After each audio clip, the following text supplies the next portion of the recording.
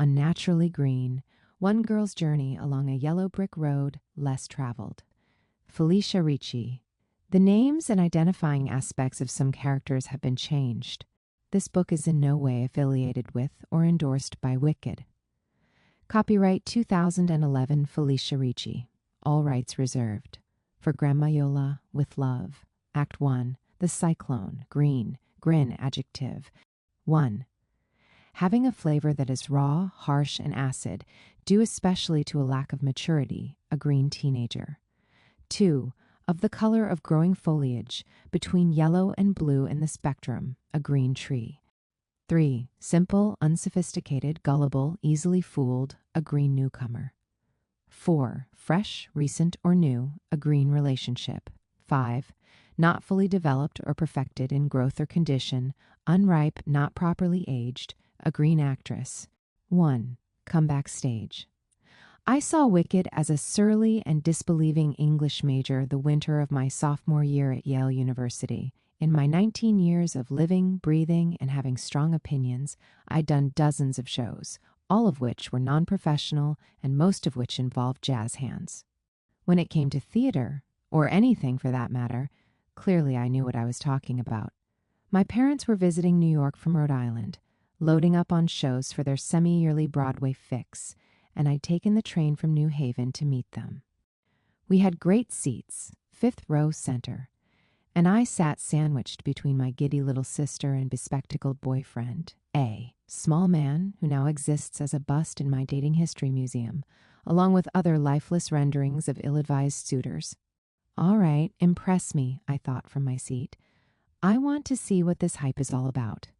With a flourish, the show began, and in moments, I felt my tight little sophomore buttocks unclench. Soon I was hooked, oohing and ahhing at the music, sets, lights, costumes, and performers, just like the millions of fans who had come before me. Most enthralling was the green-skinned protagonist, played by actress Shoshana Bean, a high-cheek-boned goddess with belting and riffing powers that bordered on the supernatural. Elphaba Thropp was her name. She'd been known first as a villain, as the so-called Wicked Witch of the Wizard of Oz. Now she was a heroine. Each night at the Gershwin, she came to life for thousands of theatergoers. Over time, her story would become a worldwide phenomenon, proliferating into productions that played across the globe, breaking box office records, changing the world, one unclenched sophomore buttock at a time. I watched as Shoshana tore across the proscenium, clocking the audience with high note after higher note, sailing into the vocal stratosphere, forging through each scene with mind-blowing skill. Was she human, I wondered, or engineered to make the rest of us feel meek and unworthy? These were legitimate questions, and I needed answers. It just doesn't seem possible. I felt like Isaac Newton, watching his beloved gravity apple spontaneously levitate, then tap dance to ragtime music. Soon it hit me like a ton of bricks, speeding truck, Catholic nun. Amidst my awe and disbelief, I had joined the ranks of probably every other girl in the audience. This is my dream role. Elphaba Thropp had won me over. She was young, hopeful, misunderstood. Just like me. Strange in appearance, unwavering in conviction, Elphaba was a heroine for those of us who, at any point in our lives, had felt different. My next thought, I want to play that role. A stirring ambition for a young English major, soon squelched by the droning voice of reason. You could never, in a million years. A million years later, and I was back in the audience of Wicked, making my way through rows of velvet seats at San Francisco's Orpheum Theater, towing along my tiny new friend named Libby.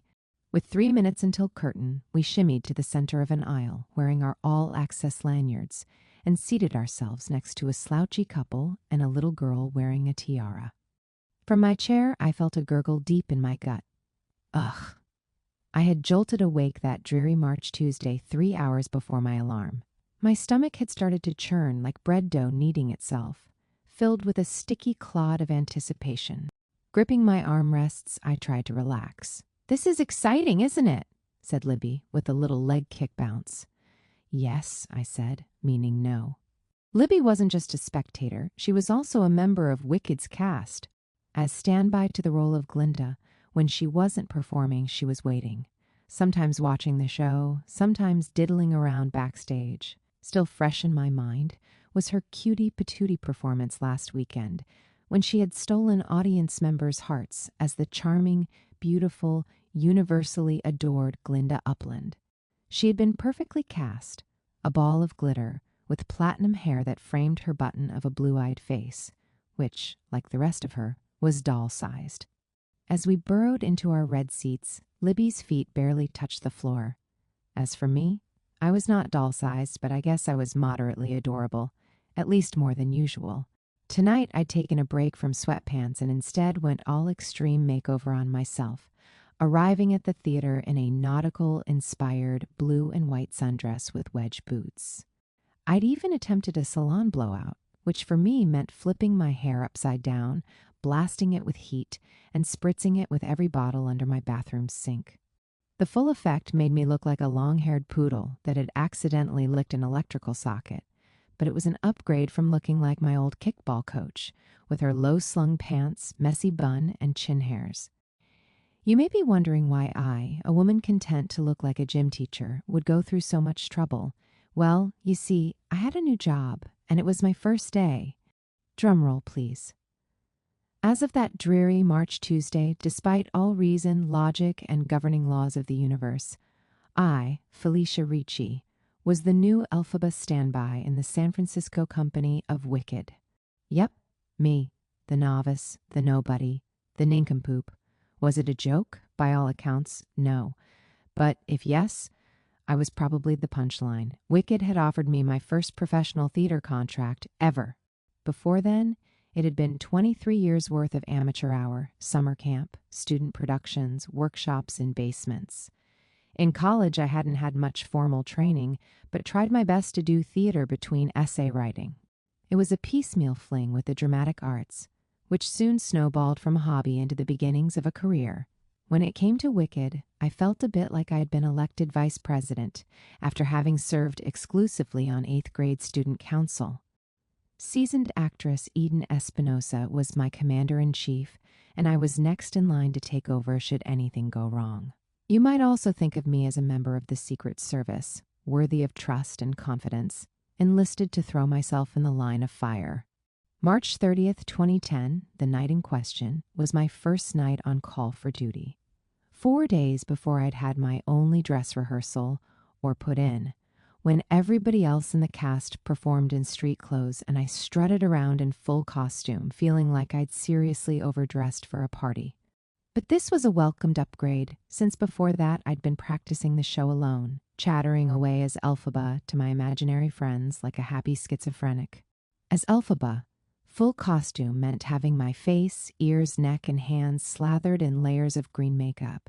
I stared in the mirror, transfixed, as I watched Wicked's makeup designer wave his wide Japanese brush like a magic wand, turning me from pallid yellow to bright emerald, as the lines and blemishes on my skin surrendered to the smooth contours of my now unrecognizable face.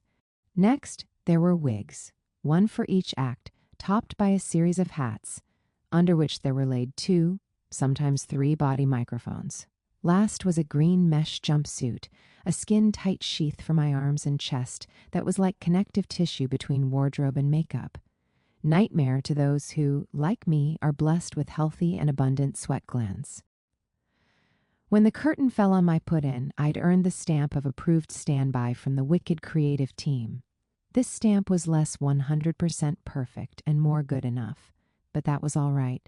I knew I'd have lots more rehearsal and coaching in the coming weeks. I like to think of myself as a little green Elphaba tree, potted with soil but not yet pruned. In the meantime, I would have to do my best.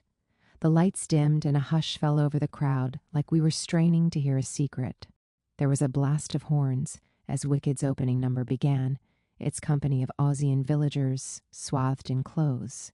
Of unusual texture and proportion, cheering and throwing streamers to celebrate the death of Elphaba, infamous Wicked Witch of the West.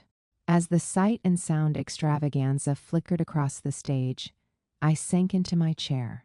Until I was the approximate height of Libby, I rested my hands in my lap and closed my eyes.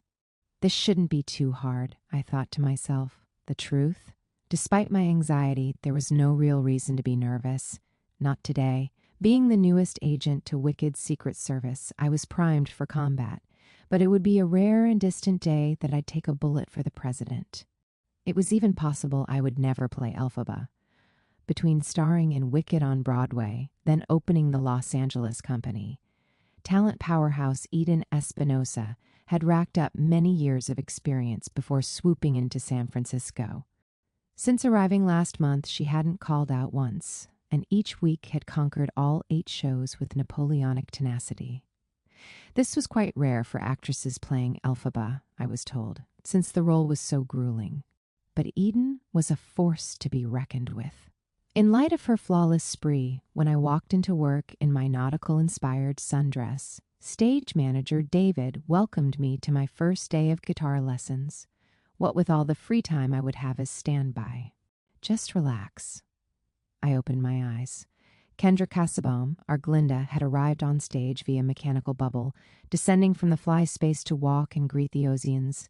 Libby, low in her seat, stared, entranced, studying Kendra's every move as she swept from end to end in her blue shimmering gown, as she had done hundreds of times before. Minutes later, Eden dashed on stage, front and center, a green halo surrounding her from head to boot, showing us all, especially me, what it meant to be a star. Soon it was time for her first song, The Wizard and I, which involved all kinds of high, gutsy belting, second only in difficulty to one other Elphaba song, Defying Gravity, which happened at the end of Act I. Eden was every kind of confident, infusing the role of Elphaba with a passion that had, for years, made audiences thump their playbills like holy Bibles.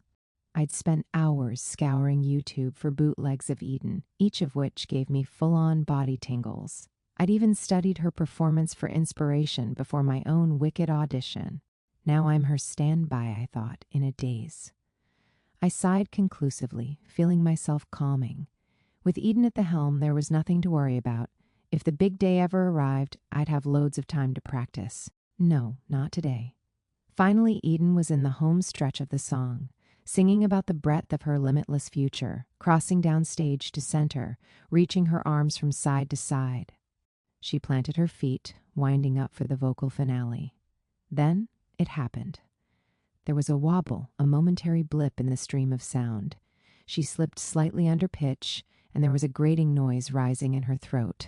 After taking a deep breath, she forged to the final note, a C above middle C, which rests smack in the middle of female singers' passagios, or vocal breaks. It seemed that Eden had something in her throat, phlegm or a swollen gland, that kept tripping up her chords. I shifted in my chair. "Don't worry," whispered Libby. "She's got it." Midway through the note, Eden's voice stopped completely, like a phone line that had suddenly gone dead. The orchestra raced to the end of the underscoring as Eden swung her arms over her head, a choreographed gesture to mark the end of the song. As she moved through the silence, spinning with momentum, her prop glasses flew off to stage left, a peg bursting from the self-destructing machine. Instantly, the lights changed and the orchestra cut away as Eden strode to stage left, scooping up her glasses.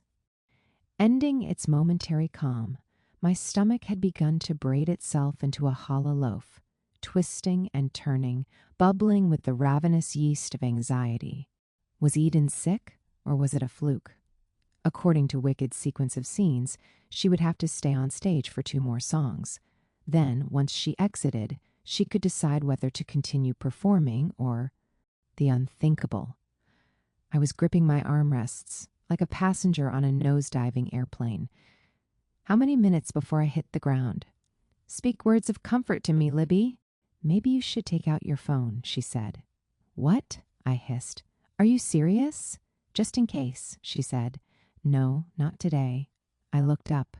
Eden was gone. And now a lecture excerpt from Life Lessons 101, a class I keep flunking and having to repeat. LL 101, you can't always plan. The universe may intervene. Apparently, I'm supposed to accept this fact, that the universe can do whatever it wants. kind of like how my mother would steal into my childhood room and rearrange my books and toys against my will. When you're on your own, you can have everything the way you like, she'd say. When will that day come? I always wondered. That night in the Orpheum, in the red velvet seats, an incoming text from the stage manager buzzed the answer, "No, not today. David, 8:40 p.m. Hello there. Come backstage. She is not sure she is going to stay in. We will know more soon. Oh my God." I hustled from the audience through the personnel-only doors, saying a silent prayer that I'd either A, not actually have to go on, B, not actually have to go on. There really was no second option. My gait was stiff and hulking, my lanyard swinging back and forth from my neck, a pendulum ticking toward my worst fate. I followed Libby as she scampered ahead with tiny, rapid strides through the stairwells and crossovers. Just breathe. We emerged at the left end of the upstage curtain, steps away from Eden's dressing room, where I saw stage manager David speaking in low tones to our company manager. They spun around to face us, their expressions contorting into broad, unflinching smiles, which was especially alarming to see on David, who reminded me of a wax figure. I tried to speak, but formed less an English word than the sound of a dying pigeon. Libby stepped in. "What's the deal?" "You're on," David said to me, his smile so big it practically looped around his neck. "Oh, right," I said as all of my body went numb. "I told you stuff like this happens," he said. "No, you said, 'Welcome to your first day of guitar lessons.'" He ignored this. "You've got 15 minutes before we're sending you on." David knocked on Eden's door, and together the four of us swept in, where we were greeted by many others, the wig guy, the makeup guy, the Elphaba dresser, and Eden herself, still in costume, spraying liquid vocal coat into her mouth. "Sorry about this, girl," she said to me. "Oh, no problem," I said, because it was opposite day. Even so, worthy of trust and confidence, I will do my duty. Inside, everything was unfamiliar. Eden's clothes, makeup, humidifiers, and souvenir paraphernalia were scattered about the room, and I wasn't sure how to make my first move without toppling the figurative Jenga tower. Instead of heading anywhere with purpose, I did a kind of sidestep to the center of the room, like a polite, disoriented crab. Kathleen, the Elphaba dresser, spoke first. "Here are your undergarments and leotard." As I grabbed them, I wondered if I was supposed to change in front of everyone, as a kind of spectator sport, but decided to retreat into the adjacent bathroom as Kathleen called out to me, "You're running on Mid-Emerald City, so it'll be the black dress with knee pads. And at least we'll avoid the quick change." "Right!" I yelled back, as if I knew what she was talking about. The bathroom was cramped, but spacious enough for a swift clothes-off, clothes-on maneuver. Thanks to years of performing in underfunded, understaffed, and under-rehearsed amateur theater, I had become awesome at multitasking under pressure. In peak form, I could vocalize in modulating scales while also curling my hair, brushing my teeth, shaving my legs in the sink, and texting between 1 and 5 people. I emerged from the bathroom seconds later, fully decked in the most unflattering ensemble possible, opaque black tights rolled all the way up. To my bust, like charred casing on an overstuffed hot dog, black knee pads, black lace boots, and a black bra. If you saw me out of context, you'd think I was preparing for some kind of dominatrix roller derby. The makeup designer spoke next, in dulcet, soothing tones. "Have a seat," he cooed. I plunked down in the makeup chair, ready to surrender to the engulfing swatches of green. "Here, take this brush and start painting your hands and neck," he said. "Okay," I slurred back. "God, look at me." It was near impossible to perform this hand-eye coordinated task while floating outside my own body, but I did my best, watching the wig guy in the mirror as he joined in the spectacle. Coiling my poodle blowout into pin curl loops, pressing them down onto my head, while I slathered myself in green like a preschooler who'd been told she could paint on the walls. In a flash, I was transported back to my first brush with spontaneous theater disaster, which happened during an elementary school production of The Wizard of Oz, when my hand-sewn cowardly lion jumpsuit fell apart on stage. Right after, if I only had the nerve, as I was confessing fear of my lion's tail to Dorothy, The damn thing came off in my hands, dangling from my feeble fourth-grade grip, like a furry, lifeless snake. Committed to staying in the moment, I turned to Dorothy and shouted, "You killed my tail!" At which point I threw it at her. This set a precedent for the rest of my theater stints. If anything went wrong, my right brain would just take over, without my consent, and dictate that I would do something, anything, to keep the action rolling. This happened again during a high school dance recital, when I forgot the entire second half of our jazz routine, and so started freestyling as 1970s John Travolta. The other girl was stunned and stopped dancing completely, which meant that in the end, everybody thought she had messed up, and that our choreographer had really weird taste. Tonight, I wondered, horrified, would John Travolta make an encore performance? And all of Oz was stricken with Saturday night fever. Stage manager David asked if I had any last-minute questions. Any last requests? Then. Next assured me everything was going to be fine, which of course was a lie. I said something back to him, but I have no idea what it was. I was too busy thinking, I hope I don't get the hiccups and start farting uncontrollably, which guaranteed that this would indeed happen. Even worse, for the life of me, I couldn't remember if I'd warmed up my voice that day. And holy crap, I wasn't sure I could even sing the damn part. How will I ever be able to do this? There was supposed to be hours more rehearsal before I'd ever go on. What happened to more practice? What happened to more coaching? What happened to pruning my Elphaba tree? Universe, you're such a pain in my ass. I'd been painted, primed, and preened, and the hydra that was my assembly team dispersed so that I might stand at full stature, dressed in black from head to toe. There I stood, frozen, the final frame in my own version of one of those evolution posters, in which the chimp becomes the human. The Felicia had become the Elphaba, newly green skin, pointy witch's hat pinned to her rather large head, a head that should have belonged to someone else. Someone older, wiser, and better equipped to rescue a multi-million-dollar musical. Just breathe. Somebody handed me a water bottle, so I gulped. Somebody handed me green glasses, so I put them on. Through the dressing room monitor playing live audio, I could hear we were minutes from the swap, the moment when Eden would run off stage and I would run on, hopefully without anyone in the audience noticing. We began our trek to the wings. Every image whizzed by like scenery past a runaway train with green-tinted windows. Though surrounded by people, I felt so inconsolably alone, trying to ignore the chatter of voices in my head. I needed to release myself from the stronghold of self-doubt and become someone else entirely. To become Elphaba Thropp, brave and uncompromising. 2. Audition. The casting office, large with high ceilings, was like an airport terminal. Here, travelers dawdled in limbo, helpless to their fates. When it came time to board, so came it time to pray, breathless, that they wouldn't crash into the side of a mountain. I sat on a bench, examining the walls. The far section was painted green.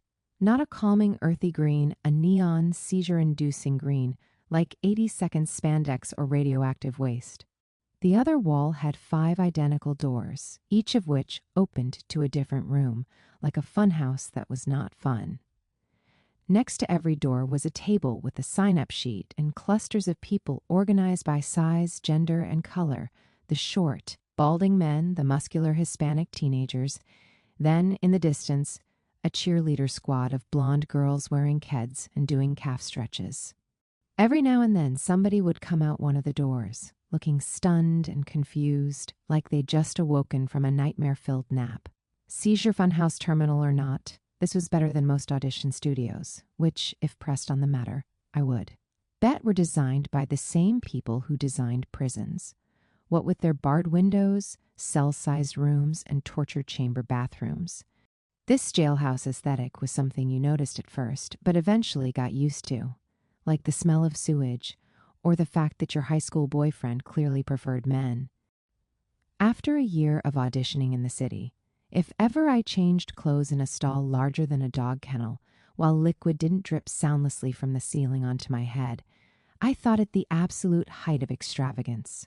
I'd arrived at today's audition 15 minutes early, allotting time at home for a hot shower warm-up and the consumption of my audition breakfast of choice, a banana, to be eaten precisely 1 hour before my appointment. Months of testing, and I determined that this was the perfect actor's food and time frame to eat in. You could gear up for your appointment with adequate energy stores and not worry that you'd have to, go number 2.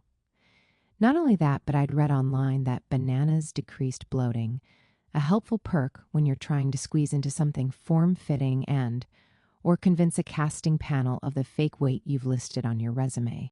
To keep myself occupied, I started leafing through my audition materials, all 26 pages. It wasn't long before my fingers started sticking to the paper, smudging ink and crinkling the corners. Sweaty hands could mean only one thing, so I glanced down at my pits to check for leakage.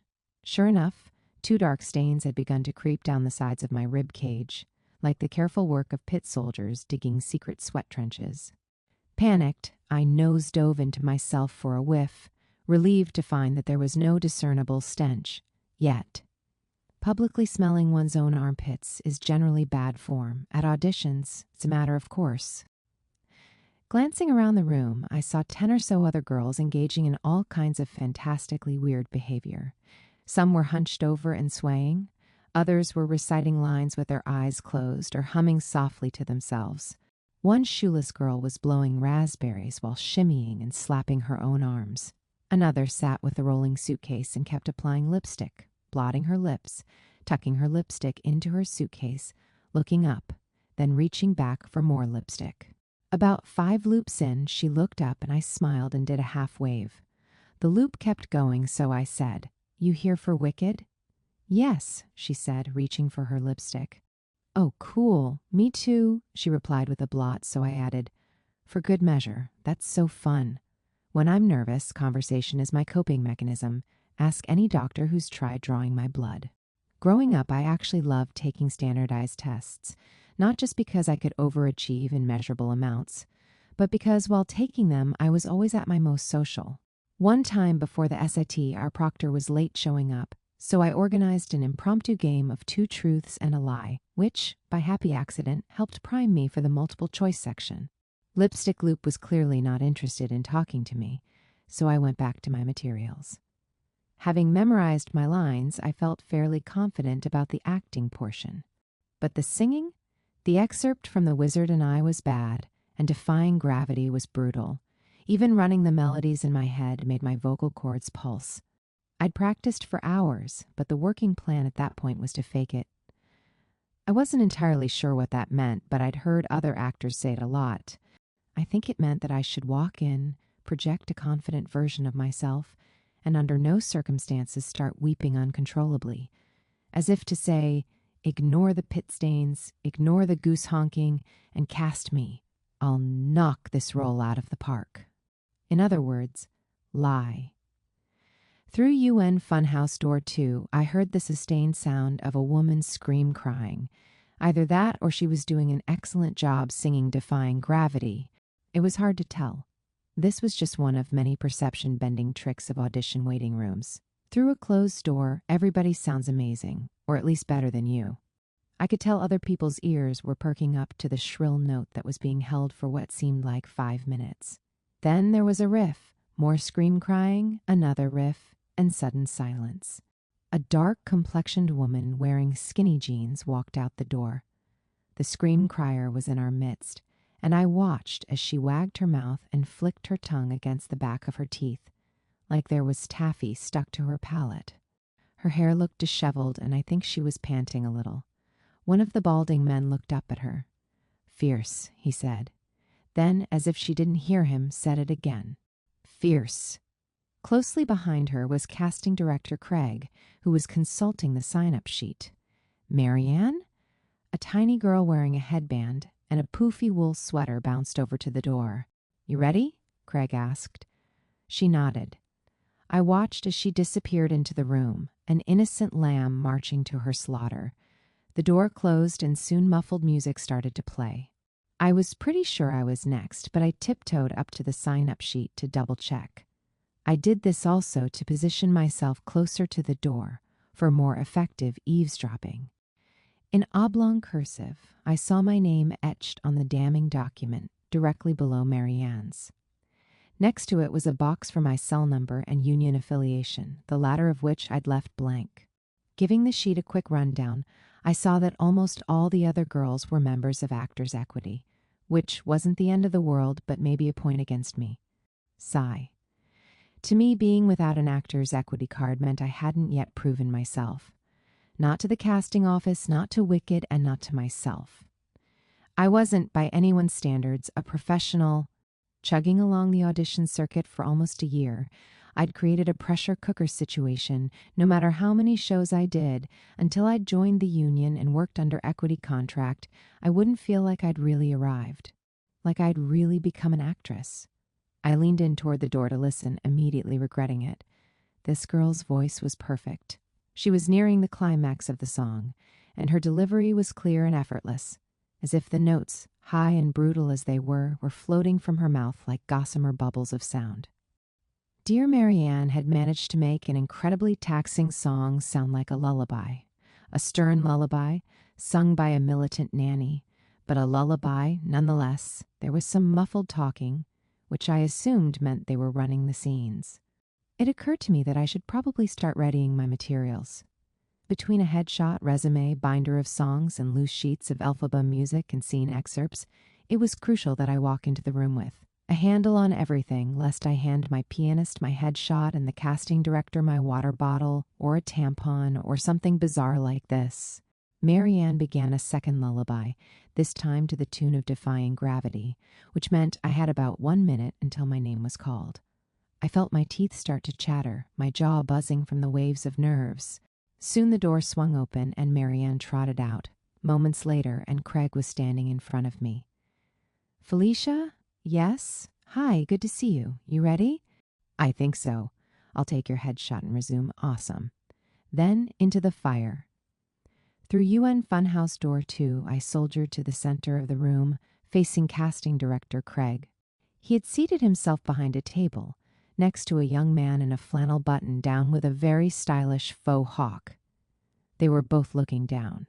The top of any audition can be awkward, so I like to greet everybody first, rather than jump into the material. But if I'm feeling particularly nervous, I sometimes resort to coughing or sneezing, or making some other bodily noise that declares my existence. I coughed. Nothing. I pointed a finger gun at faux hawk. Hello there. Craig looked up. Hello, Felicia. Let's start with the wizard and I. Great, I've got that right here. I walked over to the pianist at the far end of the room. Howdy, I said, continuing the Western theme and handing off my sheet music. Oh, no need for that, the pianist said, tapping 2 fingers on his binder, which was overflowing with sheet music. Flustered, I shuffled a bunch of pages to the bottom of my pile, careful to separate my scene excerpts from the rest, sorting each page one by one. Whenever you're ready, said Craig. I tossed my pages on top of the piano and darted back to center. Help. Without warning, music began to play, a dreamlike vamp of rolling chords. I took a deep breath and opened my mouth to sing, Unlimited. I got the call about my Wicked audition one frigid December night while I was clawing around in the backseat of a cab. This wasn't by choice. I was on my way to opening night of Hee Haw, a disaster of a production I had agreed to perform in, whose theater was in the farthest, most deserted corner of Lower Manhattan. Since it took an hour and a half to get there by subway, I'd been commuting in taxis, or as I affectionately called them, dressing rooms that move, prepping for each performance on the way. In so doing, I'd achieved astounding new heights of dexterity, cutting things down to the wire, and flashing many, many pedestrians. This particular night, it so happened I had almost sealed my eyes shut, trying to glue on an old pair of fake eyelashes. Gripping them with both hands, I gave one final yank and ripped the ratty buggers off my lids, along with patches of hair and skin. The clock read 7:51 p.m., so I had 9 minutes to finish my makeup, tease my hair, put on my corset, pencil skirt, and thigh highs, and get to the theater to start performing on stage. With my free hand, I began texting the stage manager to let her know I was running late. Before pressing send, I felt my phone buzz. It was my agent. What could she want late on a Friday night? Hi, Anne. I'm a little swamped. Can I call you back Monday? I had wedged my phone between my elbows because my left hand had gotten tangled in my bangs. Sorry, darling, can't do that. This is the big one, the prune in the pie. You hearing me, Crackerjack? She cackled. I was hearing her all right, but that wasn't the problem. What exactly do you mean? Keep your saddle on? Okay. In addition to sounding exactly like a Southern Carol Channing, Anne, my agent, made up phrases on the spot. I called it Anglish. It was pretty charming, except for the fact that I couldn't understand what she was saying. You've got an audition. For Wicked? I nearly dropped the phone. What? You got cotton in your ears? Wicked, Elphaba cover, San Francisco. No, I heard you. That's fantastic. When is it? This Monday. Not busy this weekend, are you? I had 3 hee-haw performances over the next 2 days, then weekday rehearsals for a strange and inexplicable Hanukkah musical I'd agreed to perform in the following weekend. Plus, my family would be in town. Nope. Good. Practice, practice, practice. I will. You take your aim before you shoot, 'cause a shot like this hardly ever comes around. Right, definitely. I'll send details. Cancel all your plans. She hung up as my cab arrived at the theater. With no time to understand what had happened, I pegged my driver with a wad of cash, gathered my plastic bag totes, and hobbled in stilettos over a snowbank into the theater's back entrance. At 7:55 p.m., I exploded through the doors to find a deserted dressing room, except for my stage manager, who was there flapping her arms and jumping up and down, either in silent panic or because she was playing a one-person game of charades in which the answer was Murder, Felicia. Without pause, I began buttoning up my corset, drenching my hair in Aquanet, guzzling a water bottle, and smearing on lipstick, all while honking out a vocal warm-up that sounded exactly like a car alarm. After a brief mirror consultation, I realized that one of my fake eyelashes had nestled over my top lip like a Hitler mustache. I ripped it off, which was kind of like an upper lip wax. I sprinted to my pre-show post, where I joined the rest of the cast just in time for the place's call. Having crossed the finish line, I celebrated a breathless victory, trying to mutter booyah through my panting, but being too out of breath to mutter anything. Then considering briefly how the only thing lamer than actually saying booyah was trying to say booyah but failing. Still, I had made it against all odds. For now, I was out on top, teeming with confidence, like I could do anything. Maybe, I thought, even nail my audition for Wicked. Ah, the feeling of triumph. I'd gotten a life-changing call that night, and I was ready to take on the world. Sweet victory would be mine. Then I walked on stage without a skirt. The wizard, in a maneuver I'd learned days before. I sucked in my butt cheeks, and held out the final note for as long as I could. Meanwhile, my hands floated up from my sides and over my head, as if I was launching into flight. As the final stream of air escaped me, I felt like I might next wilt to the floor, a balloon that had rapidly deflated. My eyes refocused to the room. I looked at Craig, who was smiling. That wasn't so bad, was it? I felt kind of giddy, either because I'd done well or because not enough oxygen was flowing to my brain. That was great, he said. Now let's do the cub scene. I had stayed up late memorizing my Elphaba lines, but decided to duck over to the piano to retrieve my script. An actor friend once told me that holding the script at an audition gave you an advantage. It was a kind of visual reminder that your performance was still unpolished, so the casting folks would be more forgiving. Papers in hand, I retook my post in the center of the room. Faux Hawk had perked up and was reaching for some pages on the table, which meant he was probably my reader. Readers are usually professional actors hired to play scene partner to every person who rolls through an audition. But in preliminary rounds, like this one, the reader is often the casting director himself or his casting assistant. Whenever you're ready, said Craig. I glanced at Faux Hawk, whose eyes narrowed. Through the silence, I could almost feel my hand twitching, eager to spray him with little finger gun bullets. The scene began. Faux Hawk spoke in a Keanu Reeves monotone. But this wasn't so bad. You might even say his standoffishness served his character, Fiyero, the self-absorbed playboy, Wicked's male romantic lead. As the scene drew to a close, Craig looked pleased. "Great," he said. "How about some defying gravity? Gulp. How about it?"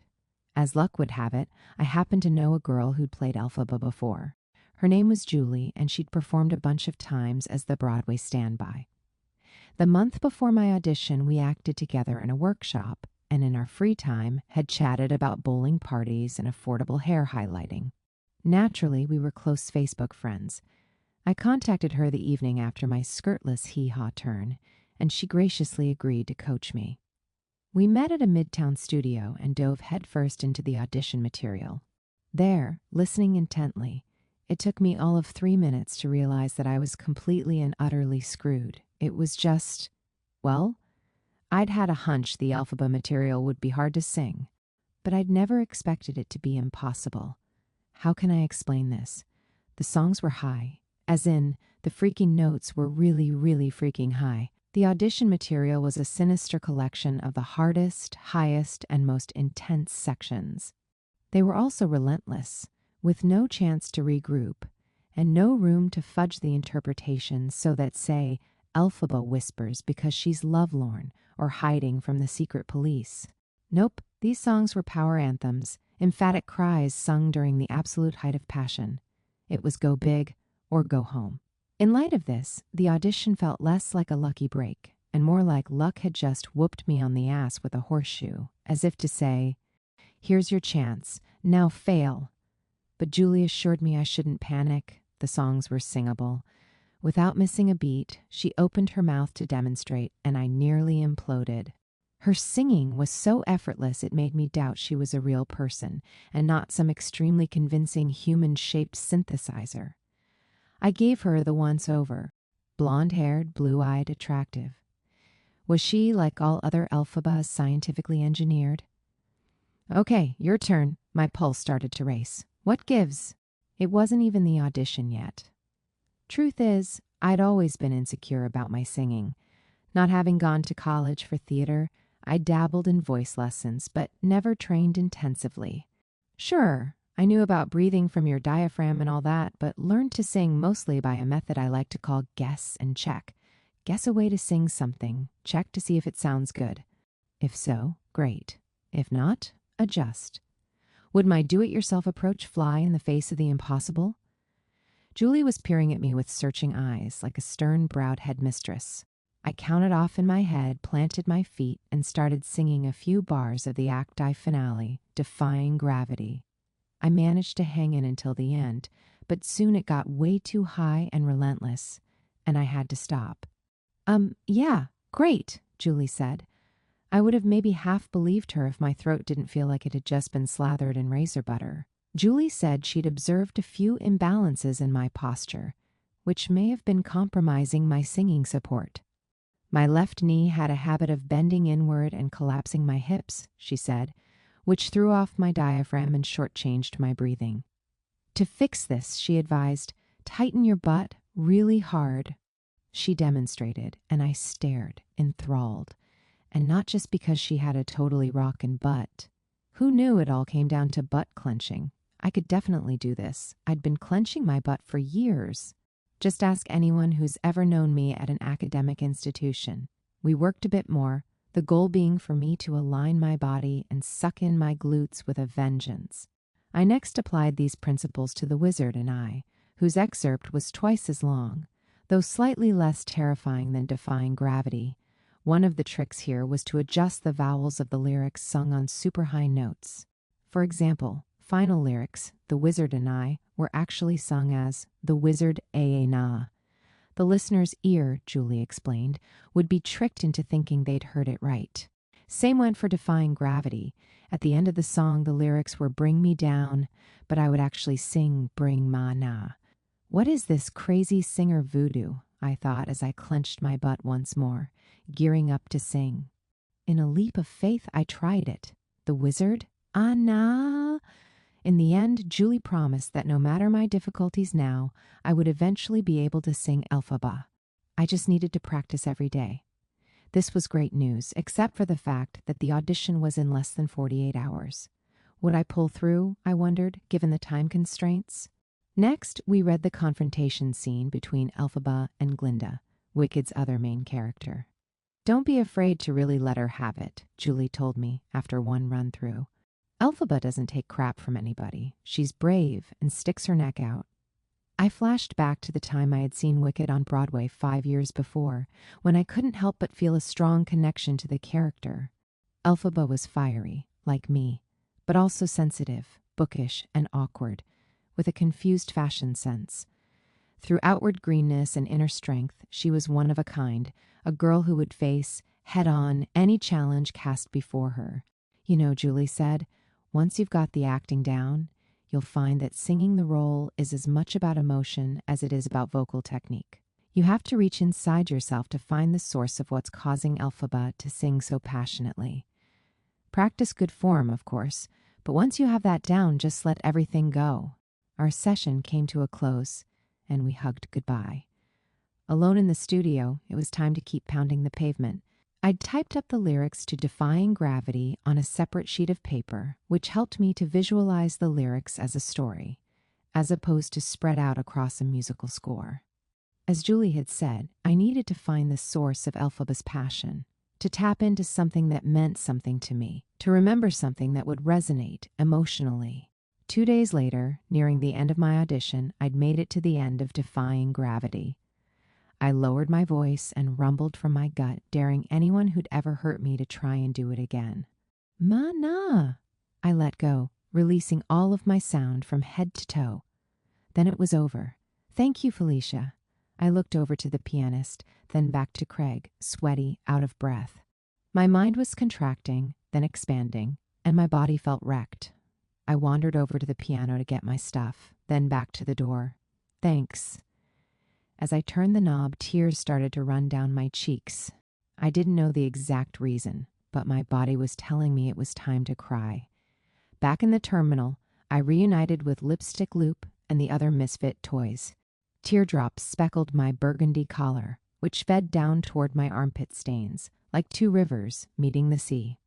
I imagined I must have looked exactly as the others had, bleary-eyed, dazed, a shell of a person. "Fierce," I heard somebody say. "Fierce." After changing into jeans in a bathroom stall, I consulted the mirror. My nose had become positively clown-like from crying, and the only course of action was to deploy urgent, depuffing reinforcements. As I blotted it with a cold paper towel, it occurred to me that if I ever had to cry on camera, they would need a wide-angle HD lens to capture the girth and saturation of my truly majestic schnauzer. Once my nose was no longer visible from space, I took the elevator down to street level, since it was time to head to my afternoon Hanukkah rehearsal. As I walked through the glass double doors, I caught sight of a familiar silhouette hovering on the sidewalk.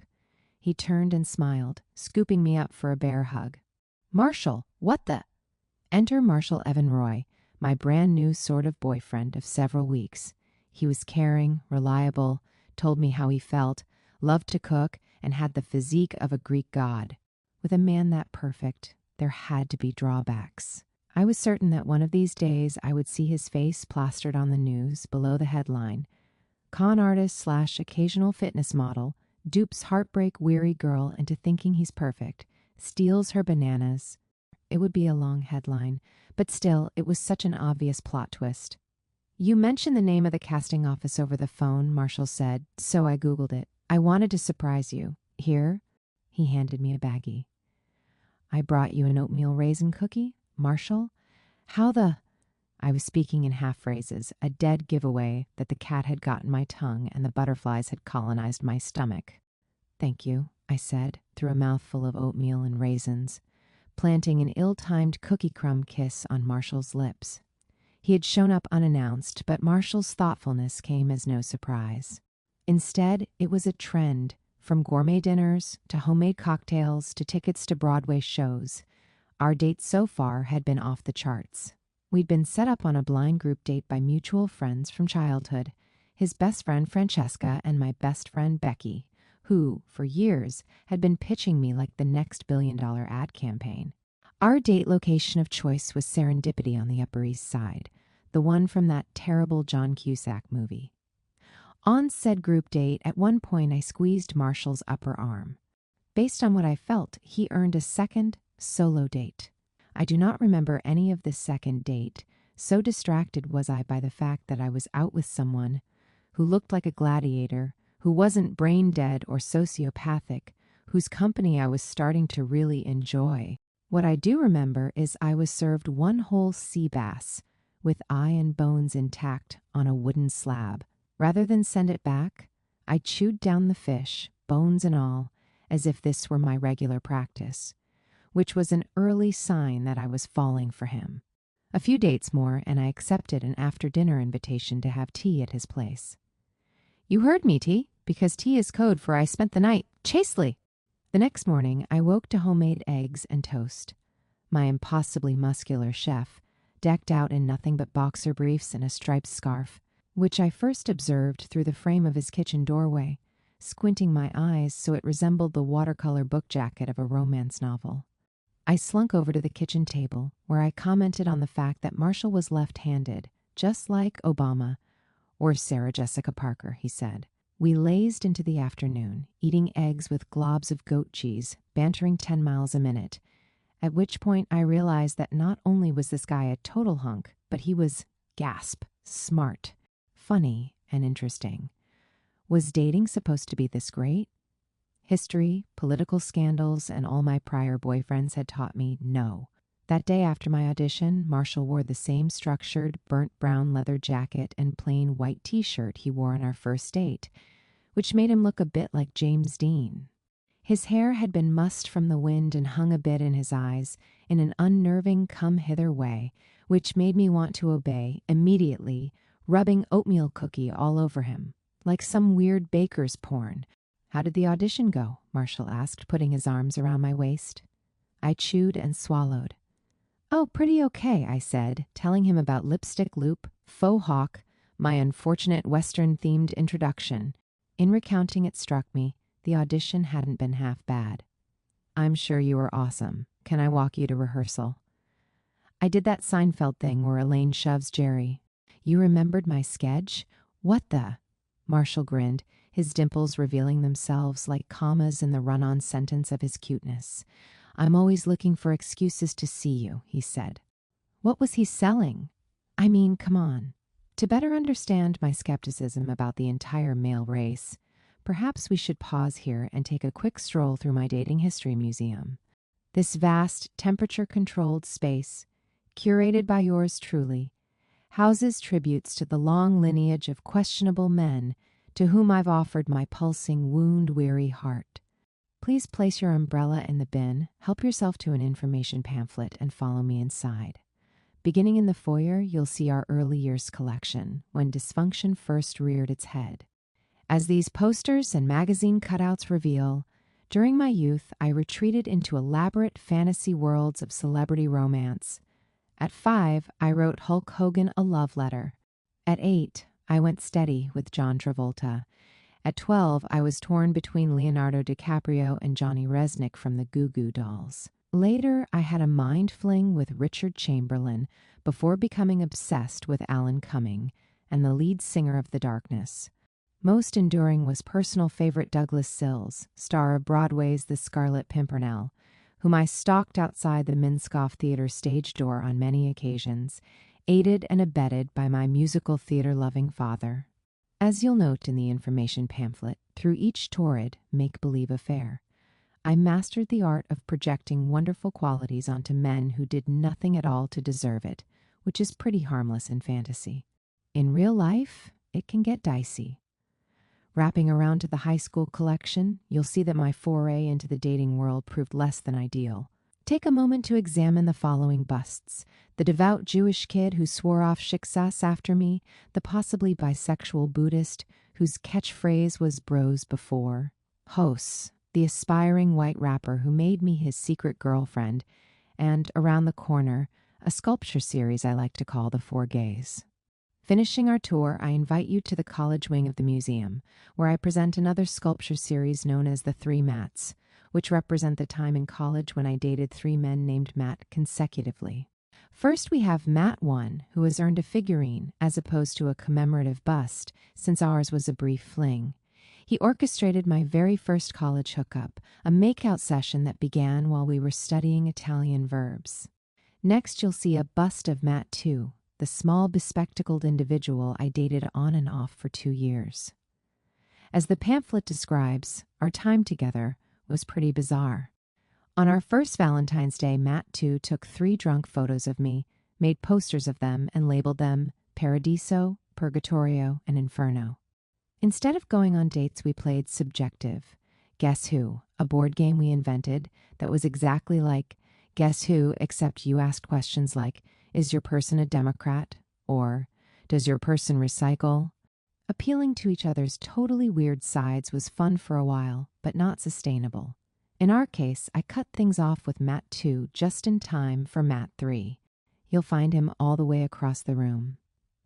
As the ex-boyfriend responsible for my greatest heartbreak, Matt 3 has earned not a bust, but a mini mausoleum, engraved with year and title. We dated through my junior and senior years, then tentatively broke up, got back together, broke up and got back together while he spent a year abroad in Paris.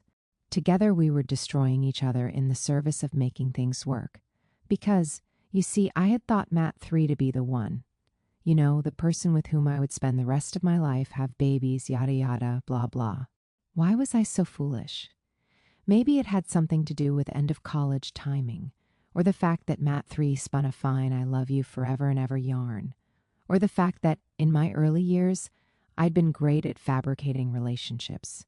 But 56 tear-filled phone calls, 27 pints of Ben & Jerry's chocolate fudge brownie, 4.5 years, and 3 long, drawn-out breakups.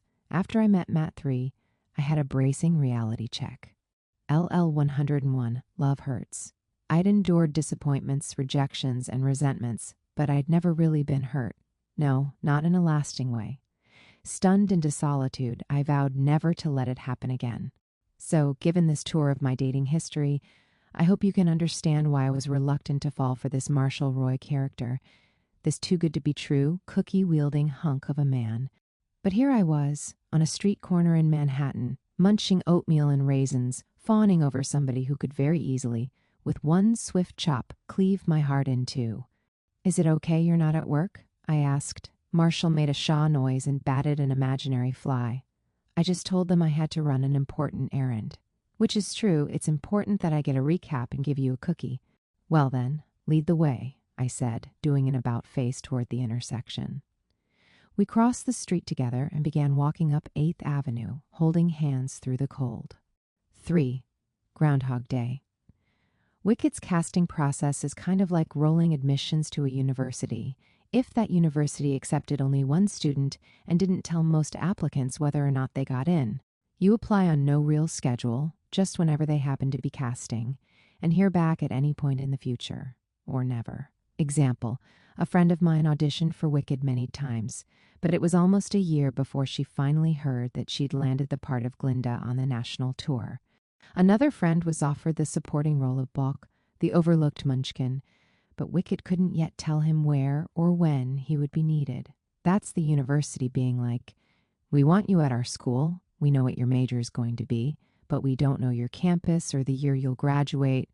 The week after my audition, I practically chained myself to my phone, and not just because Marshall and I were texting about 1,000 times a day.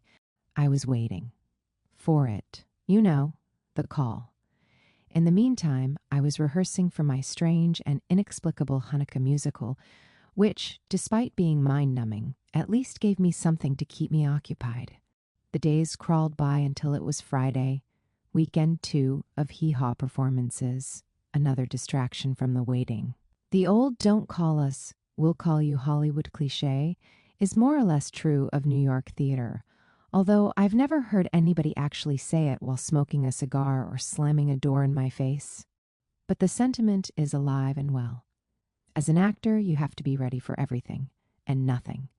After an audition, there's no promise of hearing back, of getting feedback, or of finding closure. And this is absolutely true of Wicked, it being such a massive, multi-pronged operation with productions running all over the world. They're busy, and they have a lot going on. You're spending your days pretending to be a babushka bubby, making latkes and applesauce. They're thousands strong, with millions of fans. You're one person, and you live alone.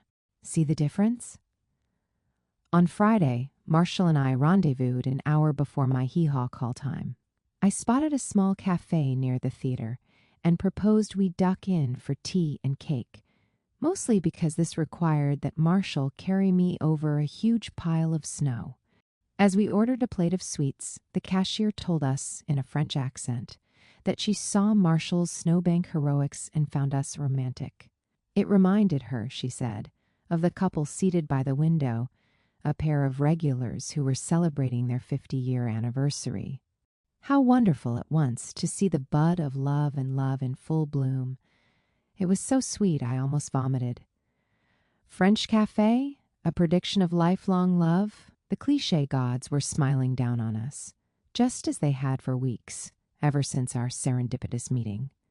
Only now, as the weirdly prophetic French lady had reminded us, we were inching closer to that scary L word, you know, the one that rhymes with shove, and is equally jarring.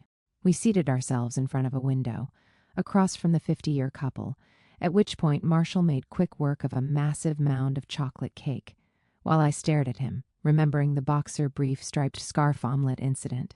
"Hey," I said, "I like you." "I like you too," he said, his mouth smeared with chocolate.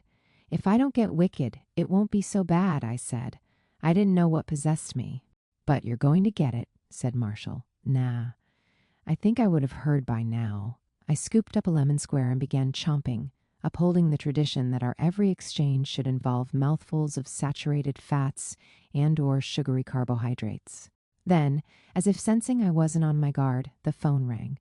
Callbacks are the ultimate déjà vu experience, but without any humor or Bill Murray charm. My Monday Wicked callback began exactly like the prior week's audition, with only minor revisions, shower warm-up, with different, less exfoliating body wash, followed by ritual banana consumption, followed by the donning of an outfit that was distinctly not burgundy satin, but cotton and black.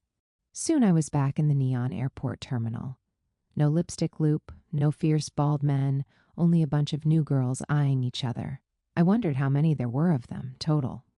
Not just in the room, but in the world, going about their days, stacking the odds against me. The extent of my guppyhood in an expanding sea of fish suddenly hit me. Still, I do my best. If likelihood of getting cast was proportional to time and effort spent preparing, honestly, maybe I did have a shot in hell.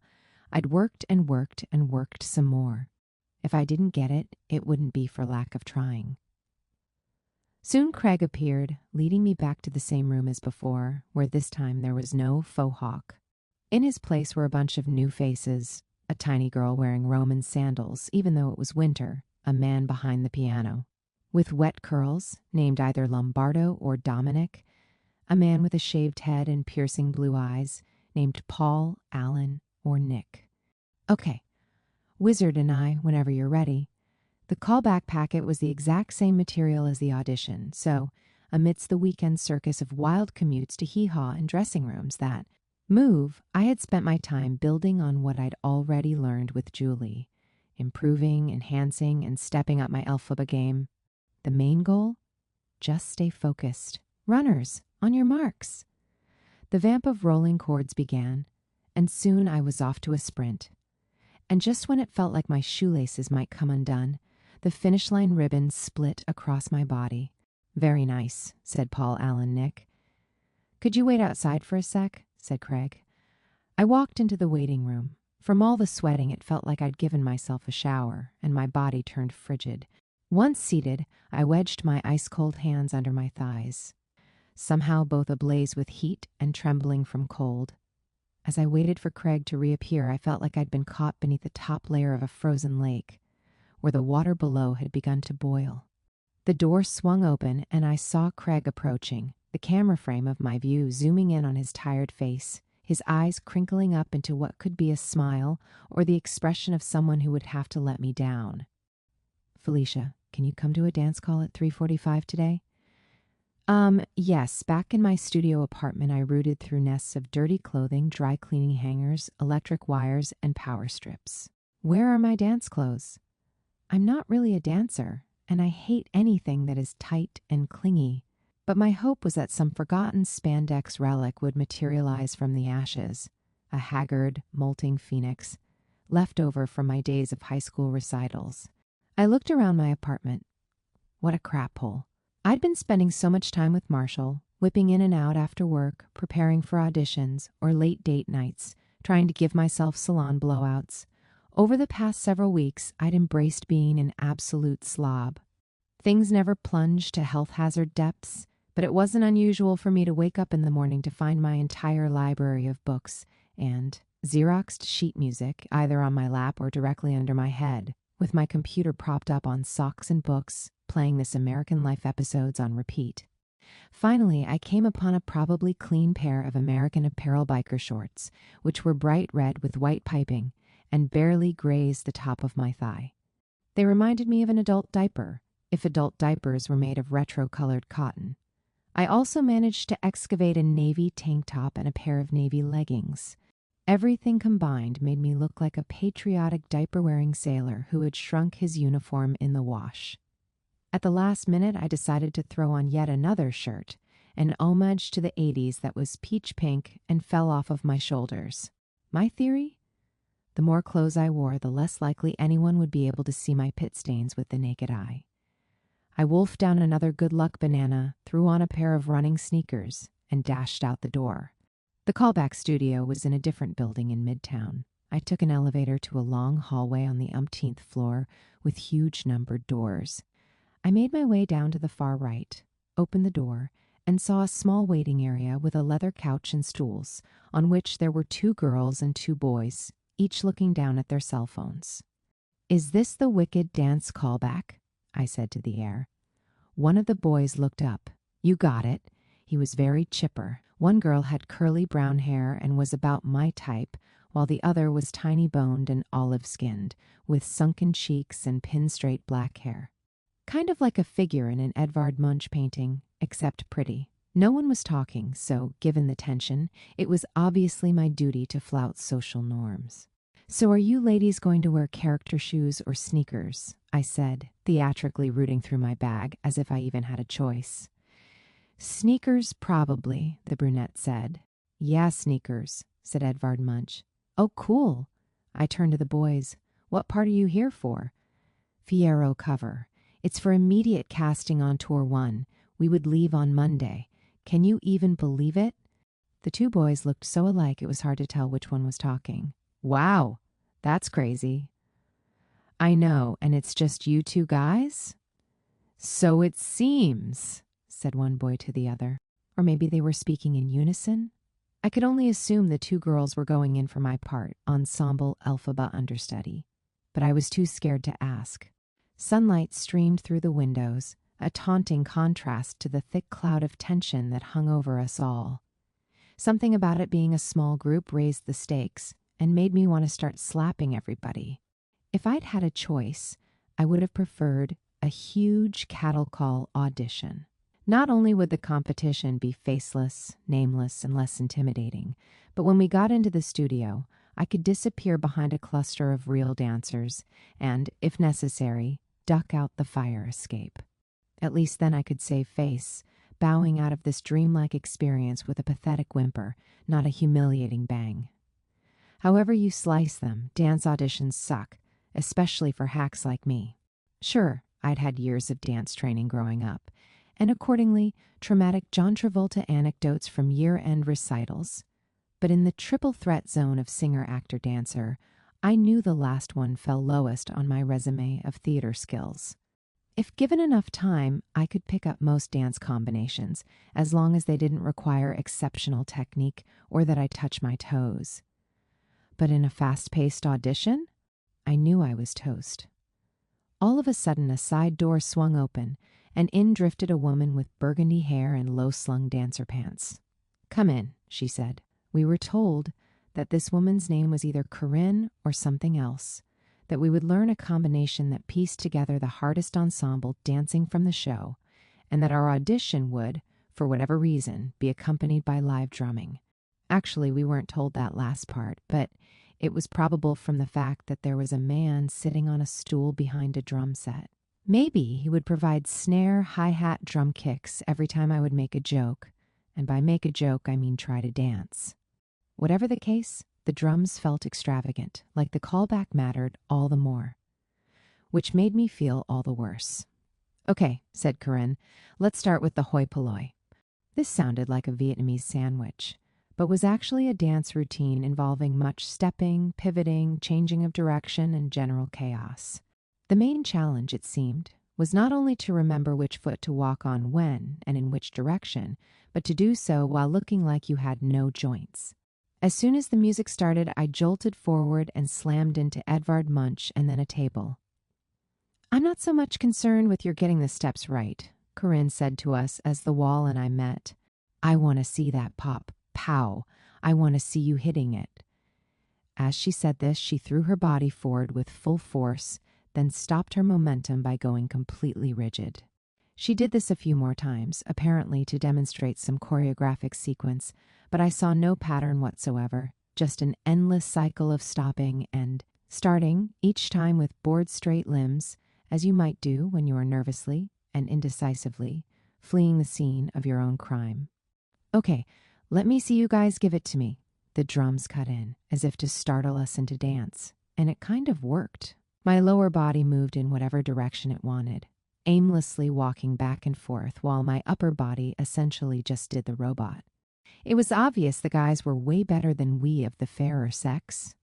Even though the two girls looked more like dancers than I did, which is to say, their outfits didn't resemble an incontinent sailor's, I was pleased to see that we were in the same boat, discombobulated and miserable. In between each pass at the routine together, we cowered in the corner, where we were on the one hand united by suffering, and on the other hand fighting off a Lord of the Flies instinct, poised for strangling, punching, gouging, hair-ripping. You know, your usually audition-y stuff. After about 20 minutes, the door opened, and Craig, the casting director, entered, his collar popped, his head hanging down to consult his smartphone. This was the worst thing that could happen, in my opinion, as I was at that moment bright red, my hair so drenched it looked like I had just gone swimming. I glanced around. Everyone else was dry, and Edvard Munch's hair was miraculously kempt. "Okay, are you ready to break off into groups? Let's see guys, then girls. Come on, give it to me."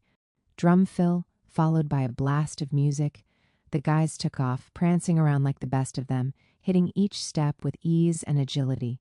"Girls, let's do it up. Make it count and work it." This was the inevitable moment of judgment, when we had to perform for real, whereas before it was somehow not the actual audition. Now it counted, which is ridiculous sounding, I know, but that's how dance auditions go. The music kept vamping, drums keeping a steady beat, until we were off. As I propelled forward, I kept my knees locked while standing on my tiptoes, swiveling around, shooting out one foot forward, then the next. I basically just flailed, hoping my willingness to injure myself would count for something. I mean, look at me.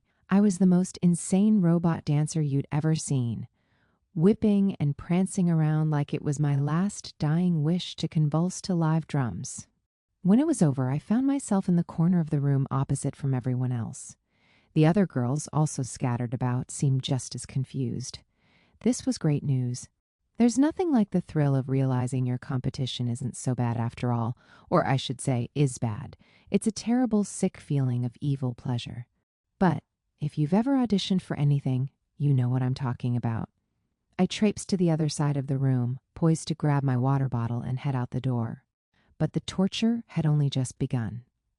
We had to learn another combination, a hybrid of random steps from a bunch of songs throughout the show tacked onto something called the Ozdust Ballroom Dance. In this combination, we had to spin ourselves in various directions, while tangling and coiling our hands around our wrists, squatting, jumping, and hitting various broken scarecrow positions, which for me meant I, again, did the robot, while spazzing out. As we danced, I eyed Craig, lurking by the door, beside the drummer, texting. I could only imagine he was corresponding with some wicked higher-up, writing something to the effect of, "Craig, 4:14 p.m., no castable girls. May have to cancel everything. Snare, hi-hat, drum kick, and here we go." I spun around, flopped down, then shot up off the ground, my arms and legs kicking and bucking in many directions, as I imagined someone would do if they got pricked while going to the bathroom, bare-assed, in the woods. What now? My right brain swung into gear, and all of a sudden I was repeating the first part of the dance, the little bit I happened to remember, once, twice, 3 times. John Travolta, Here I Come. I flicked and kicked around with the pop, pow, Corinne was referring to earlier. After all, it wasn't about the steps, right? Maybe it was just about showing her my potential, even if learning the steps might not happen until some rare, distant, apocalyptic day. The drums came to an abrupt halt. In my periphery, I saw Edvard Munch still spinning, caught in her own momentum, until she eventually wound down to stillness. Corinne sat in a wide dancer split at the front of the room, looking distraught, her head cradled in her hands. "Okay, why don't you all hang outside for a bit?" she said. Back in the hallway, the vibe was tenser than ever, and instead of trying to talk, I simply buckled under the pressure, curling up on the couch in the fetal position. "So have you guys been in for Wicked before?" asked one of the boy twins. "Never? Nope." "Nah," I chimed in. "I was seen a while back," said the other boy twin, "for a Fierro cover in another company. So I know the dances pretty well." Just as I was about to start sucking my thumb, the studio door opened and Corinne and Craig reappeared. They were both smiling like pageant contestants. "Thanks so much, guys, for all of your hard work today. Everybody can leave." Yep, there it was. We're toast. Except Felicia. "Could you please stay behind a minute?" I sort of did a spit take, but without any liquid in my mouth, which meant I basically made a fart noise with my lips. "Sure thing," I said, jerking my body upright. "Come on into the studio." As I relaced my sneakers, the others milled through the exit, silent and gazing at the floor. I felt a twinge of survivor's guilt. If the tables were turned, I knew I'd be crushed. Or worse, totally pissed, ready to go Jerry Springer on their asses. Whatever the case, I had to keep it together. This could be my chance to actually succeed in fooling Wicked into casting me. I shook myself awake and stepped inside the studio. "We're going to teach you some lifts," said Corinne. "Do you have any experience doing lifts?" "Not really. But I have been known to lift things," I said. "We need to see you do the lifts that would be part of your ensemble track," Corinne said. "Right," I said. "This is Patrick," she continued, as a strapping man in a tank top emerged from nowhere and stood before me. "He'll be lifting you." Hello.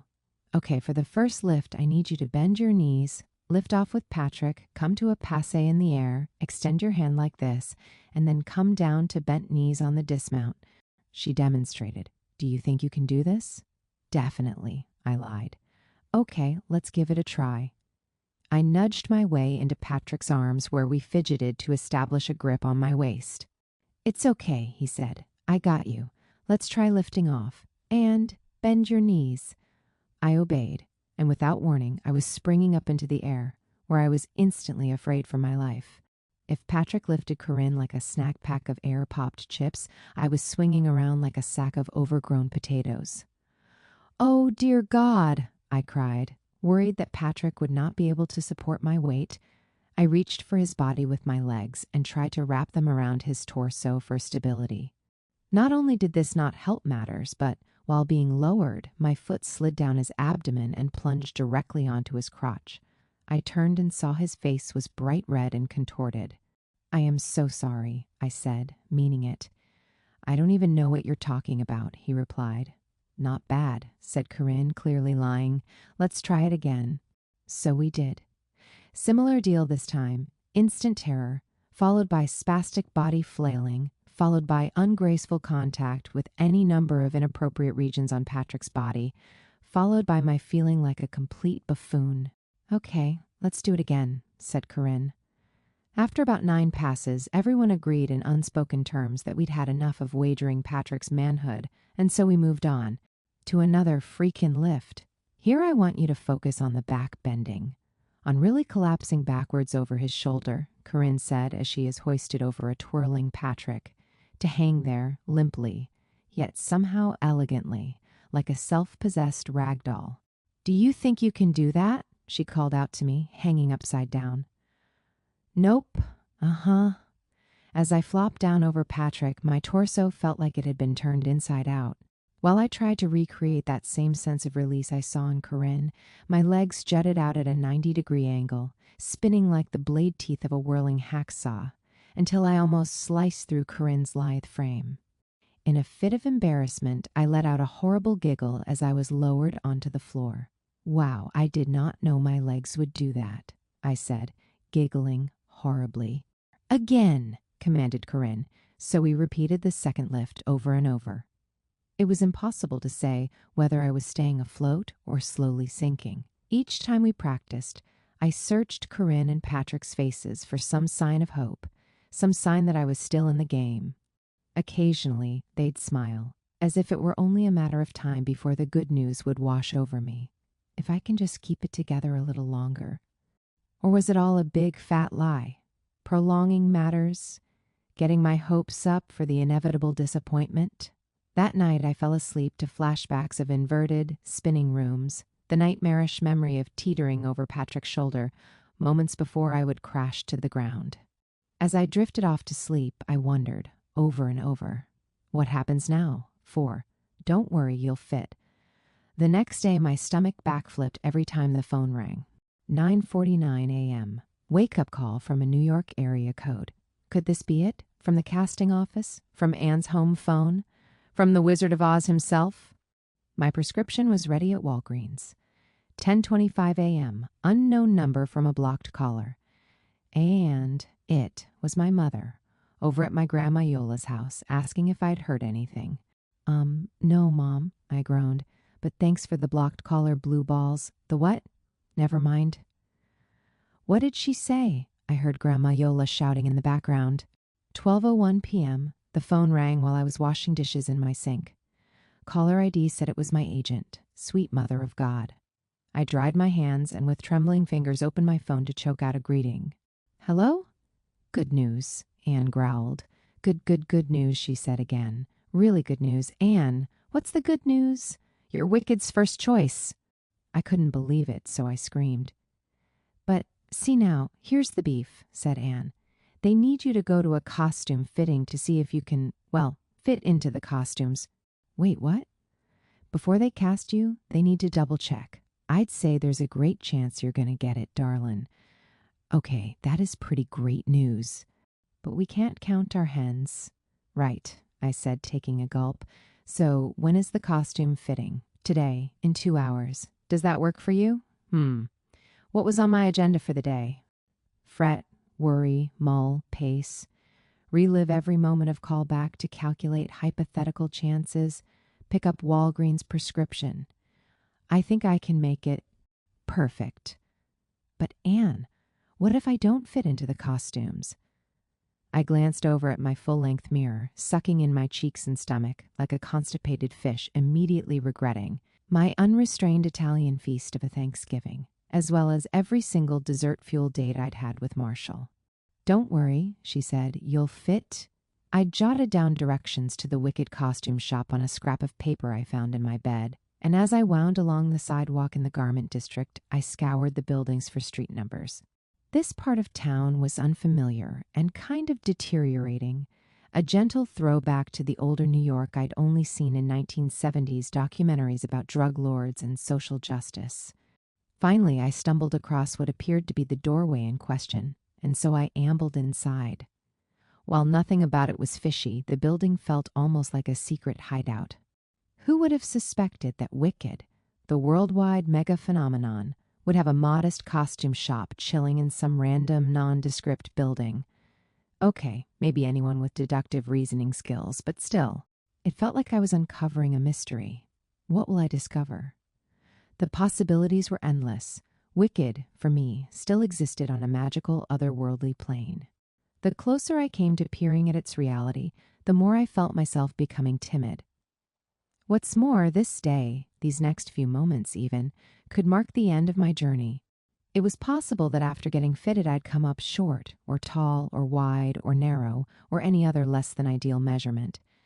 I knocked on a large door, and a light-haired girl answered. "Hello," I bellowed. "I'm looking for Amanda." "Just one moment," the girl said, beckoning for me to come inside. As I did, I was transported to another world. Stacked from floor to ceiling were rows upon rows of glimmering shapes, colors, and layered fabric. The wicked costumes shone in palettes of teal, deep greens, gold flourishes, couched in an exuberant tangle of curling, structured appendages, quirky embellishments that extended from the costumes like outstretched hands, inviting me to join this catalog of beauty. Dotting the wardrobe racks every few inches were people's names, presumably former cast members. "Are you Felicia?" A thin-faced woman walked toward me, holding out a sheet of paper. "I am," I said, extending my hand for a shake. "Amanda, I just need you to fill this out and we can get going." The sheet in question was an inquisition of my basic measurements: height, weight, shoe size, which of course put me on the defensive. "When you say weight, do you mean weight with clothes on or off?" "What?" said Amanda as she reached for her measuring tape, pencil, and pins. "Oh, never mind," I recanted, debating in my head which number sounded more castable, an even 130 or a willy-nilly 134. I settled on 127, but I didn't stop there. "So, my dress size is actually different for my shirt and pants, so it varies. Should I put both?" "Sure. Now, when you say shoe size, do you mean to say—" "Here," Amanda said, cutting in. "For that, I'm going to do a tracing of your foot." She slapped a sheet of paper on the floor and started tracing, which was my cue to strike the least casual of casual conversations.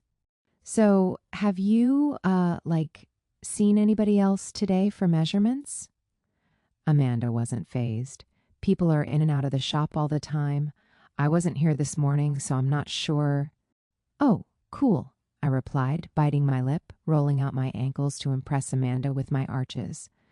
"So, are all of the costumes kept here?" "Each production has its own wardrobe department, but yes, when the costumes aren't being used, they're housed here. Our goal today is to find some that might fit you."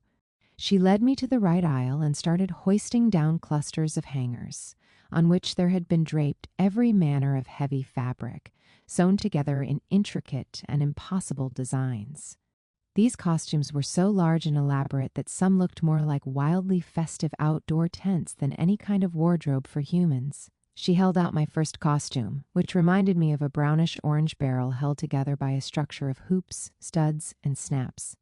Utterly perplexed, my first instinct was to initiate a headfirst attack, so I just basically lunged forward with my chin tucked to my chest like a land diver. This was apparently very wrong. "Oh, nope, careful there," said Amanda. "It looks like it buttons here, but actually just pull it apart with the snaps there, and step inside right there." She pried apart the barrel, then collapsed it around me, until I was swimming in hoops and fabric.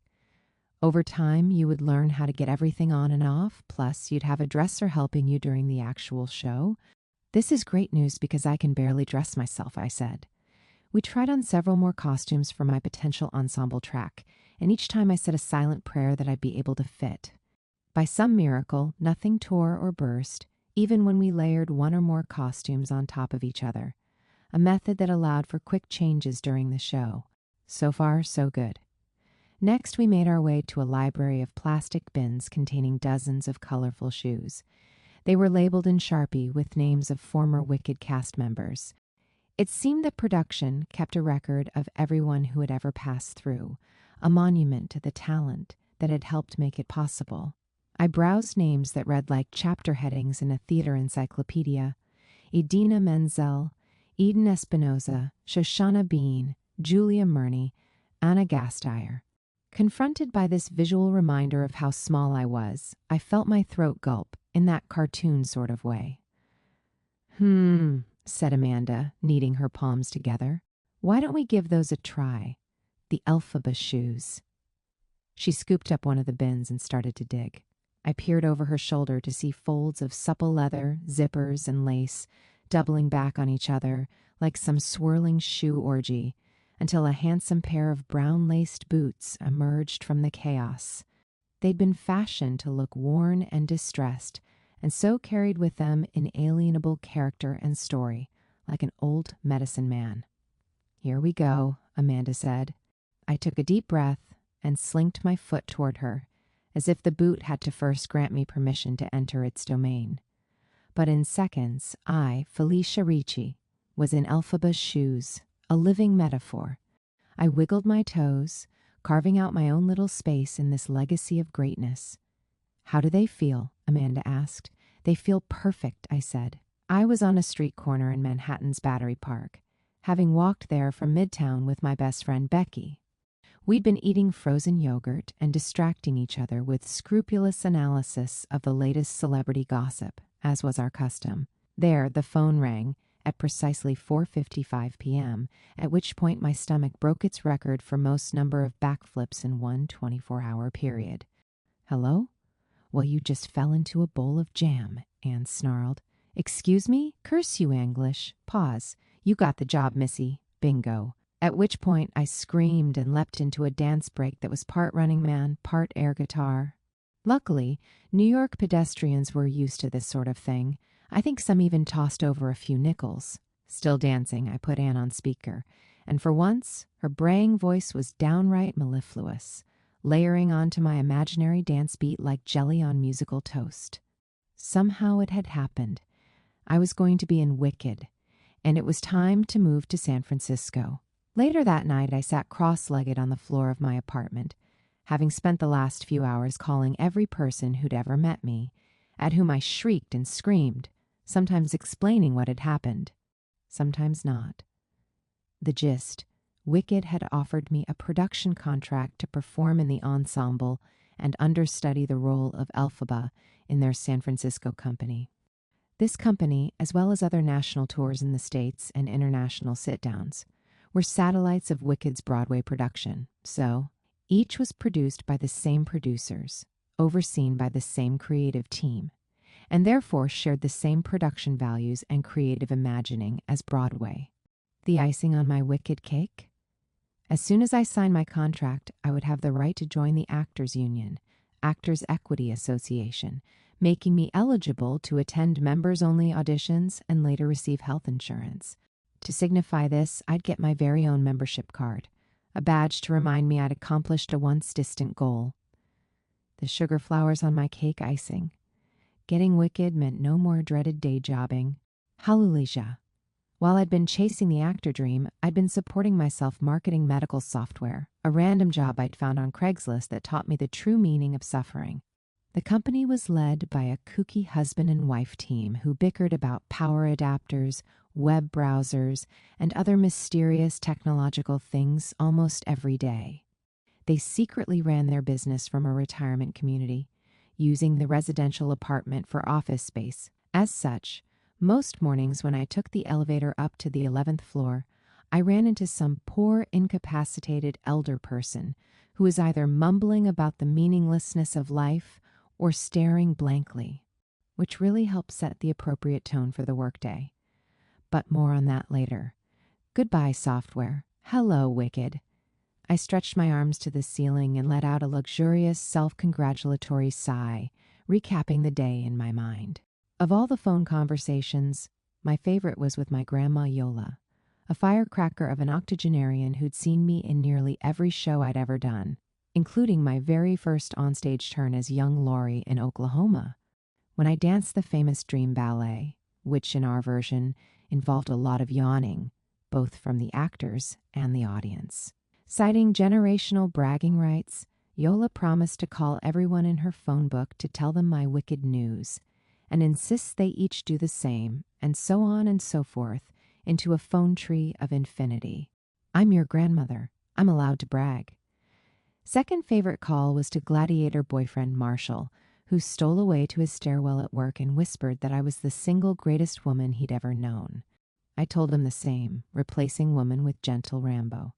Moments later, he had to get back to work, so we tabled the rest of our conversation. We'd be seeing each other that night to talk, and to figure out what the heck we were going to do now that I was leaving New York. Honorable mention went to my mom and dad, mostly because I disproved their theory once and for all that I should go to medical school and be a surgeon. But that day they were thrilled, two physicians who could now live vicariously through their artsy-fartsy daughter.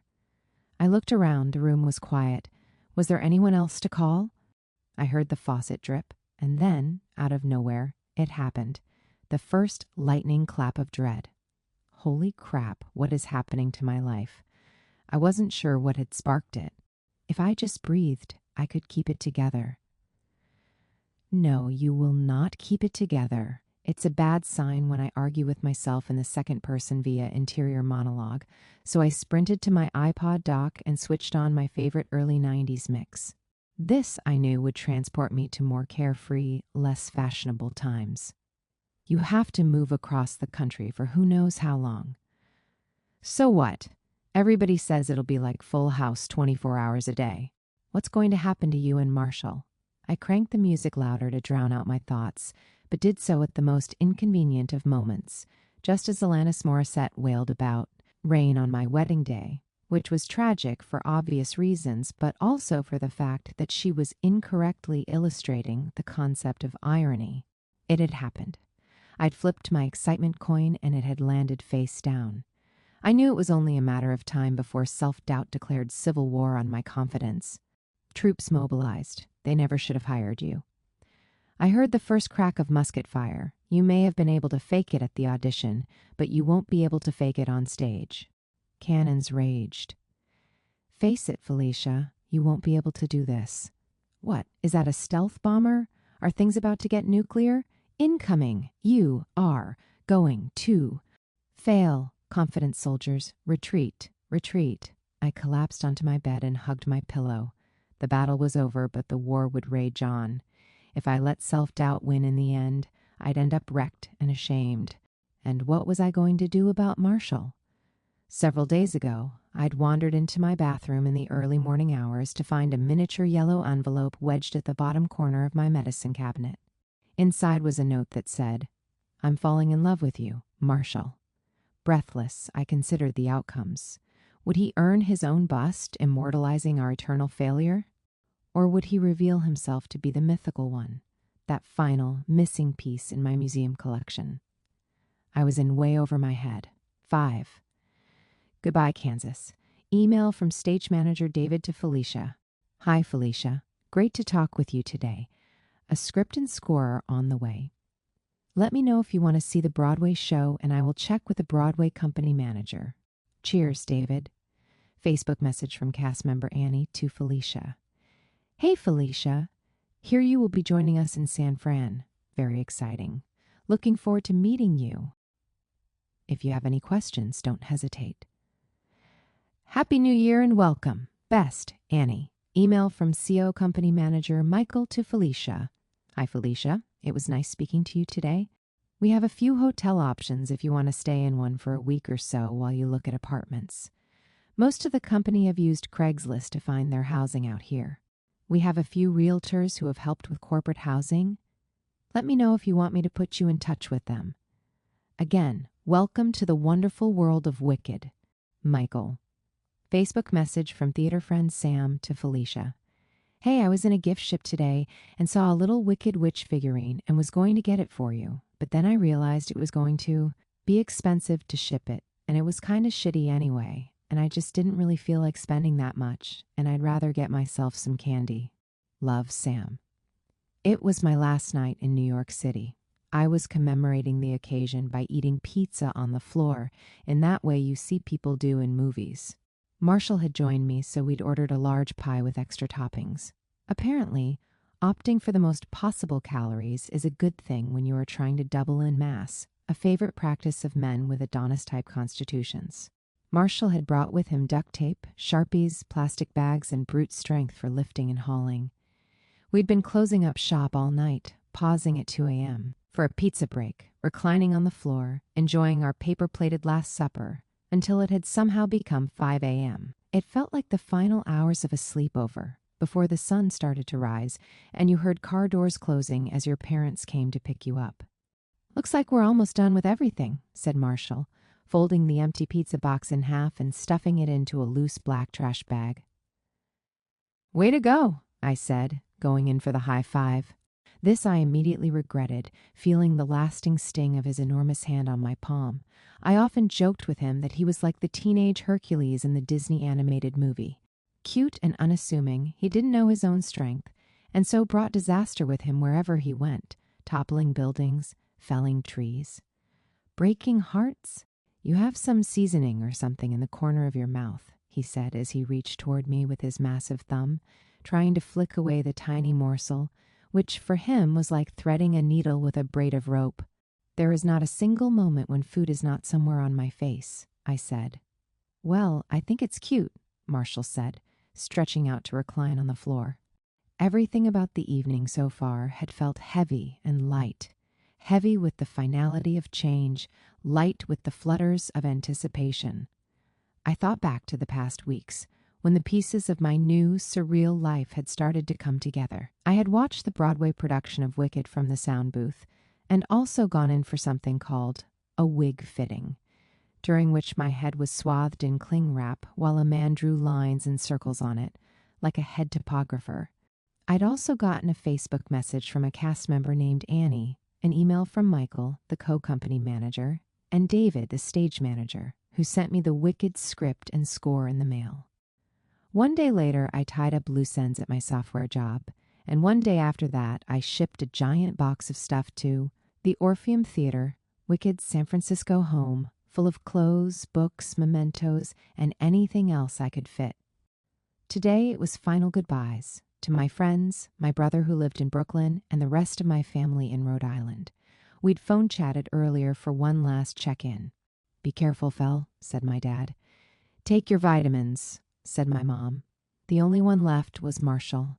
We'd crammed months of dating into 3 weeks, spending New Year's Eve together in Philadelphia, where we forged new out in public territory and shared the first midnight kiss I'd ever had with someone who wasn't definitely or probably gay. Afterward, we'd stayed a few extra days to visit his family, where we cooked wild duck, watched home videos, and shoveled snow. I'm falling in love with you, Marshall. Finding his yellow note that one morning had been a knee-weakening surprise, although technically I'd brought up the L word a few days before that, entirely by accident, when we were browsing Borders and Sportscaster commentating on random book titles. Later, I noted to Marshall how bookstores were perfect locations for dates, since you could first make fun of everything, then accidentally wander into the Kama Sutra section. It's a perfect place, I said, to go with the one you love. At which point I gasped, then ran away, far into the CDs section, where I pretended to be deeply interested in the music of Andrea Bocelli. Since then, the L word had been hanging in the air, a fat, naked cherub of a word, taunting me with its prickly arrows and pudgy ankles. Then, a week or two later, I found the note. In time, there was no denying it, we'd fallen in love like stupid little idiots, because now I had to go. Stupid. As I collected the rest of my life into a medium-sized suitcase, I realized I had no idea when I'd be back. Like Elphaba imagining her future in The Wizard and I, mine too felt unlimited in a mysterious, unpredictable way. I felt myself heading toward an impossible challenge, unsure of how I'd do it, or for how long, or what it would end up feeling like. And soon everything I'd known, friends, family, New York, Marshall, would become a shrinking reflection in my rearview mirror. Goodbye, Kansas. Marshall and I took a cab to JFK Airport. We split a muffin in the food court. So, this is it, said Marshall. Do you want to just crawl into my carry-on? I said. I do want to do that. I think you should do it. Okay, I will. I mean, aside from the $1 million plane fares, long distance won't be so bad, right?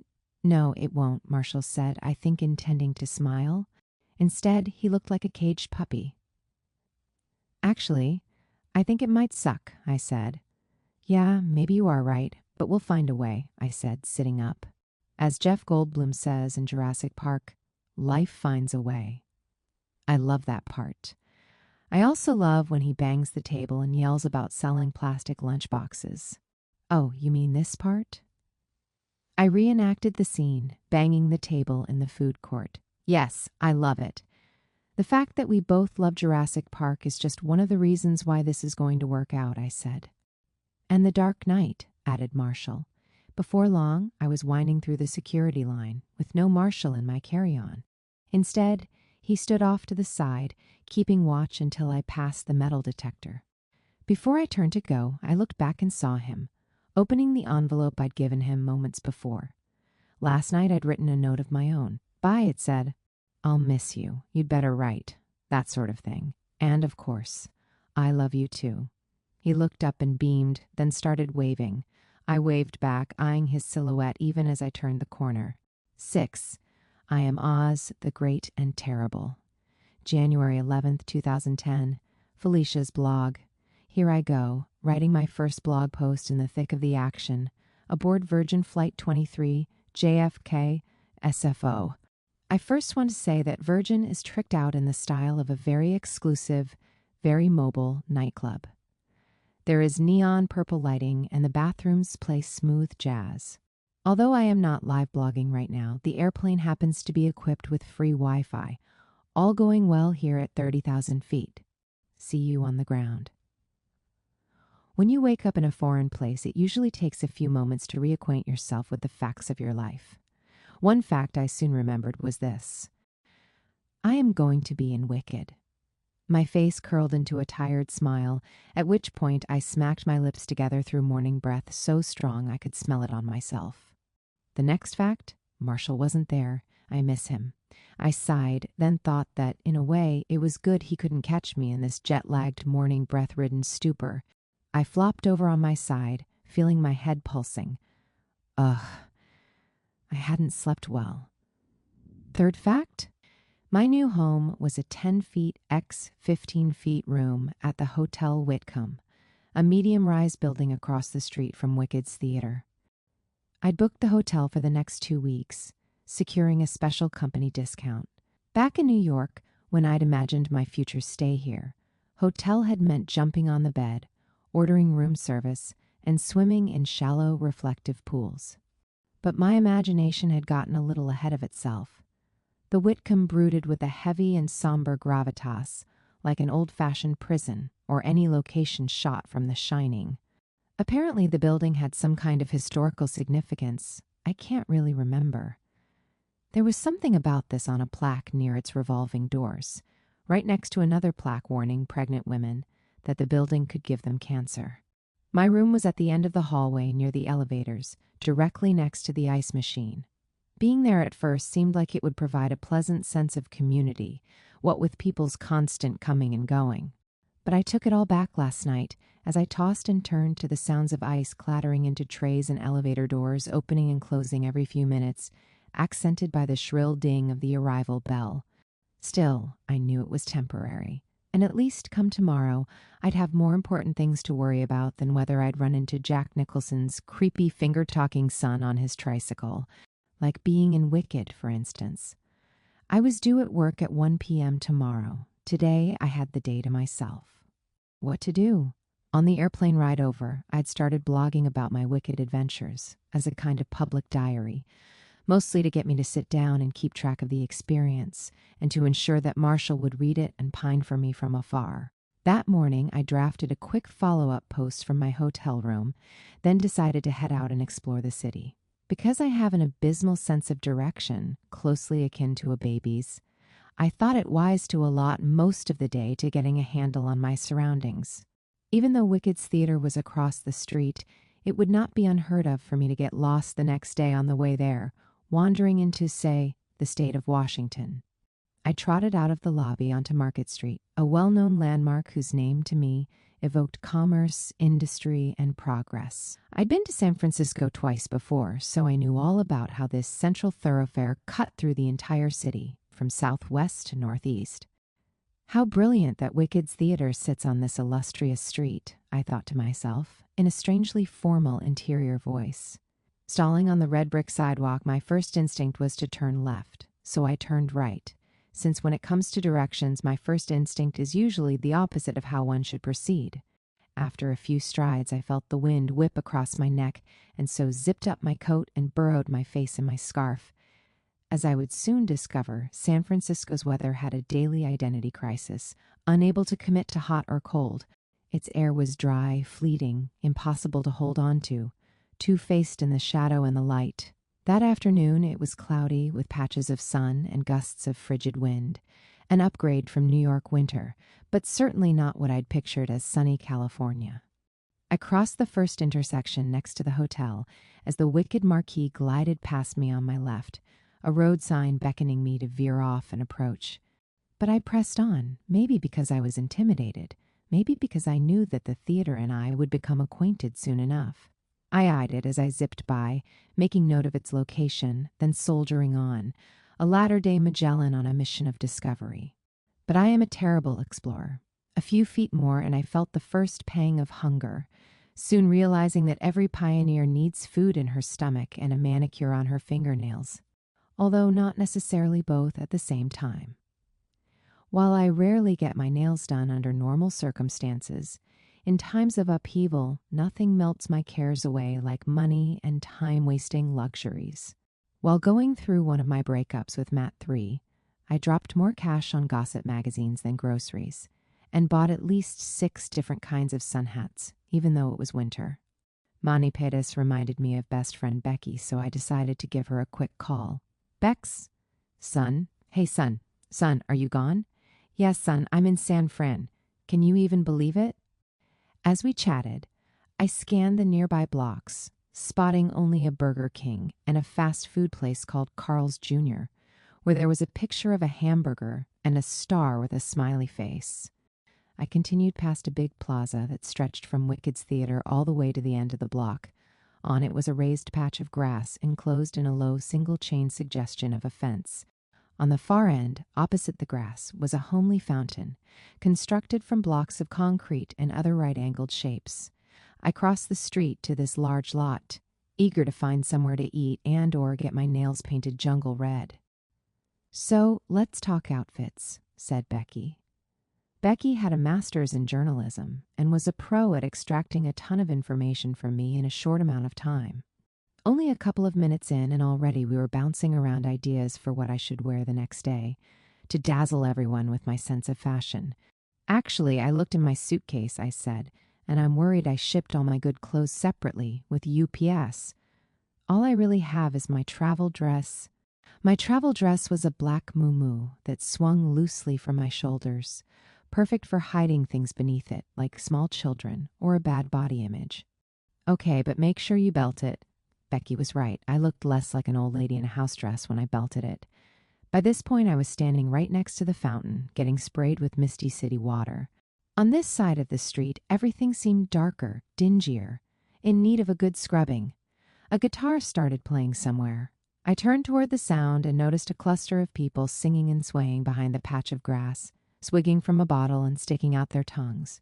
One of them, a man, had a metal sword and was sparring with an invisible opponent. "What's wrong?" said Becky.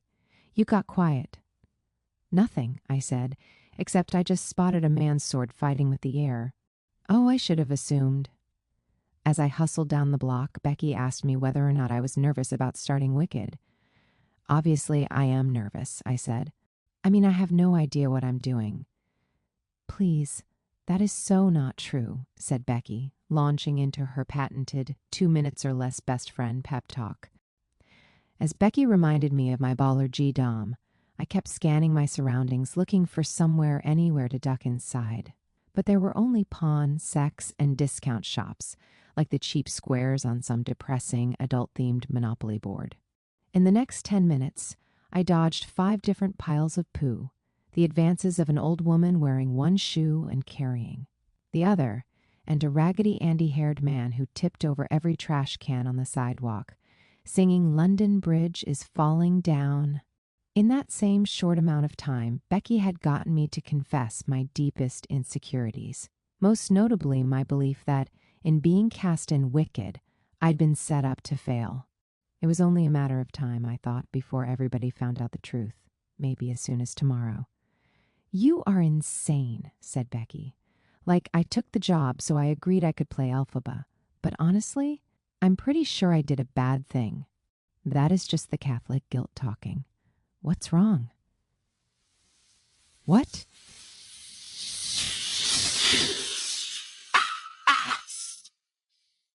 "Oh, yeah. A lady grabbed my arm and told me to give her my coffee, even though I am carrying no coffee. What the hell is going on over there?" "Honestly, Bex, I don't know. What was this godforsaken place? This was not the San Francisco I knew from Full House. I ducked my head down and started power walking like a high-strung soccer mom. "I'd better go," I said. "I may need both hands to defend myself." "Yeah, I gotta go too. I'm meeting Milhouse for a drink in Harlem." Becky called her boyfriend Milhouse because he looked like that character from The Simpsons. "Have fun. You too. Be safe. And good luck." As I hung up the phone, I saw it, like a mirage emerging from the wasteland. On the horizon were tall spires with flags stretching into the sky, announcing the presence of a giant shopping mall. Inside its fortress of window shops were an expansive food court and, glory be, a beauty salon. Not to mention loads of kiosks with ghetto bling and wide-rim hats. Maybe a diamond grill to go with my red nails and muumuu. After sprinting inside, I felt the cool rush of air conditioning on my already freezing body. In the food court, I loaded up on smoothies in General TSO's kitchen before enjoying a full-bellied manicure while reading Us Weekly magazine. I think that's enough exploring for one day, I thought to myself. On my way back, I took a cab. 7. First day of school. From the street, Wicked's stage door looked like any other door, except for the fact that it was the width of a car and had stage door written on it. So actually it was not at all like other doors. It sat squarely at the long edge of the theater, next to a painted mural of Wicked's logo, the iconic image of a blithe and blonde Glinda whispering something to Elphaba, whose eyes were obscured, her mouth curling into a smirk. Weary from yesterday's sidewalk safari, at 12:54 p.m., I made a beeline for the theater, keeping my eye on the mural, hoping to outrun the drunken, shoeless, sword-wielding street folk. Dressed in a belted muumuu, I arrived at the pair of utility doors, my rehearsal tote in one hand, my crumpled rehearsal schedule in the other, feeling like an overgrown kindergartner on her first day of school. There was no one waiting outside, so I reached for the handle, pulled, and walked in. Easy enough. Kindergarten shouldn't be too bad. I stepped into a small and deserted vestibule that felt kind of like an entryway to a warehouse, with crates to my right and miscellaneous boxes stacked below a bulletin board. Gazing further, I saw black draped fabric and another doorway ahead. I started toward the bulletin board, then heard a voice. "Can I help you?" I turned. The voice had come from a large man sitting and watching television in what looked like a closet, directly to the left of the doors. "Hi," I said. "Can I help you?" I'm here for Wicked." "Name?" "Felicia Ricci." He glanced down at his folding table. "Let me call David." In the silence, I turned back to the bulletin board, where I spotted a digital clock, ticking down the seconds and many handouts. Company news, a backstage guest policy, a sign about something called the Birthday Club, a notice about health and hand washing. There was also what appeared to be a sign in sheet with a hanging pencil on a string. On this sheet were 30-odd names, those of Wicked's cast members, my soon-to-be coworkers. Next to it, pinned in the center, was the same weekly schedule I was clutching in my fist, which David, the stage manager, had forwarded to me in an email. I'd read it over so many times, I nearly had it memorized. Wicked San Francisco. Rehearsal performance schedule, or January 11 to May 17, 2010. First rehearsal, Felicia Ricci. Below the heading were rehearsal dockets for each day, Tuesday through Sunday, with a performance count for that day, Tues 112. Performance 1204th. And in the rehearsal column, stage manager's office, 1p 1:30p orientation with David, Felicia Ricci. Wardrobe, 1, 30p to 2, 30p wardrobe fitting, Felicia Ricci. Vocal rehearsal room. 2, 30p to 4, 30p vocals with Steve, Felicia Ricci. Hair room. 6p, 7p fitting, Felicia Ricci. According to the digital clock, I had 15 seconds until orientation began. "Felicia," I heard somebody say. I spun around to see a man of medium build with short dark hair approaching with his hand extended. David Lober, production stage manager. I looked at the digital clock. He was almost exactly on time, with 4 seconds to spare. "David, nice to meet you. I see you found our call board and call sheet." I nodded. I love this illustrated handout about health and hand washing. The call sheet is where you'll sign in every day. Follow me.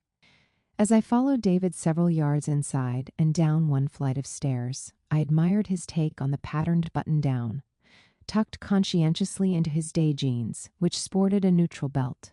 He wore a thin shell necklace, which, from the front, peeked out from his open collar, glistening as it caught the light. It was an outfit for the weekday that hadn't forgotten the weekend. When we reached the basement, there was a table with a microwave, many disposable utensils, cups and bowls, hanging papers, and announcement sheets taped to the wall. "Is the rest of the cast around?" I asked as we turned the corner and headed through the first doorway to what looked like David's office. "Not today. Since Monday is our day off, Tuesday is still kind of like our weekend. We don't usually schedule anything before 7:30 p.m. But for you, we make the exception." I laughed like a hyena. "Lucky me!" David was already seated at his desk, so instead of doing that thing where you punch someone's arm, I slapped my own knee like a banjo player counting off the first bars of her song. "All right, so here is your folder of materials." He handed me a green pocket folder, the exact kind I used to use for homework assignments. "Kindergarten is the best. This should give you a pretty good overview of how things are done." Each handout boasted Wicked's logo at the top, while some said San Francisco in huge letters down the side. One listed our performance schedule, while another enumerated nearby pharmacies, public transportation, and suggested points of interest, including an Asian art museum and something called the Exploratorium. Next, there was a sheet that said, "Individual track, Felicia Ricci." "Here you'll see a breakdown of your ensemble track, or part," David said. "It lists your scenes, the location you enter from, the solo lines you're responsible for, where you exit, and any notes to take into consideration. Of course, you'll learn this in the weeks to come, from Kirsten and Allison, our dance captain and her assistant." My eyes darted across the page, whose code was indecipherable, horizontal lines of text along a matrix of numbers and shorthand phrases. It read like modern poetry, or a transcript of two people playing Battleship. "Thank goodness, R1. I hear that she can shed her skin as easily as a snake.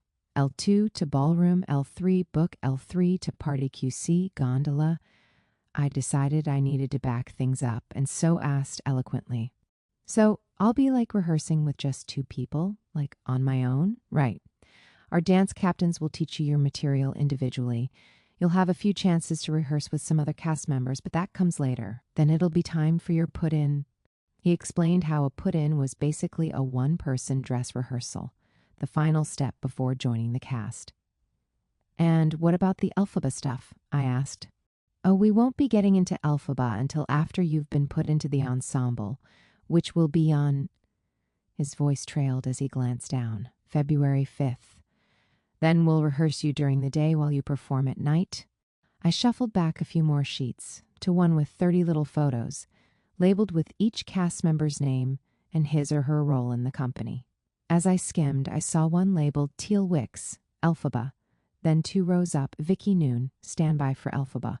"I have one other question," I said, "and I don't mean to jump the gun here, but what's a standby? I see here it says standby for Elphaba. Is that like an understudy? Are there 2 Elphaba understudies?" "Right. Vicky is our standby, so she is basically our first understudy to Elphaba, taking over for Teal whenever she's out. When Vicky is not on as Elphaba, she doesn't perform in the show, in any ensemble track. She stands by. You, on the other hand, are our Elphaba understudy, which means you're in the ensemble, and you'll go on for Elphaba when both Teal and Vicky are out." "Ah, I see. Cool." My throat caught. I wasn't sure why. This was good news, right? With 2 people covering the role, being understudy meant much less pressure, because I might not ever have to play Elphaba. I mean, what were the odds? Plus, I'd get to be in the ensemble each night, as part of the company. David rose to lead me on my first backstage tour. Outside his office, we veered to the right, past the folding tables with their styrofoam and plastic artifacts, then rounded the bend to a long hallway where there was a wall of people's faces. Each photo had been mounted inside clip art frames that read, "I left my heart in San Francisco." "These are cast members who have left the company since it opened over 2 years ago," David said. I spotted a photo of Eden Espinosa in the center, a legendary former Elphaba.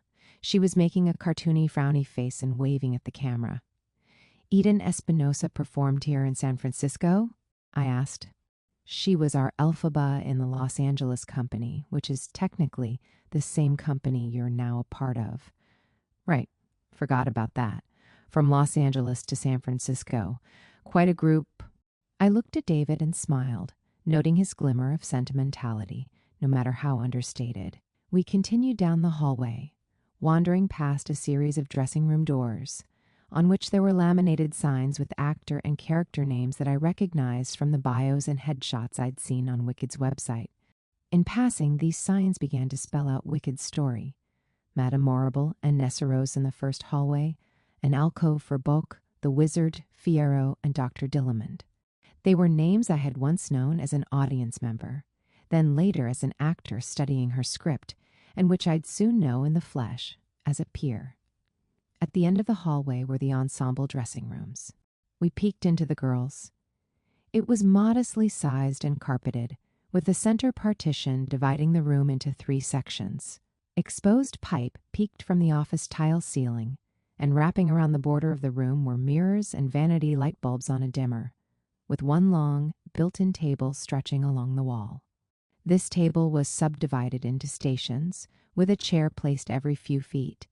Above the mirror were names of the cast members who had claimed that slice of real estate. Littering the stations were trinkets and accessories, windows into each girl's personality. At one, a mini bonsai fountain; at another, a makeup trunk so large it looked like luggage. Photos, postcards, and post-its were stuck here and there, evidence of life, paused for now, restarting in a moment's time.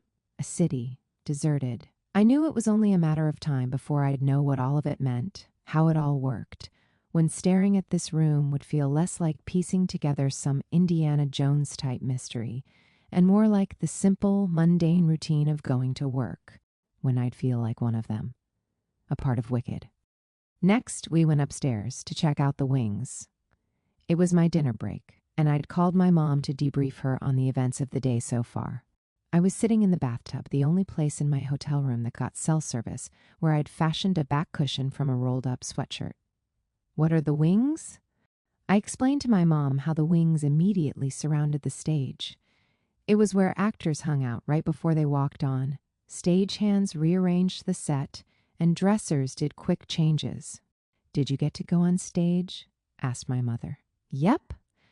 I walked all the way across. I told my mom how the stage was not black like you might imagine, but the color of wood, and riddled with metal tracks for set pieces, little speaker monitors that play the orchestra audio for the actors, and panels that sprayed special effect smoke, fog, and wind. "That's amazing," said my mother. By her coaxing, soon I had launched into a backstage tour, greatest hits, if you will, which I shall obviously transcribe here for your reading pleasure. Presenting Backstage Tour Greatest Hits. Brought to you by Felicia's Interior Monologue. 1. It takes a lot of crap to put on a show. The vast array of objects I came across on my tour felt like clues which, when assembled, told their own version of Wicked, that of its other life, unseen. Part Wonderland, part Home Depot, part teacher lounge.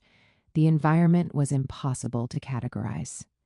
As David led me around, I realized that the theater was organized into 2 main levels.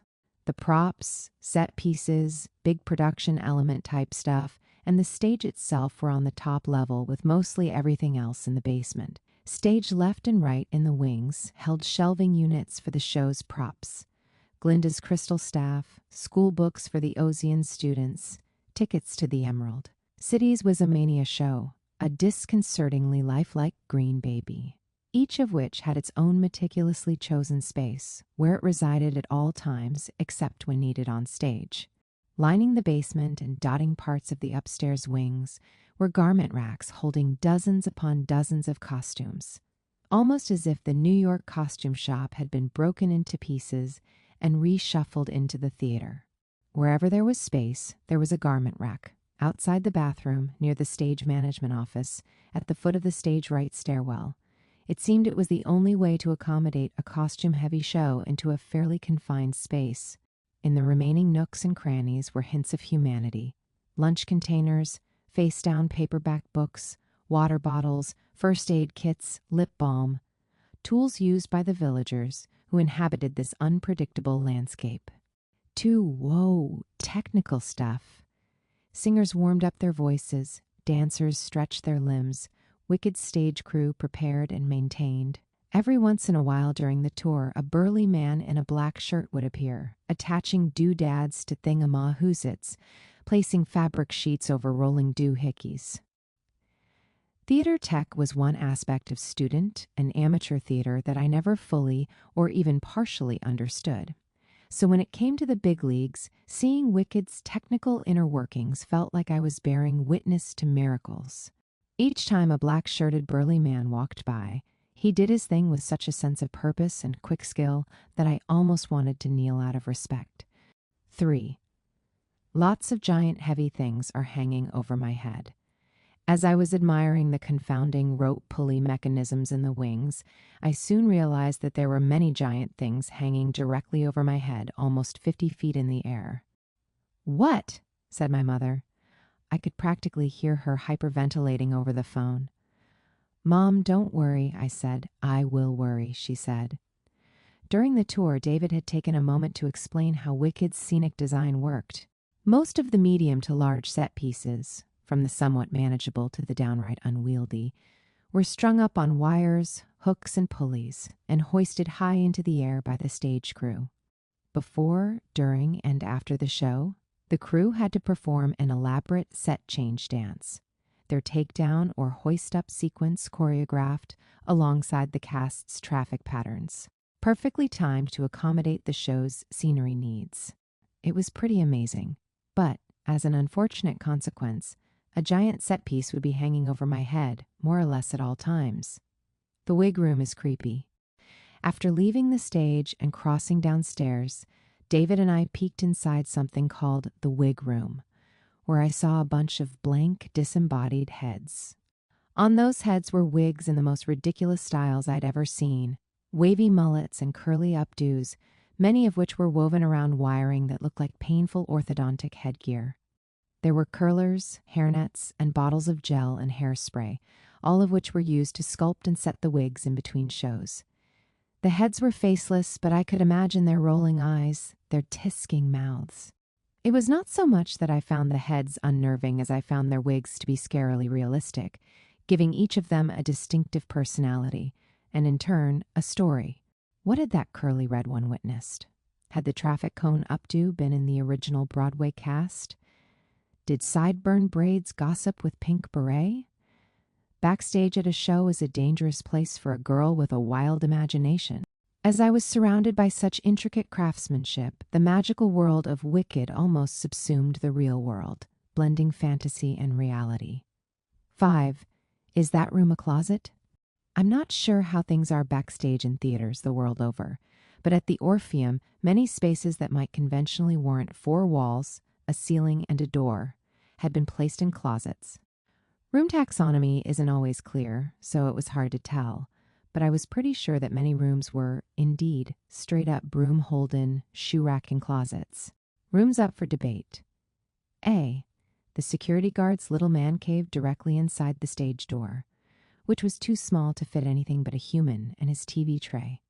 B. The vocal rehearsal room, which stood adjacent to the stage right stairs. This room was a small Harry Potter-esque hideaway that doubled as an office space for Brian, the conductor and music director. Along with its upright piano, couch, hanging Japanese lantern, and poster of a shirtless man, there were granola bars and other provisions piled in the corner. If not a closet, it could have also been a hideaway for fugitives or changelings, if they were musically inclined and into shirtless dudes. See, lastly, there was the physical therapy room, big enough only for a stretch table and a chair. I think the only space from my past that rivaled the physical therapy room in preposterous smallness was my freshman year dorm room, which I shared with a laundry-flinging yell-talker named Aaron. There were other similarities, too. Both closet rooms had terrible wall art and were places where people suffered in silence. 6, to be a male cast member, you must be confident. While everyone in the ensemble was assigned a communal dressing room like the one I'd visited earlier, there were extra dressing areas throughout the basement and upper level for more rapid mid-show costume changes. The women's areas were called gondolas and were encased in black hanging fabric. The men's weren't called anything and stood shamelessly out in the open, which is to say, the men changed in front of everybody, like tribesmen splaying their goods in the underbrush. You've got to admire that kind of confidence. Are you being serious? Asked my mother. I am being serious, I said. Luckily, nobody was ever required to strip down to less than a t-shirt and underwear. Amidst my mother's expressions of incredulity, pleasure, and concern, I rounded out my greatest hits with a list of miscellaneous actor perks, with special mention of the bins of free cough drops scattered about, the water coolers and mini cups on either side of the stage, and the fact that somebody offered discount Pilates classes to cast members on certain afternoons. And how did your rehearsal go? Asked my dad, who apparently had been listening on another line. Oh, hi, Dad, I said. It went pretty well. After my backstage tour, I'd had a brief costume fitting, followed by my first ever wicked vocal rehearsal, during which I thankfully didn't implode or start weeping from the stress. It was led by Steve, assistant music director and associate conductor. In addition to being an awesome pianist, Steve confirmed my suspicions that at some point, quirky authority figures decided they should all wear round-framed glasses. Tall and blonde with a Where's Waldo gleam in his sometimes glassy, sometimes cutting gaze, Steve was a curious blend of laid-back California and old-fashioned curmudgeon. During our rehearsal, I first thought I'd charmed him, but later I was nitpicked like a lice-ridden monkey. Chuckling one moment, snapping about the rigors of breathing, consonants, and phrasing the next, Steve was the principal who would stage a school prank with you, then suspend you for it. I had painstakingly learned all of my ensemble vocals once I'd received my script and score back in New York. I expected extra gold stars since I'd practically memorized everything. But Steve was unfazed, noting only, teaching you shouldn't be too bad. He then proceeded to stop me every 5 seconds to discuss diction, vowels, crescendos, the works. I soon got to know some of the show's more idiosyncratic musical direction. Like every time I sang Witch of the West, Steve said it needed to be Witch of the West, and that One Short Day should actually be One Shore Day when sung in unison. Not only that, but every held note had a precise cutoff that had to be memorized, meaning double memorization duty for every song. I had never before encountered such detailed musical direction. You must be smart, said my dad, parodying a Rhode Island accent, a recurring bit of his. Well, we'll see. I mean, it was only my first day. What do you mean, we'll see? You're gorgeous and talented, said my mother, her mother lioness mane bristling. If she ever senses a hint of insecurity, her tactic is to pounce on her children with a flurry of direct, if not irrelevant, compliments. I know, Mom, I wasn't putting myself down. You could play Elphaba and Glinda. You're so talented. Okay, thanks, Mom, but I am not playing Glinda. But you could. You could sing it. And you're gorgeous, my mother yelled. It is a characteristic of Ricas to yell as if in argument when we're actually saying mundane or even encouraging things to each other. Example. Mom, wash your hands before coming into the kitchen. Felicia, did you GET the mail? Dad, look at all those catalogs. Felicia, don't throw away my magazines.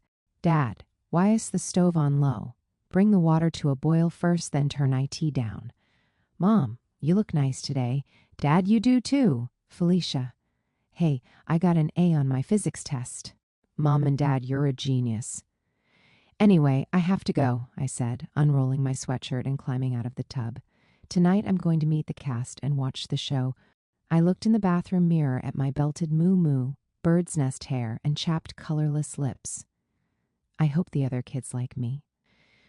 Well, have fun, sweetie, and call us any time, said my mom, coming down from her compliment frenzy.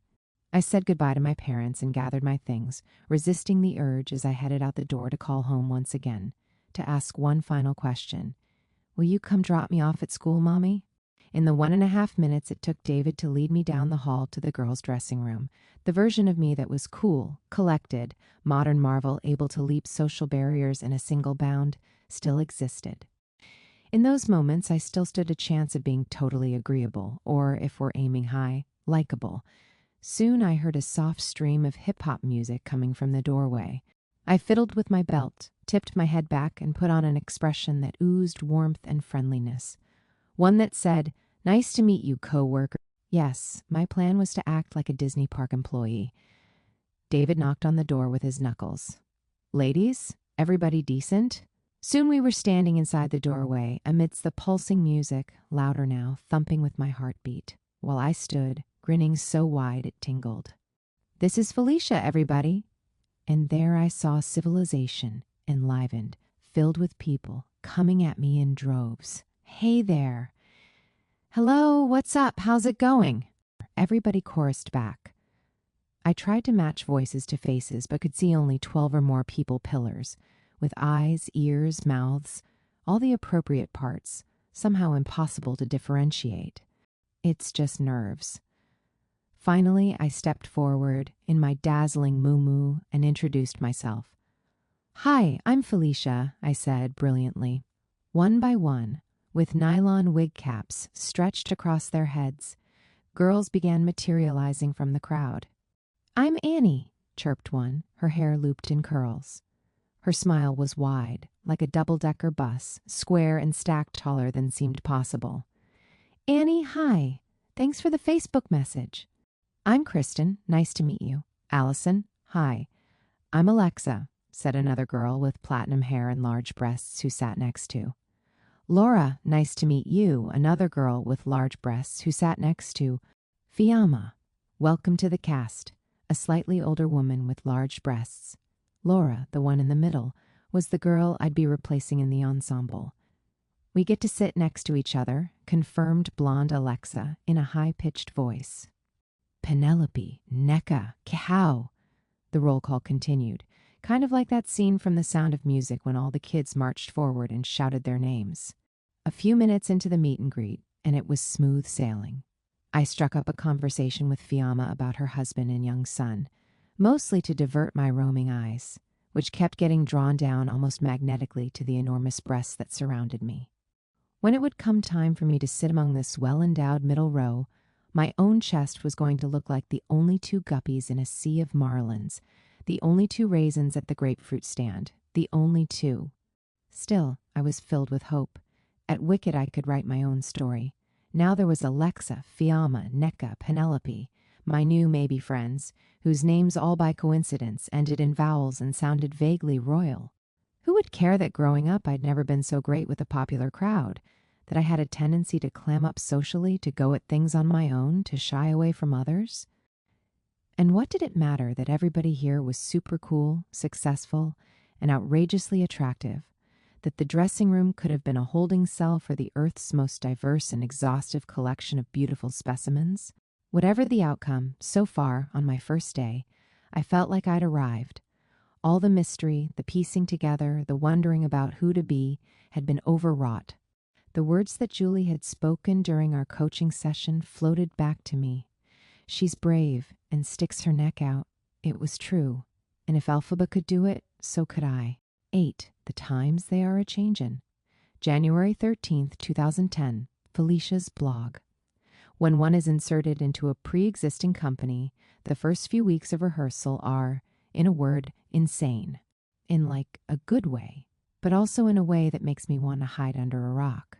Since I am a replacement cast member, my staging rehearsal has involved the dance captain playing all the other people's roles around me while I try to map out my particular pathways along a grid. Without getting into the nitty-gritty, let me just say that today really made me appreciate just how precise and detail-oriented Wicked is. There is, of course, room for interpretation, and dare I say, acting. But everything from a head flick to the angle of one's stance is evaluated for its clarity of expression and cohesiveness with the whole. Musical theater is a veritable playground for those with OCD-like tendencies. I need to go shower now because, well, based the grueling nature of the past 2 days of rehearsal, I'm sure you can extrapolate just how often I've been able to shower. Cleanly, Felicia. I had done it, survived my first 2 weeks of rehearsal. The main challenge didn't so much stem from the fact that the days were long, but that I was learning the entirety of Wicked by myself. On a good day, 1 or 2 cast members might lend me some of their time, running around, playing a combination of parts, sporadically reciting lines or singing harmonies, while I wandered around in confusion to the damp underscoring of a lone upright piano. But more often than not, it was just me and the dance captains, Kristen and Allison, who took me under their wings like weary and reluctant governesses in a Victorian novel. As Wicked veterans and keepers of its blocking, each had memorized all the tracks in the show, from the ensemble to the lead characters, teaching incoming cast members their every step, twirl, and gesture, down to the most minute, painstaking detail. Not only that, in addition to teaching, they were incredible performers, subbing in for members of Wicked's ensemble on a near-nightly basis. Mostly I was obsessed with the fact that you could walk up to either of them, shout a moment from Wicked, and they could perform it for you, as any character, right before your tired, glossy eyes, while you did a slow clap and gave them accuracy scores.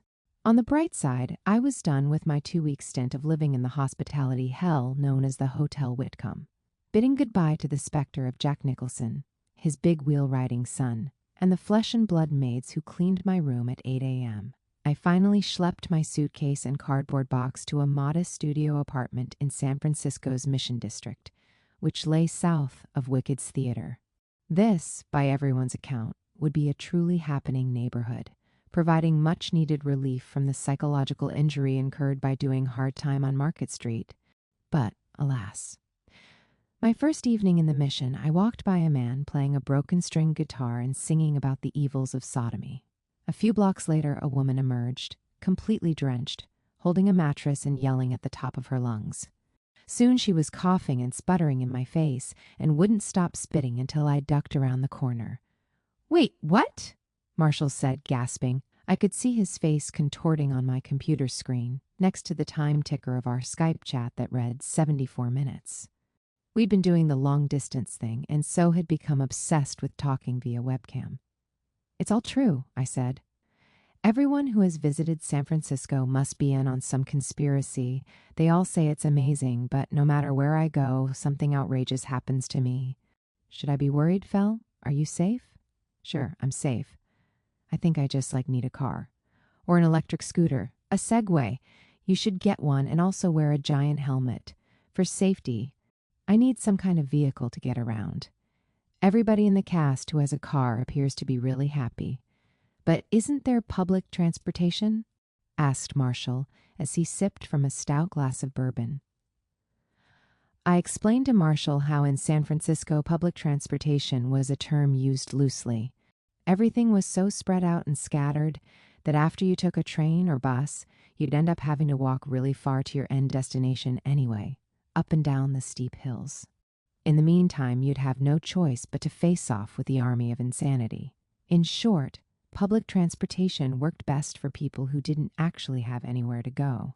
"I could be your car," volunteered Marshall, taking a generous sip of booze and swirling it in his mouth. "I'll carry you." "Okay, deal. Are you gas or hybrid?" "Hybrid. You run on peanut butter and string cheese?" "Anyway," I said, recovering, "I'm really excited for next month. Marshall and I had been planning his first visit for weeks now. He'd even bought his plane ticket to San Francisco New Year's Eve weekend when I had been visiting his family. Orbitz.com had never seemed so romantic. I'm excited, too." I began listing a bunch of stuff around the city that we had to visit. The ferry building, Fisherman's Wharf, the aquarium. When suddenly, something possessed me to say, "Seriously? When you come out and visit, you should just stay." Marshall snickered, loose from the bourbon. "I know, I totally should. I mean, think about it," I said, indulging in the fantasy. "You could just shack up with me. It would be like summer camp. You don't like your job, so that would be a way out, and you could spend your time here deciding what you really want to do." The more I thought about it, the more it seemed to make sense. Marshall had been having career doubts since before I'd met him. He'd been working at an e-commerce website that sold men's pants, where he did their customer service and wrote a style blog. Life had been plodding along for him, but from what he'd told me, something was missing. Still, he kept his nose to the grindstone. That would be so crazy, he said, his eyes lighting up. Marshall and I loved entertaining what-if scenarios, hypothesizing their outcomes to the fullest extent. In the past, we'd tackled such quandaries as, what if we lived in a barn that was also a post-apocalyptic bunker? What if Marshall were Hugh Jackman for a day? Seriously, Marsh, you should just do it, I said. Ever the lemon water-sipping temptress. You can be my deadbeat boyfriend for a while, find a part-time job, then figure out whatever the next step will be. Ha ha. Well, at least I could cook for you and carry you everywhere. Marsh, I am serious, I said, not knowing if I was serious, but worried that I was, and he wasn't. Me too, he said. Okay, good, we agree. It's happening. I know it is. Like all of our other hypotheticals, we concluded that it would be awesome. But the really funny thing? This one actually came true.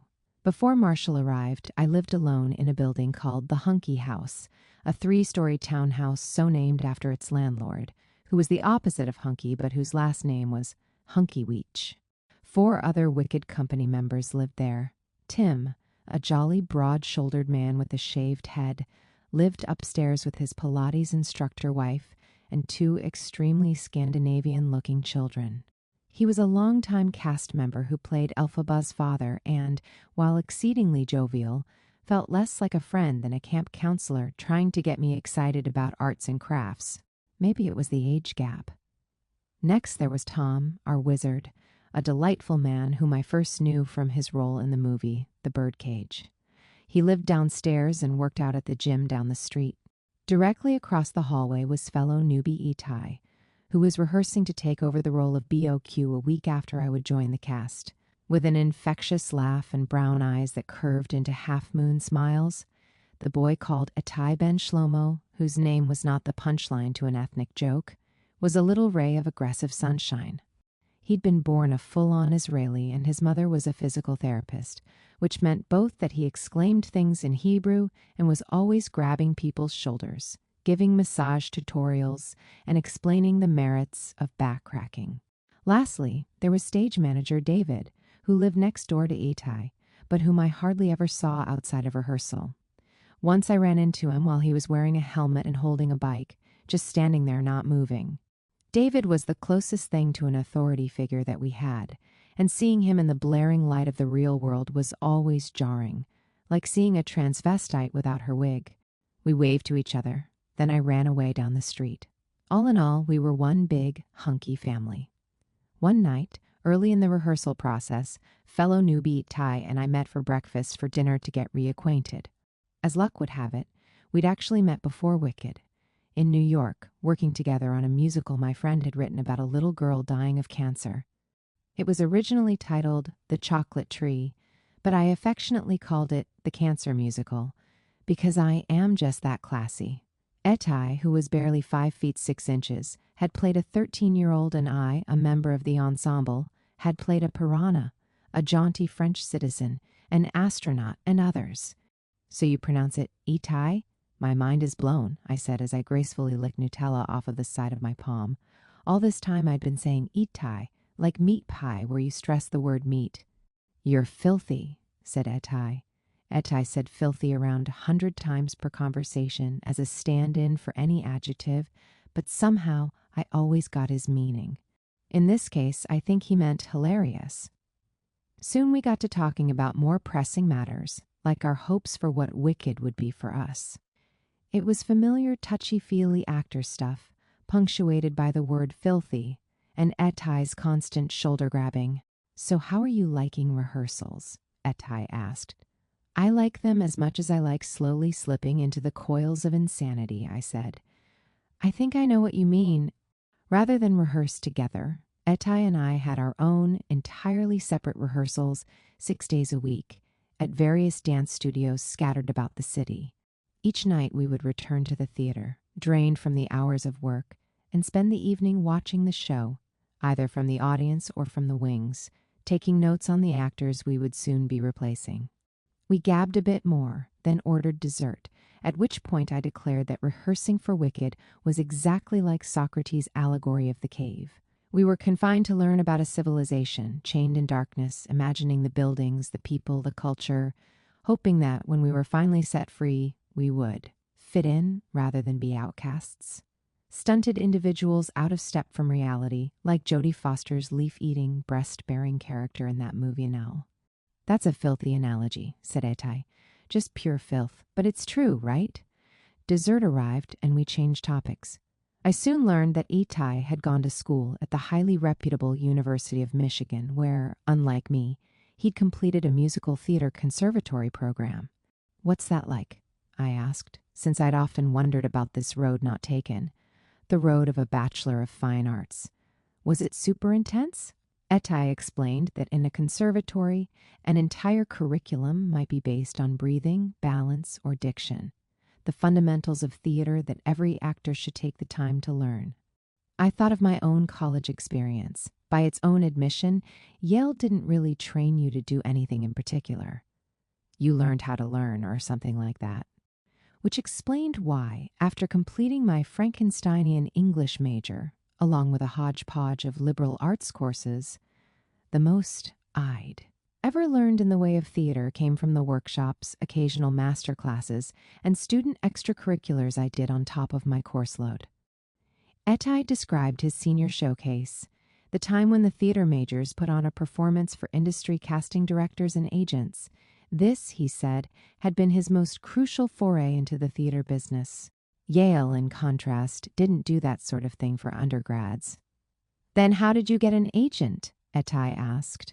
I emailed her, I said, which was the truth. I'd compiled a video of my college theater performances and emailed the link to about 150 agents. 2 replied, one of them was Anne. It was a little luck, a little me beating the system, I said. I liked talking to Etai because he had a healthy perspective. He was immersed in theater, but was able to speak critically of it. We touched upon some of my favorite topics: the quest to find an agent, the blood, sweat, and tears of auditioning, those musical theater types. I'm pretty sure those kinds of people think musical theater is about singing the highest and loudest note possible and being able to kick your face, Etai said.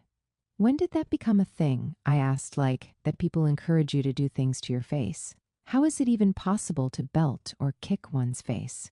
Those people make me want to... Instead of finishing in words, Etai reached for my neck as if to wring it, then rested his hands on my shoulders, shaking them to drive the point home. They're not interested in honoring character or story. It's just filthy. Let's never be like that, I said, enjoying our time treading in this shared pool of agreement. After finishing off a ginger cookie, I took a sip of water and said, out of the blue, have you ever felt like you don't entirely belong? What do you mean? Like that you're an outsider. Like that theater is what you do, but not necessarily all of who you are. As soon as I heard the words leave my mouth, I felt silly, but Etai looked pensive. I've definitely felt like the odd man out sometimes, in certain productions and around certain groups of people, but doing theater is where I want to be. That's always been the case, and it's what I want to keep doing for the rest of my life. Yeah, me too, I said, I think. As we paid the check, I beamed at Etai, my little crepe-eating companion. I had found a friend, and a filthy one, at that. 9. Look, M.A., I'm a professional actor. Eat we'll be all right. I fex, said Taisia, the Russian lady Wicked had assigned to be my dresser. I will have done by 8 o'clock, she called, bounding away to the costume room. What she was going to fix was the clasp on my wool schoolgirl skirt, which, due to recent developments, would need to be moved about 1/4 inch for the remainder of the run. And by recent developments, I mean stress eating like there was no tomorrow. Resizing seemed to be a trend, as several days prior I had to get a different headpiece for the opening, since the 2 hats they'd ordered in XL wouldn't fit my giant egg of a noggin. But, more disconcertingly, today I'd sized out of some of my original costume measurements just in time for my first performance. Further derailing matters, I'd arrived home last night to find a giant gift basket on my stoop, overflowing with cheese, crackers, and chocolate, which I had no choice but to consume immediately. The carb-sweet fat basket was a surprise gift from my very own gentle Rambo, one Marshall Roy who, even from 3,000 miles away, was crushing all of my ex-boyfriend's high scores. It was the latest of several culinary gestures from Mr. Roy, the first of which was a package filled with 24 hand-baked oatmeal date cookies, which I devoured on the evening I received them. Despite the unfortunate side effects, his special food deliveries were the most romantic things anyone had ever done for me, tied with the time in kindergarten when a boy named Harrison made me a picture book out of construction paper in which he declared his favorite color was white, his favorite movie was The Little Mermaid, and that he liked me very much. Luckily, Taisia was a whiz at alterations, and despite my worst efforts, it looked like everything was actually going to be okay. Now, the only thing left was actually doing the damn show. This is half hour, everyone, half hour, please. At tonight's performance, Fiamma will be on as Madame Morrible, and Felicia will be making her wicked debut. Welcome, Felicia. Thank you, everyone, half hour. At 7:30 p.m., the voice over the intercom confirmed that this was all in fact real, and not another iteration of the dream I'd been having since childhood. The one where I start out as me, average, everyday gal with questionable fashion sense, then suddenly get plucked from oblivion to perform on stage with various Broadway stars. In most dreams, it's Douglas Sills from Broadway's The Scarlet Pimpernel, with whom I was literally obsessed from the ages of 11 to 15. I even made a wall calendar for him, in which every month was a giant picture of his face, which I presented to him outside the Minskoff Theater stage door. In Dreamworld, we always played opposite each other, even though I was a pre-adolescent and he was pushing 40. Nothing about this was creepy. Tonight, I was sitting at my dressing room station amongst my new large-breasted companions, doing exactly as I'd been taught. I looked as I'd dreamed I might, my hair tightly matted under a black nylon wig cap and my face luminous with rouge, lip tint, and eyebrow pencil. It felt so good to be, or at least look, in all the measurable ways, completely prepared, like I might just belong. "You ready, girl?" blonde-haired Alexa asked as she slid her microphone pack down her back. "I think so," I said. At 15 minutes till curtain, I had been called on stage to practice my various dancer lifts, the finale ultimo to my weeks of grueling rehearsal. This was pretty standard, it turned out. Every once in a while, the dance captains would summon ensemble pairs to run the trickier routines, refreshing everyone's form and making sure everything was being done safely. After my potato sack genital assault on Patrick at my New York callback, I welcomed any dancer lift practice with open, flailing arms. Now, in the dressing room mirror, I was a sight to behold, flanked by the bouquets that had been sent to me by my parents, my grandma, my agent, my gentle Rambo. "Break a leg," they said. "We're so proud of you." Everyone else thought it. Now it was time for me to embrace it. I was a cast member of Wicked. Tonight was my first official night as one of the girls, without stage manager David or the dance captains as chaperones. I looked around me with wide-eyed wonder. I was the naive freshman who'd finally been invited to eat lunch with the seniors. And they were all so cool. Each girl had her own effortless style. Penelope wore low-slung sweatpants, made extra stylish by a cropped cotton tee that hung off her shoulders. Nneka glided around in a short black wrap. Alexa wore Ugg boots and a bathrobe she'd had the costume team tailor to her figure. Me? I was clomping around in a standard-issued white terry cloth robe with cushiony blue hospital slippers that had my name sharpied on them. In our fashion show lineup, I was wearing mom jeans. As I put the finishing touches onto my makeup, some girls did lunge stretches on the ground, while others brushed their teeth or gargled in the sink. Each pre-show ritual was different, and most girls had no ritual at all. For them, preparing for a performance had as much ceremony as popping in a breath mint or plucking one's eyebrows. "You ready, girl?" After hearing the 5-minute announcement over the intercom, I filed out of the dressing room to the girls' changing gondola, where, with the help of our dressers, we donned our costumes for the Act 1 opening number. Taisia, my dresser, was fiddling with my snaps and zippers with darting fingers, muttering things in Russian each time she failed to press or loop something right on the first try. She was slightly new to the job, but it may as well have been her first day. Such was the nature of working with a new cast member. She and I would have to find our groove, our rhythm, our system, and it could take weeks. Over time, you would learn how to get everything on and off. I drifted back to the memory of trying on costumes in New York, the very costume I was being snapped into that night. Amanda had been right. Some of my costume changes had been choreographed down to every last button and eye hook. I'd even watched Laura many times backstage to observe, take notes, and commit to memory not just everything she did while on stage, but everything she did while off, from wig swaps to makeup touch-ups to when and how often it was advisable to pee. Now it was my turn. Dozens of snaps later, the intercom announced it was Places, and we, in our costumes within costumes, marched up the stairs to the main stage level like fat, multicolored ducks. Through the wings we made our way on stage, shielded from the audience by a map of the Land of Oz. There I saw the assistant stage manager, Sue, taking attendance, her permed hair looking particularly voluminous. I weaved to the middle of the center clump, the first coordinates of my 3F track, like I'd done in rehearsal so many times before. Only this time my imagination was made real, the characters and scenery popping out of my personal storybook. And I was no longer alone. "Ready, Frisha?" asked Penelope. I think she called me Frishy because it combined my first initial with my last name. "Yes, I think so," I said. "Just have fun," said my shaved-headed neighbor Tim, giving me a camp counselor pat on the back. "That's what this is all about." Thanks to Tim, I was reminded of all those years in summer theater camp and all the student productions I'd done in high school and college. This would be just like those, right? Except much, much bigger.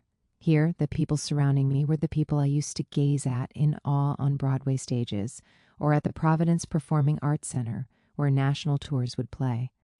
When I was a leg-swinging kid, heart fluttering from excitement, they all seemed years older than I was, each impossibly gifted, gliding on air, at least 12 feet tall. But here I was, among the professionals, grazing with them in their natural habitat. Moments before the show, they were all so relaxed, still themselves, laughing, joking, talking about last night's reality television. I was on a precipice, while everyone else was at their 9 to 5. The pre-show announcement blared through the speakers, advising the audience not to take flash photography or unwrap crinkly candies. Then, in a sudden exclamation, the overture began. With a few moments to spare, the cast trickled down into their pre-show positions. I listened to the music, its melody propelling forward, and began my countdown. 3, 2, 1. "Look, Ma, I'm a professional actor. 11 scenes, 8 costume changes, 4 rib-bruising lifts, 2 Red Bulls, and 1 curtain call later, I was an official cast member of Wicked. Exhausted, I trudged up the stairs to the stage door. It was my first time greeting fans and lovers of Wicked while behind the velvet stanchion, as opposed to outside it. "I made this wall calendar for you, Mr. Sills." A few fans holding souvenir programs nodded and smiled, and one even said, "Great show." This gave me instant warm fuzzies. I speed-dialed Marshall as I walked to catch a train home, dodging a man with a dead squirrel hat who was urinating in a potted plant. "Hello," said a familiar man voice, groggy since it was 2 a.m. in New York. "I did it," I said. "Woo!" yelled Marshall, ever the mayor of Enthusiasmville, even through exhaustion. "I think I could get the hang of this professional theater thing," I said. "Of course you can. You're a superstar. And guess what?" "What?" "A week from now, I'll be picking you up at the stage door." "That's so wild. Is this really happening?" "Yes." There was a pause. "Still sure you want to do this?" asked Marshall. "Yes." "Definitely." I told him to get the heck back to sleep already, but he insisted we chat at least a little longer. Squirrel Hat Man began his approach, but I didn't care. I was too happy to be freaked out. Seriously, though, my life is so... I didn't want to say it. It felt sacrilegious, like giving the finger to a priest, or not liking Oprah. But it was true. Perfect. I half expect something terrible to happen to me, Like for Squirrel Hat Man to steal my purse and pee in it. Nothing terrible is going to happen to you. Not while I'm there to help you. Deal, I said, feeling my stomach lurch. Was it excitement? Was it fear? Is there ever really a way to tell? 10.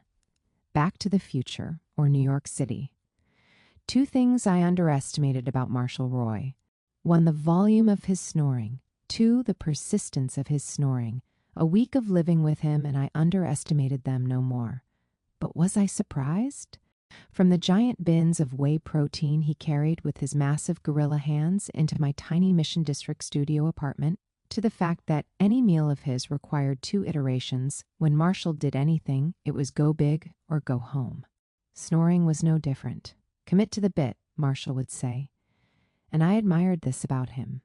When Marshall Roy decided to do something, he never looked back. It might take him some time to decide, but once he did, he was in it to win it. This tenet best applied, of course, to the latest bit of all, our new and sudden cohabitation. This was a bit to which we would both commit. 12 days after my ensemble debut, I awoke to the feeling of a massive hand resting lightly against my waist and the stifled sound of Marshall's inhale and exhale, which had gotten at least slightly quieter, like the engine of a car that had driven a few blocks down the street. In the night, we had tossed and turned together like self-preparing salads, never sleeping for more than a half hour at a time. We reached relative equilibrium once Marshall discovered that flopping over onto his belly tamed the snoring beast within him. By that point, the sun had started to come up, but we'd power-napped for as long as possible.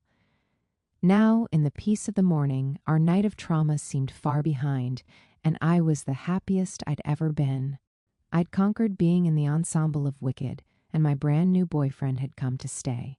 Everything was in its right place. Sort of. I looked around me. We were as happy as little love-drunk clams, sharing a single cluttered shell overflowing with things, which we'd sometimes tidy, sometimes not. Our formula of folded clothes, unmade bed, and lower toilet seat made us neat, but not too neat. A huge upgrade for me. Before Marshall arrived, I'd been flinging my goods around with the unbridled creativity of an artist. But in the 5 days since Marshall's arrival, I'd managed to sweep and stack most things into little compartments here and there, making room for a giant gladiator in my one-room studio. With my index finger, I poked Marshall's bicep, which was peeking out from his white Hanes t-shirt. He stirred and rolled his arm back over his head, offering me his armpit. I burrowed in, sniffing his Old Spice musk. You're going to gag, but honestly, there was no smell I loved more than Marshall's armpits. After a few moments of armpit sniffing, I began my morning ritual of unfurling slowly into waking life, like a flower to the light, except much less gracefully, and with a huge, visible wedgie. Where you going, little friend? Marshall rumbled as I untangled my last limb from the swirl of white bed sheets. Gotta pee, I squealed, running away, trying to de-wedgie myself. Plug your ears. On this, a Wednesday, we would have all morning together. The working plan was to enjoy a late brunch at Boogaloo's, a killer breakfast spot precisely 1 block from the hunky house.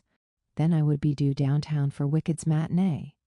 What time do you have rehearsal today? Marshall called through the flimsy bathroom doors, which weren't so much doors as suggestions that maybe you shouldn't come in.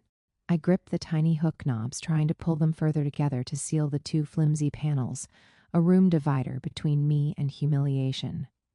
I told you, I cannot talk to you while I pee, I shouted. Marshall had arrived late on a Saturday night and met me at the stage door, suitcase in tow, his smile big as ever. He'd scooped me up in his arms, at which point I let him kiss my sweaty face and recently unpinned curled hair, which had been doused in the salty goodness that was my abundant sweat. No-holds-barred unkemptness in front of Marshall was a first for me, since during our courtship I'd upheld the illusion that I was put together, well-groomed and effortlessly poised. A mere 3 months in, and I suddenly had to face a girl's worst fear, showing herself as she was, without makeup, primping, or the distancing formality of a dinner date. He would have to take me as I was, and vice versa. I swung open the wood panels and promenaded into the bedroom to see Marshall lying diagonally across the bed, clicking through his cell phone, Weather.com says that every day this week it's going to be cloudy and 60 degrees. Oh, sorry about that, I said. No, I wasn't complaining. In New York, it's like 12 degrees. Ah, but don't get too excited. Weather here is a fickle mistress. Marshall lay his phone down on the end table, next to my own. Cell phone friends, we called them, in our sickening love haze. He stretched his arms over his head while I lowered down onto the bed, watching him. His face was stubbly, and his eyelids were still at half-mast. He looked like a groggy newborn, but sexy, like a sexy, groggy newborn. I like that I get to see you like this, I said. Oh, now I'm embarrassed, said Marshall, hiding his head under the covers. Come on. You saw me pluck my eyebrows yesterday and pop a zit on my chin. But you looked really good when you did that, said Marshall, wrangling for my stomach. I screamed as he bound his hands around my waist and scooped me to him, pulling me back into the bedsheets from which I had worked so hard to escape. I pleaded, Marsh! My call time is 1:30. Since it was Wednesday, I was due at the theater for the afternoon matinee, followed by an evening performance. It sounds like a lot, but I'd grown accustomed to having my days and nights full. Since my ensemble debut, I was rehearsing the part of Elphaba during the day and performing at night. 2 show days, Wednesday and Saturday, were, ironically, my only respite. Okay, I'm getting up, Marshall rumbled as he finally planted one long, muscular leg onto the carpet. You're such a hottie, I swooned, acting the damsel to my knight in shining Hanes. While walking by, Marshall patted the side of my bum, his wordless reply. Then, from inside the bathroom, he called, Speaking of hot, which way do I turn on the faucet again? To the left, I yelled. Remember, it's counterintuitive. Our freestanding bathtub/shower was an ancient marvel, possibly from the Elizabethan era. You know, the kind that have legs and look like fat porcelain pets that might up and walk away one day. It was barely large enough for a toddler and was surrounded by a wraparound curtain that clung to you with cold, slimy determination. The showerhead itself was an insult to indoor plumbing everywhere, raining pitiable spurts of water like warm, begrudging spit. I strained to listen for Marshall slinking his way in, gasping from the cold sheen of the curtain, and imagined how he must look, cramped and corralled, the only adult in the kiddie pool. As I approached our shared dresser, I glanced at my cell phone and saw the white light flashing, indicating a voicemail. While hoisting on my easy jeans and button-down, I listened over the speaker. Hi, Felicia. I'd know that southern braying anywhere. It's Anne. Give me a call when you get this. Click. Oh, Anne, my agent. Ever the charmer. No matter how terse the message, I smiled at the thought that she was calling to check up on me, her new client on her first big show. Who was that, Fel? Asked Marshall, stepping from the bathroom. He'd wrapped a towel around his waist, and water droplets glistened on his pectorals. My agent. I'll give her a call on the way. The hunky house was perched on the steepest hill I'd ever seen. It was less like a hill and more like a stepless staircase, or just like an elevator shaft you had to climb down. On our way to brunch, Marshall volunteered to carry me, but I desperately needed the workout.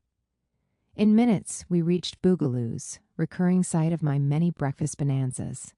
Before entering, I dialed Anne on my cell. Hello, she yelled. Oh, how I have missed the decisively unpleasant though well-meaning sound of her voice. Anne, hi. I'm just returning your call. So, I take it you're ready for your trip? Anne replied. Was that a metaphor? As was my custom when translating English, I held for clarification, but there was only silence. Ha ha, I said. What do you mean? Your trip tomorrow, to New York. Or is this news to you? My eyes must have been bugging out because I saw Marshall mouthing, What's wrong? I'm not sure, I mouthed back, following up to Anne in actual words. Is everything okay? Well, pack your sack and come home to Mama, 'cause you've got another audition to get to. Really? For what? For Wicked? Was Anne in her right mind? I'm already in Wicked, I said, wondering if this was less a real scene from my life than a prank reality show, or a Marx Brothers bit disguised as a conversation. Anne cackled. Darling, no.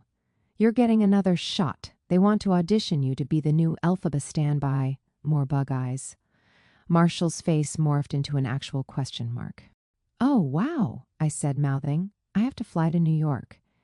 Then to Anne, and this is all happening tomorrow? Yep. Same packet as your audition and callback. Do you need me to resend the materials? Nope, I've got them, I said, patting my catch-all tote, inside which I'd placed my Elphaba binder. I brought it with me everywhere since I'd been studying my lines and music on the train and during my ensemble performances. News of the audition felt like I was suddenly getting thrust into the future, where I would be held accountable for my Elphaba works so far. At the same time, it was like a journey into the past, back to New York, where it had all started. In both scenarios, I was being tested. Again. And I was woefully unprepared.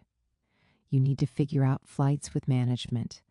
Talk to, what's his name, Tanaka? Sure, I will. Well, away we go, right, darling?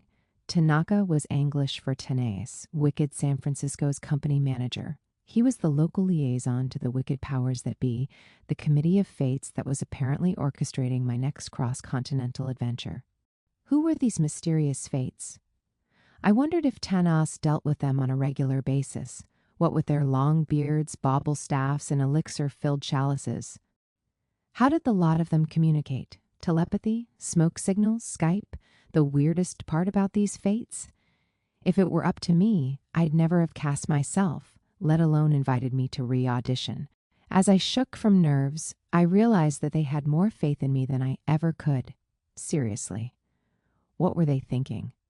I knocked on Tanais's door, craning in to see him sitting at his desk, unflinching. He waved his hand for me to come in. Tanais was much younger than I expected a company manager to be, with clean good looks and a manicured sheen that would make Tim Gunn proud. While always helpful, Tanais gave the distinct impression that his mind orbited his mouth. As he spoke about one thing, he collected far-out idea bits and thought satellites in the stratosphere. Maybe it was all in my imagination, but I got the distinct impression that sometimes he was actually on an international space station, way out on a neighboring planet, while his body operated remotely. The Tanais who sat at his desk was a surrogate. The real Tanais was doing something more important for mankind. I crept onto the thin blue carpet, and we started chatting about my trip. "Here are some flight options," Tanais said. "You would be excused from Thursday and Friday's performances, then due back for the matinee Saturday." Leaning over his shoulder to see the computer, I decided on a flight that would leave the next evening and return Friday, which meant I would stay in New York City overnight. Since I had sublet my Hell's Kitchen apartment, Wicked would be housing me at the Mayfair Hotel, a happy 6 blocks from where the audition would take place. As Tanais typed, I looked around. His desk was immaculate, with neatly arranged pen holders and a few framed photos of him wearing zipper sweaters in front of strange mountainscapes. If Wicked's theater contained a tug-of-war between fantasy and reality, the company management office was the epicenter of reality, the perfect contrast to what went on stage. Outside was Oz. In here were forms, logistics, rules, and practicalities. "So, looks like we're all set," said Tanais's mouth while his mind was steering him through an intergalactic hailstorm. "I'll bring you the confirmation details by tonight's performance. And be sure to save your receipts. Checked baggage, taxi from the airport, that sort of thing." I thanked him, then darted out of the room to try to find Brian, the conductor and music director. I'd crammed for tons of tests in college, learning a semester's worth of material in the final hours, and this standby audition would be no different. Not if I had anything to do with it. Brian was like a distant power suit-wearing father. No matter how much he scared me, I just wanted him to love me. And then come to my soccer game. At 6:30 p.m., I swung by the vocal rehearsal room, whose door was propped open, and caught Brian sitting on the miniature couch, eating a dinner of what looked like falafel and French fries. "Come in," he said, not looking up, even though I was already in the room, at which point I considered walking out, then coming back in, so as not to upset him. Instead, I boldly took to the center of the room, a mere foot from where he was sitting, and set my binder on the music stand. "Thanks for coaching me," I said, as Brian glided over to the piano bench. Without a moment to spare, he started to play the familiar vamp of rolling chords. the ones I'd heard at my audition, my callback, then every night through the dressing room monitors, over which Teal Wicks, our Elphaba, would sing. Unlimited. Stop. Brian spun around on the bench to face me. He frowned at me like I had mustard or boils on my face. You weren't thinking, were you? I shook my head and shrugged. What were you thinking? I am so scared of you, that is what I was thinking. I guess. I stalled. I was focusing on my notes and breathing, just trying to focus for now. Yes, I could tell. I know because you inhaled way too early. At this, he closed his eyes and looked down, pausing before an open casket, showing due respect for the death of talent and reason. Your breath should come with the sound directly before you phonate. If you're present, this happens naturally. If not, your breathing is totally off. Oh, okay. Right. Thank you, I said, wondering if he'd learned this subtle giveaway in the guidebook of evil music director detectivery. Again, rolling chords. Steeled mind. Think of something, anything, unlimited. Stop. Motherfa. What were you thinking? Said Brian, this time not even turning to face me. Without waiting for me to answer, he asked, what does it mean to see that something is unlimited? I furrowed my brow. Unlimited. What did a word that was so unspecific mean to Elphaba specifically? I was learning the hard way that singing wasn't just breath, posture, or vowel placement. Singing was acting. And acting wasn't black turtlenecks and berets. Acting was specificity. Specificity was the imagination, channeled concretely. Imagination was risky because it involved decision-making, deciding what a character, a person, might think, feel, believe, experience.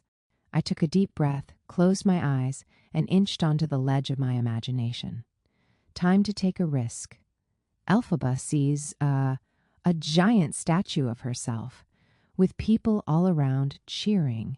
That's the celebration that's all to do with her. You know, that's what she's singing about. I held my breath. Brian cocked his head to the side and this time spun around to look me in the face. Really? Is that really how Elphaba sees her future? As a giant statue? Well, no. Clearly I'd failed the quiz. This was hard. Then I thought I couldn't think about Elphaba as some abstract green alien. I needed to think of myself first and ask, what would I want? What is an unlimited future? Not bound by conventional strictures, by the shackles that have always held me back. I closed my eyes. The lyrics mentioned that all of Oz would be celebrating something about Elphaba. Everyone, together. We're holding hands, I said. Who? A huge circle of people, hundreds of people, outside, in a field. What else? Coaxed Brian. We're all green. Better, said Brian. Let's take it again. I took a breath. As I began my pin curls that evening before the performance, I wondered why I'd been given this second opportunity. What did the long-bearded wicked fates see in me? Was it timing? Was it convenient? Was it that they wouldn't have to pay me much? Or had I, in just a week of rehearsal, made a good enough impression that others saw in me something that I couldn't see in myself? Or was it that I was so similar to Elphaba, a near match for the hot-headed green protagonist? I didn't know whether to be flattered or offended. One by one, the rest of the ensemble girls trickled in, greeting me and each other. It occurred to me that over the past month I'd become part of something great, a member of Wicked's ensemble, one of the gang, a group of friends. If I got promoted to standby, I wondered, would that change everything? In a sense, all this ensemble work would have been for nothing, and I would have to defect from the community, going it alone once again, an apparent theme in my social life. Maybe Libby, the new Glinda standby, would be my compatriot. As if on cue, the door swung open, and in flounced Libby, wearing a strapless dress patterned with a bunch of mini pink dogs, a textile that must have been woven on Barbie's dream loom. "Hey, everyone," she sang, arabesquing her way to the far wall of dressing room mirrors, chatting with a gaggle of girls. In moments, she was standing behind me, beaming into my mirror with unjustifiable glee. "So, how was your first week?" she squealed. I half expected her to start French braiding my hair or playing patty cake with the side of my face. "It was great," I said. "What about you? Is your put-in next Friday?" Yes, I think so. It's been nice having Glinda rehearsal since playing it on tour. Totally. I considered bringing up the fact that I was about to fly to New York to audition to be Elphaba standby, but I felt weirdly nervous mentioning it. We chatted a bit more about where the two of us were living, our favorite restaurants, our hometowns, that sort of thing. Well, break a leg, I finally said, in that way you do when a conversation is about to be over. Bye, said Libby, practically pirouetting out the door. This could be my future, I thought. Help. Ninth Avenue was familiar but strange, a ghost city resurrected from a past life. That Thursday evening, I stalked along the sidewalk, bleary-eyed from the 6-hour flight past my old apartment. It was odd to be so close to home, yet unable to return there, like I'd come back as a different person. I ducked into a restaurant for a solo dinner of spaghetti, searching for comfort in carbohydrates. As I was finishing, I gave best friend Becky a call. Hey, son, I am in New York. I cannot believe I am out of town. Are you okay? I'm fine, just kind of wandering. My audition is early tomorrow. I just met with my pianist friend Zach at a studio, and we ran the Elphaba songs. Then I bought a pair of really expensive boots. That is amazing. Why did you do that? I told Becky about how our current Elphaba standby for whose spot I was auditioning had late last night advised me to put extra effort into selecting appropriate footwear. She had explained that high heels were off the character mark, whereas strong, sturdy boots would be best. Be sure to look long and lean, she'd admonished, as if this could be accomplished with a shoe. Even if the advice sounded silly, as an overachiever cramming for the exam, I would take any and all advice in stride. So sturdy boots it was. So I have these new shoes for maybe no reason. Now I just hope I can, hit the notes. Son, it's in the bag. Just do your thing, said Becky. We chatted some more as I detoured into a corner deli, picking up 3 giant bottles of water, a packet of spearmint gum, and, of course, a banana.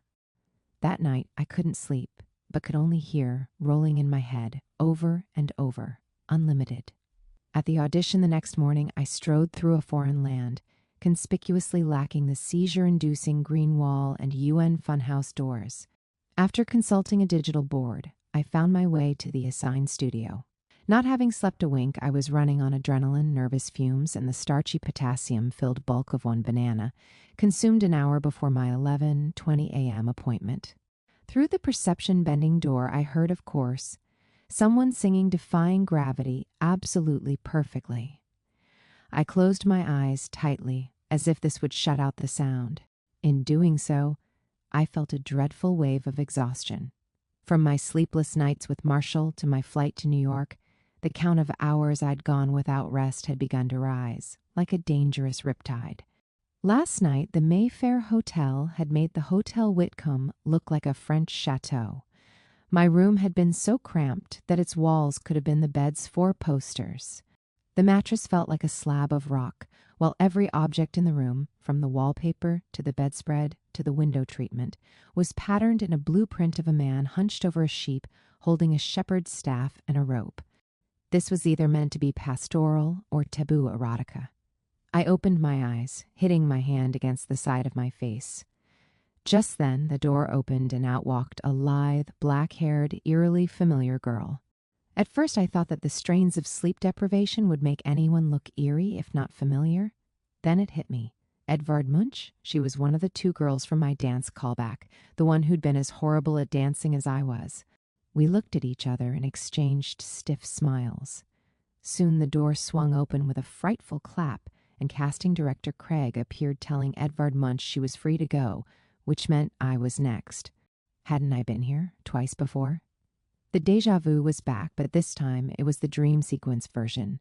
The air felt gluey, the light was hazy. Inside the audition room, I saw Paul Allen Nick, whose real name was Paul, with his searing blue eyes, along with Lombardo, whose name, it turned out, was Dominic, along with some others, many of whom had actually come to San Francisco to visit the cast and hold rehearsals over the past few weeks.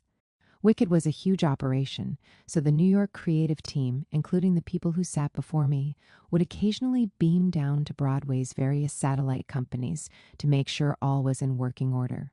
Then they'd beam back to the mothership. Today, I'd been invited aboard for a brief and privileged hearing. A woman named Lisa sat in the center, with a furrowed brow and unruly curls the color of sand. She was the associate director and spoke first. "I like your shoes," she said. "Oh, thanks," I said. "Booyah." I glanced down at my army green wedge-heeled Stuart Weitzmans, smiling like I'd just given birth to them, adding, "They're industrial and yet feminine." "Let's start with The Wizard and I," said Lisa. I nodded to the pianist who began those infamous rolling chords. "Be specific." As I prepared to sing, through my sleep deprivation, I noted that if there were a movie version of my Wicked experience, it would absolutely include 3 or more slow-motion montages set to this confounded music. Meanwhile, I'd be riding horseback on the beach in a white flowy dress alongside Richard Gere, who would be brushing strands of hair from my face, because that's what happens in movie montages. "Okay, focus." The room had flooded with sound. We're holding hands, and we're all green. 11. Now what? And thus began 7 days of waiting, also known as the week I didn't poop. Back in San Francisco, I was hard-pressed to take my mind off of the audition. Something about the high drama of the ordeal, being whisked away on a plane, not sleeping, re-auditioning, but maybe dreaming it all, made me so tense that my bowels had become completely paralyzed. Not even Guitar Man or Mattress Lady, amidst other chaotic, crazy person displays on the streets, could startle my intestines into working order. "You can't let your nerves get the best of you," cautioned Marshall, as we lay awake in bed. "I think you might be putting too much pressure on yourself." "You think?" I snapped back. It was 3 a.m., and tonight's tossing and turning match had reached epic WWF proportions. We'd reached a temporary truce, but genuine shoot-eye was still far off. I lay flopped on my back, my legs and arms jutting out like a bug that had been squashed while doing a jumping jack. "I'm sorry," I finally said, huffing and puffing through an exhale of an apology. "It's okay, Fel," Marshall said, massaging his temples. "You just need to think about this whole standby thing as a win-win." He propped himself up on one elbow.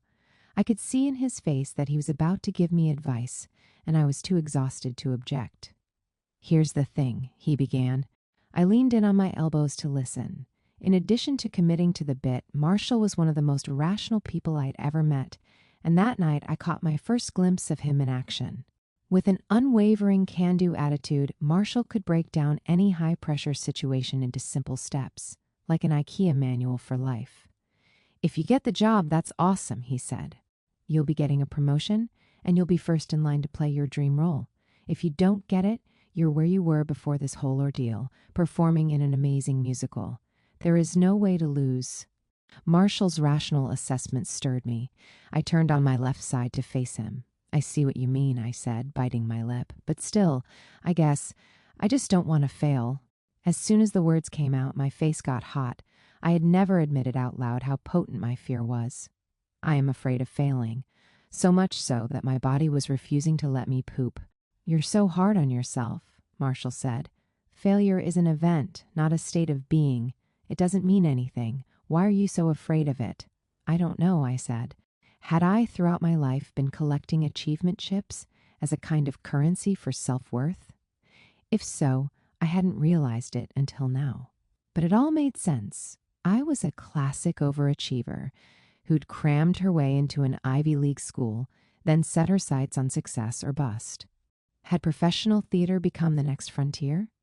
When it came to Wicked, I'd never been tested so many times or through such extremes, and the process had begun to take a toll. My old horseshoe-wielding friend Luck wouldn't lay off the aggressive spankings. In my mind, this meant certain, spectacular failure. Is that how achievement worked? That the more you accomplished, the worse you felt? That the higher you soared, the longer and farther you could fall as soon as the letdown arrived? I peered into Marshall's face, his thick mass of eyelashes complementing his strong, Superman-like jaw. I was afraid of professional failure, but was I also confusing it with another fear? They don't call it falling in love for nothing. We talked through the night. Marshall's words helped, but I still couldn't shake the feeling of dread. How much further would I have to go, traveling down this long, winding yellow brick road? Would I lose myself amidst so many challenges? I had no choice but to press on through this sleepless, poopless week. The days after my standby audition could also have been called, "How am I anxious about getting a role that I am simultaneously rehearsing?" Because maybe the weirdest part was that in the aftermath, I had to continue on with my daily Elphaba rehearsals, while everyone on staff agreed to act like nothing had happened. No dramatic cross-country flight. Nope. Business as usual.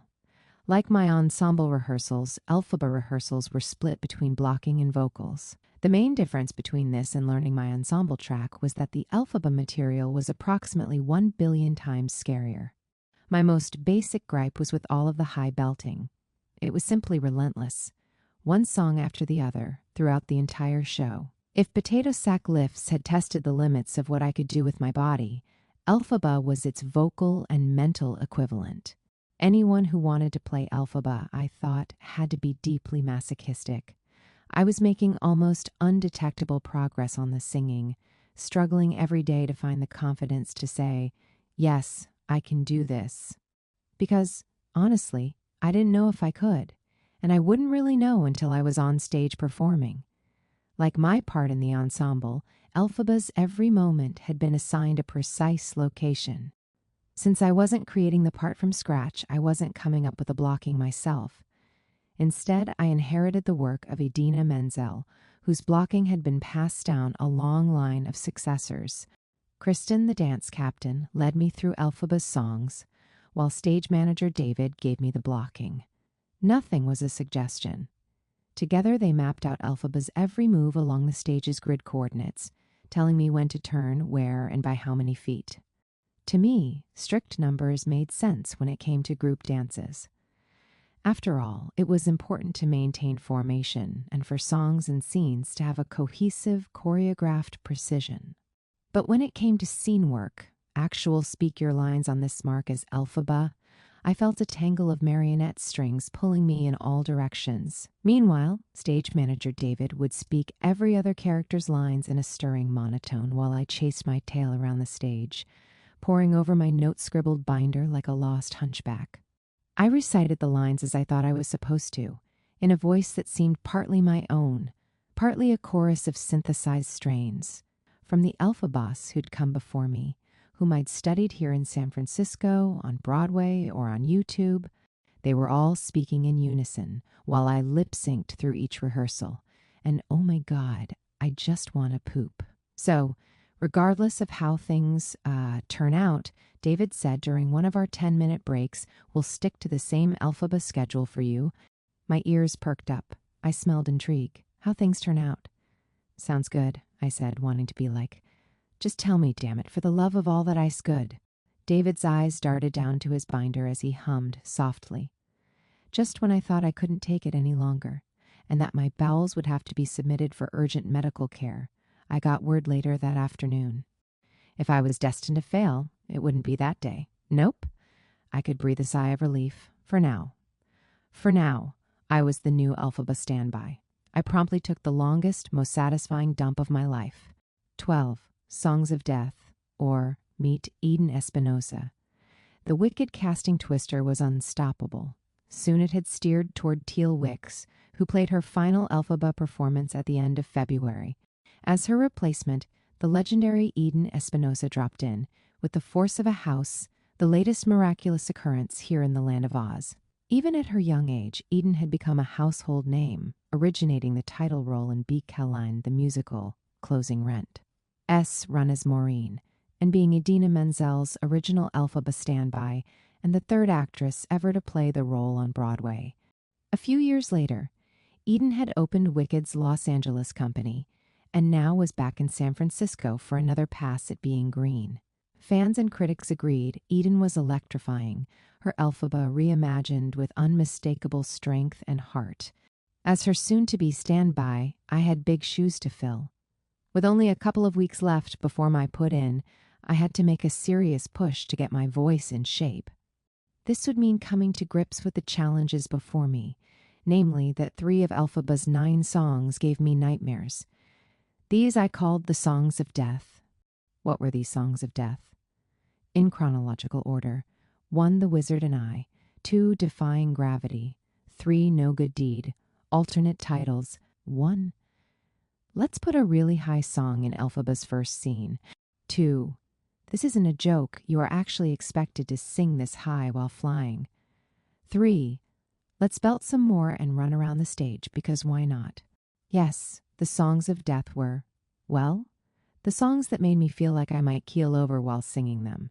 The doozies, the destructors, the devils. I couldn't speak for other Elphabas, but for me, these explosive, spew-your-guts songs of death demanded that every atom of my body spin around its individual nucleus in special, anxiety-driven hyperspeed. What's more, they were spaced evenly throughout the show, beginning when Elphaba first took the stage, punctuating the end of Act 1, then re-emerging at the 11th hour when all hope had been lost.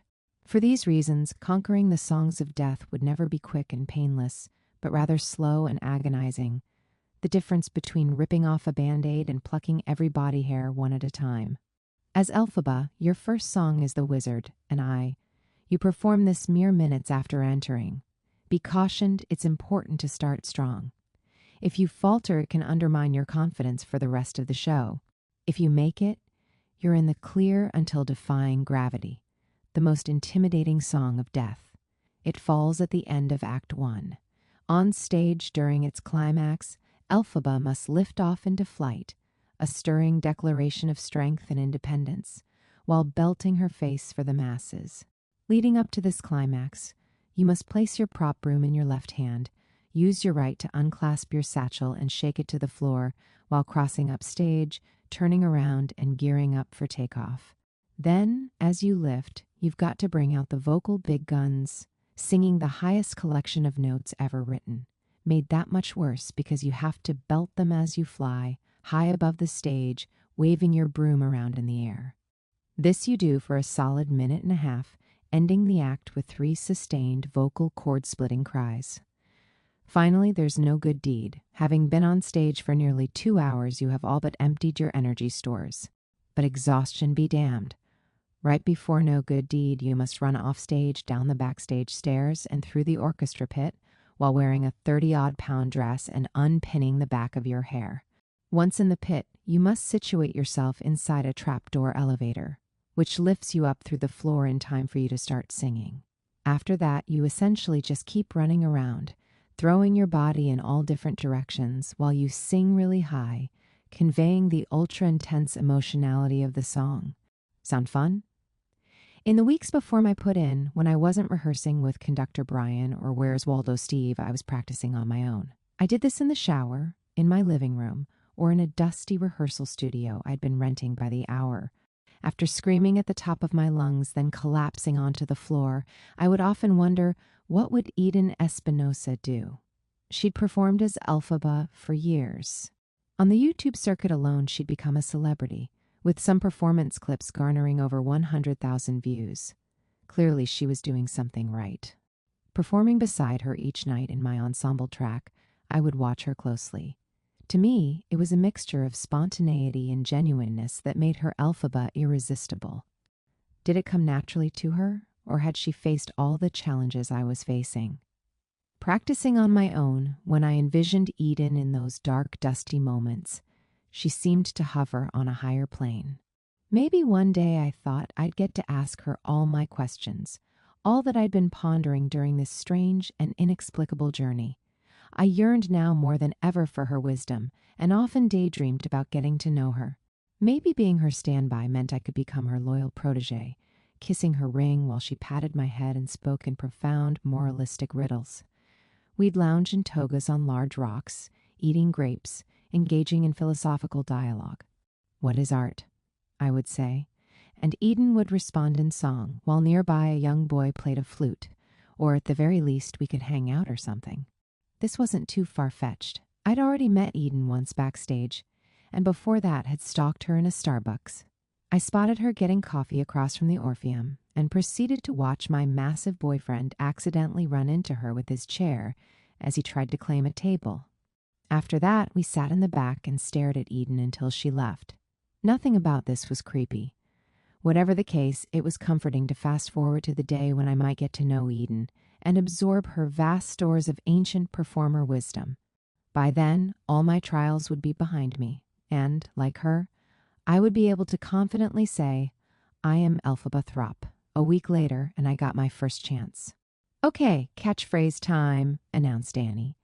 It was game night at Glinda's standby Libby's apartment, a tradition newly forged by a small and dorktastic group of wicked cast members. On these special Sundays, we rang in the end of our 8-show week with rousing games of catchphrase, scattergories, and charades, all while watching the MSNBC show To Catch a Predator. Someone would please explain the rules, said Nick, who played Fiyero. He wore wide-rimmed glasses and a T-shirt with a picture of an electric guitar. How is this game played, please? Oh, Nick, said Libby. Nick, who was French-Canadian, hid his slight accent on stage, but sometimes let his foreignness creep into everyday conversation, at which point one or more of us would coo at him like he was a toddler speaking his first sentence. It's like that game Password, except with teams, began first violinist Carrie, our resident expert on everything. As Carrie explained the rules, Marshall seized the remote and started flipping through to find MSNBC. Nobody really understood why watching pedophiles get publicly shamed was part of our tradition. It just happened that the first time we'd assembled, we'd gotten a huge kick out of it. Somehow, it stuck. Oh, look, there it is, said Libby, pointing to the TV and giggling. On the screen, there was a man in acid-wash jeans, who was later identified as a pastor, sitting on a stool by a kitchen counter. What's in the bag? Asked host Chris Hansen in the most serious voice I'd ever heard. Condoms? No, said the pastor. Then he hung his head. Yes. See? They're damned if they do, damned if they don't, said Etai stirringly. We all gasped as we watched the pastor get tackled to the lawn by a bunch of policemen with bowl haircuts. It's just pure filth, heckled Etai from his corner armchair. Are we ready to play? Called Annie, her smiley face at its smiliest. Hang on, Libby said, rising to her feet. In her frilly cardigan and sparkly headband, she began lighting a row of tea lights, which she set next to the snack bowls and cheap wine Marshall and I had brought. From the looks of everything, Libby had cleaned and tidied her decidedly chic apartment. High-ceilinged and fully furnished, it was part of a corporate housing building where many wicked cast members lived. Libby, you are quite the hostess, I said as she walked over to the kitchen and grabbed a bowl of grapes. Oh, stop, she said so cutely that I wanted to call the cute police. Need any help? I asked. Just sit your pretty booty down, she said. Lately, Libby and I had grown closer. Each game night we'd been swapping stories, testing our favored styles of conversation and senses of humor. Like Etai, Libby had gone to a conservatory program for college. Before that, she'd done summer theater, something we had in common, where she was hailed as an adorable little ingenue. Indeed, Libby and I were a curious pair, on the honeymoon of our arranged standby marriage. We were eager to make things work, and in no time at all, the effort became minimal. Lately, it was no effort at all. I concluded that during my early days in the ensemble, I had been quick to judge her. She was, despite her bubbly sheen, a kindred spirit. Okay, I think we're ready, said Carrie, as Nick nodded while looking perplexed. But we were interrupted as somebody outside started knocking. Libby answered, and in seconds, through the door walked, gasp, Edvard Munch. Hey, friends, she said, giving a little wave. As of a week ago, Edvard Munch had become Wicked's newest cast member. Since the week I didn't poop, she'd been flown in as my ensemble replacement, and was now training to understudy Elphaba and perform my old 3F track. I dug my hand into a bowl of pirate's booty as I glanced over at Edvard, who plopped down next to Etai. Her hair was long and tied low in a ponytail, her perfect cheekbones an art lesson in shadow and light. Alyssa, you're just in time, said Libby. Yes, Edvard's real name was Alyssa, but I wasn't willing to accept that just yet. I was still adjusting to my new reality, that a specter from my audition was suddenly here in San Francisco, taking over the track I had spent 2 months learning. In other words, I'd been replaced, and the gears kept moving. Pirate's booty, said Alyssa, reaching over my lap to the communal bowl. As I watched her chew and talk to Itai with her mouth full, I knew that, in the end, I liked her. She was friendly, enthusiastic, and had a killer voice, probably one of the best I'd ever heard. What did I care that she'd replaced me? This was exciting, not something to lament. And while I still felt like a newbie myself, I'd do my best to help her along. "I'm starting the timer, y'all," said Annie, as she waved a little game piece in the air, which looked like a mini answering machine. "Catchphrase time." As the shouting match began, on the TV, Chris Hansen was reading from a piece of paper, while a man in a cowboy hat cried into his hands. "Pleasure Lover, is that your screen name?" Just then I heard the distinctly French-Canadian call of Nick, shouting my name as he handed me the little screen, which said Greece, a word I had to get my teammates to guess. "The Olympics? Athlete?" shouted Marshall. "Countries, world," I said. "Nationalism?" yelled Carrie. I thought of a new tactic. Summer Lovin' had me a blast. "Greece!" everyone shouted together. "Yay, homonyms," I said, refreshing the screen as I handed it off to Libby, while people kept yelling and foaming at the mouth. I wondered if they, like me, had grown up with board games and sing-alongs as foundations for their every social encounter.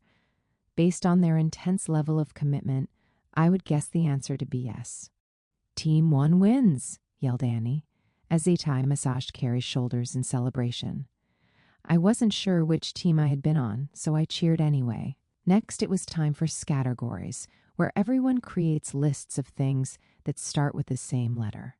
While Annie distributed pens and paper, I caught wind of Itai and Alyssa murmuring together in the corner. "Did you talk to her?" whispered Alyssa. "Yeah, she said she might stop by," answered Itai. "Who?" I asked. "Eden," they said in unison. "Eden? Did you hear?" "She lives in this building," said Libby, who had also been listening. "Really?" I said.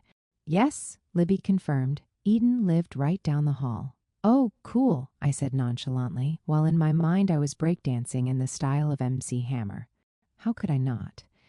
Hearing that Eden lived down the hall was like learning the White House was on my block, and I might get to trick-or-treat there. Scratch that the president might trick-or-treat here. Because Eden Espinosa, Broadway legend, was maybe going to play board games with us. As I continued to mentally breakdance, Scattergories began, which meant more yelling and mouth foaming. By the end of the first round, Marshall had taken a 2-point lead because, for things you plug in, he'd written mammogram machine. "Nice," said Nick.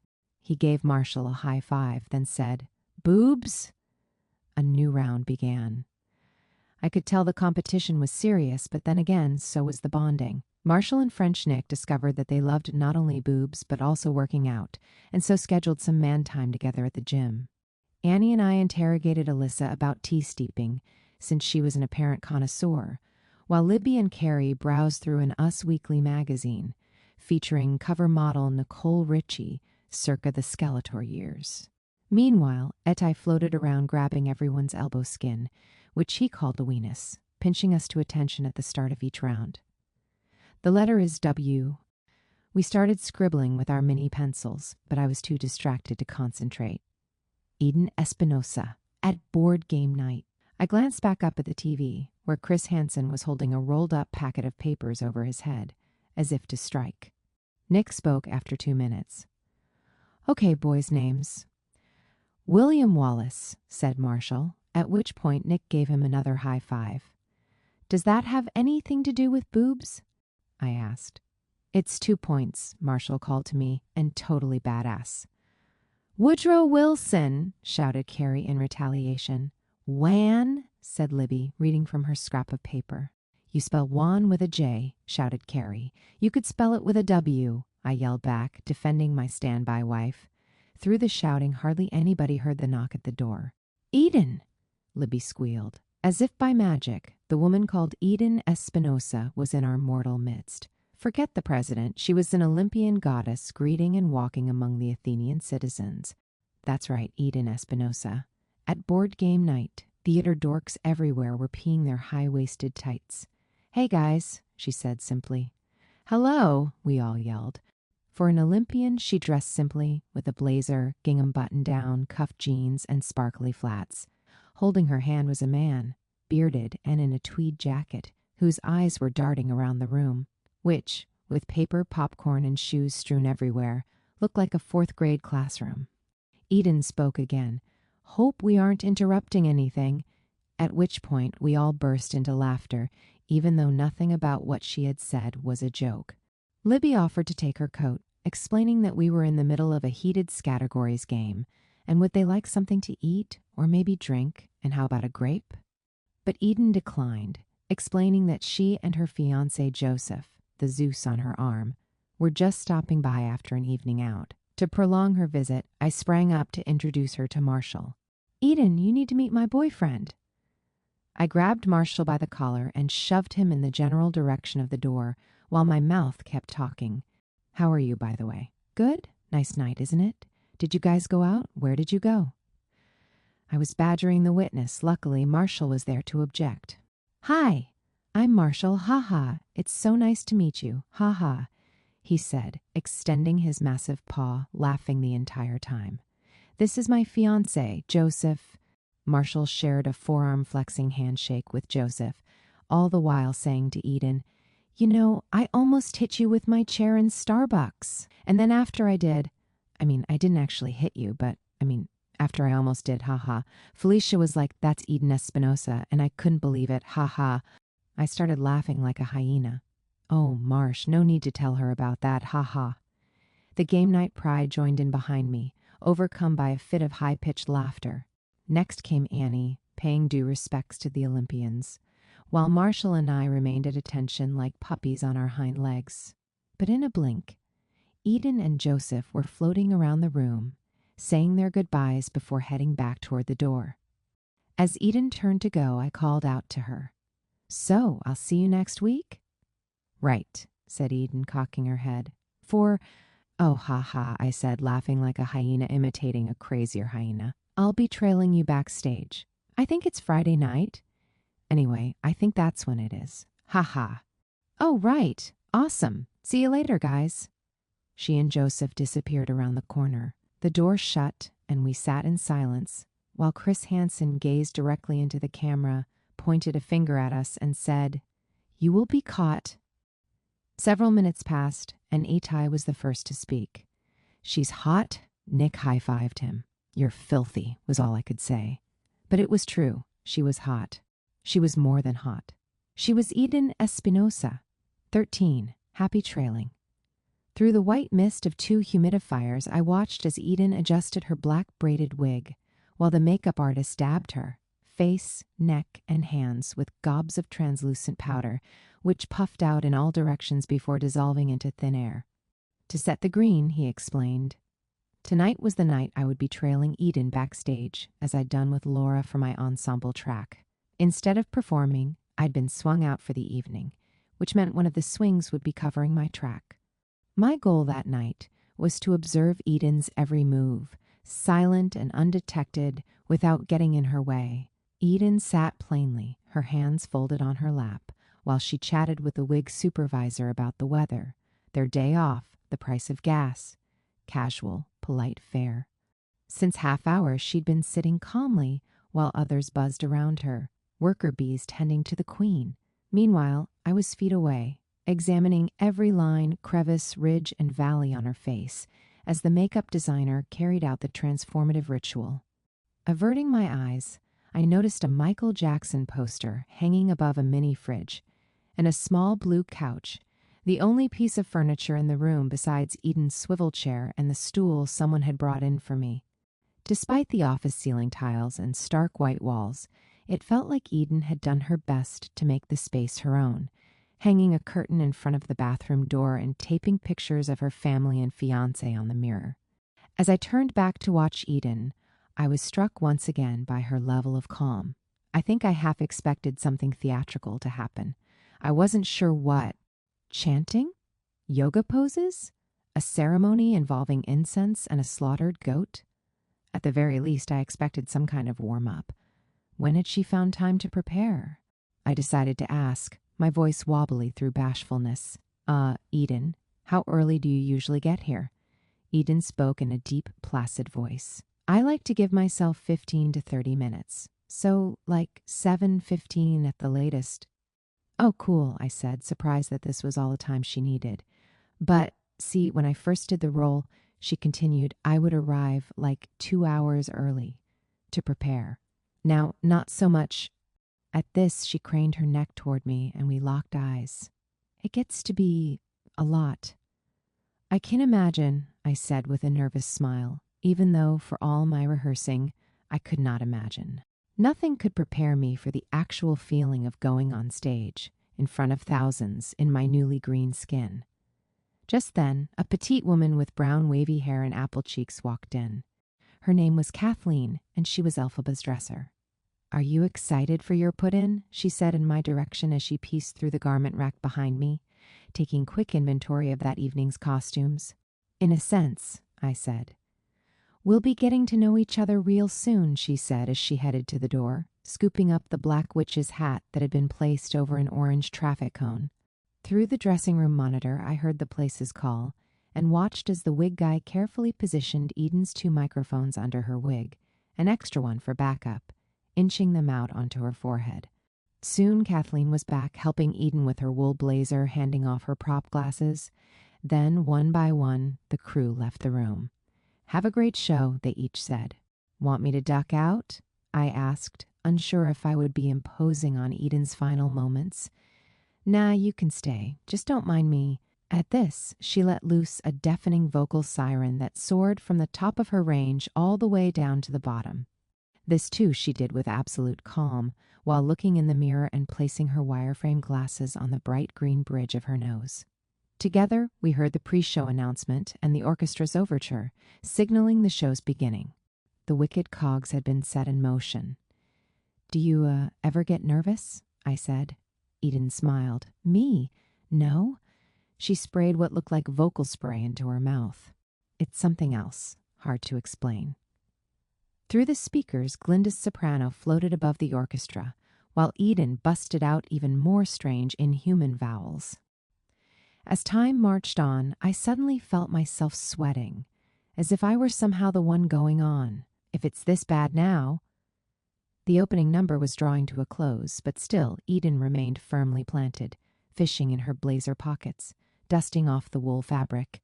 As the ensemble concluded the number, belting the word wicked 1, 2, 3 times like a harmonious foghorn, Eden, without warning, opened her mouth and sang along to the final blast, belting out the highest note I had ever heard coming from anyone.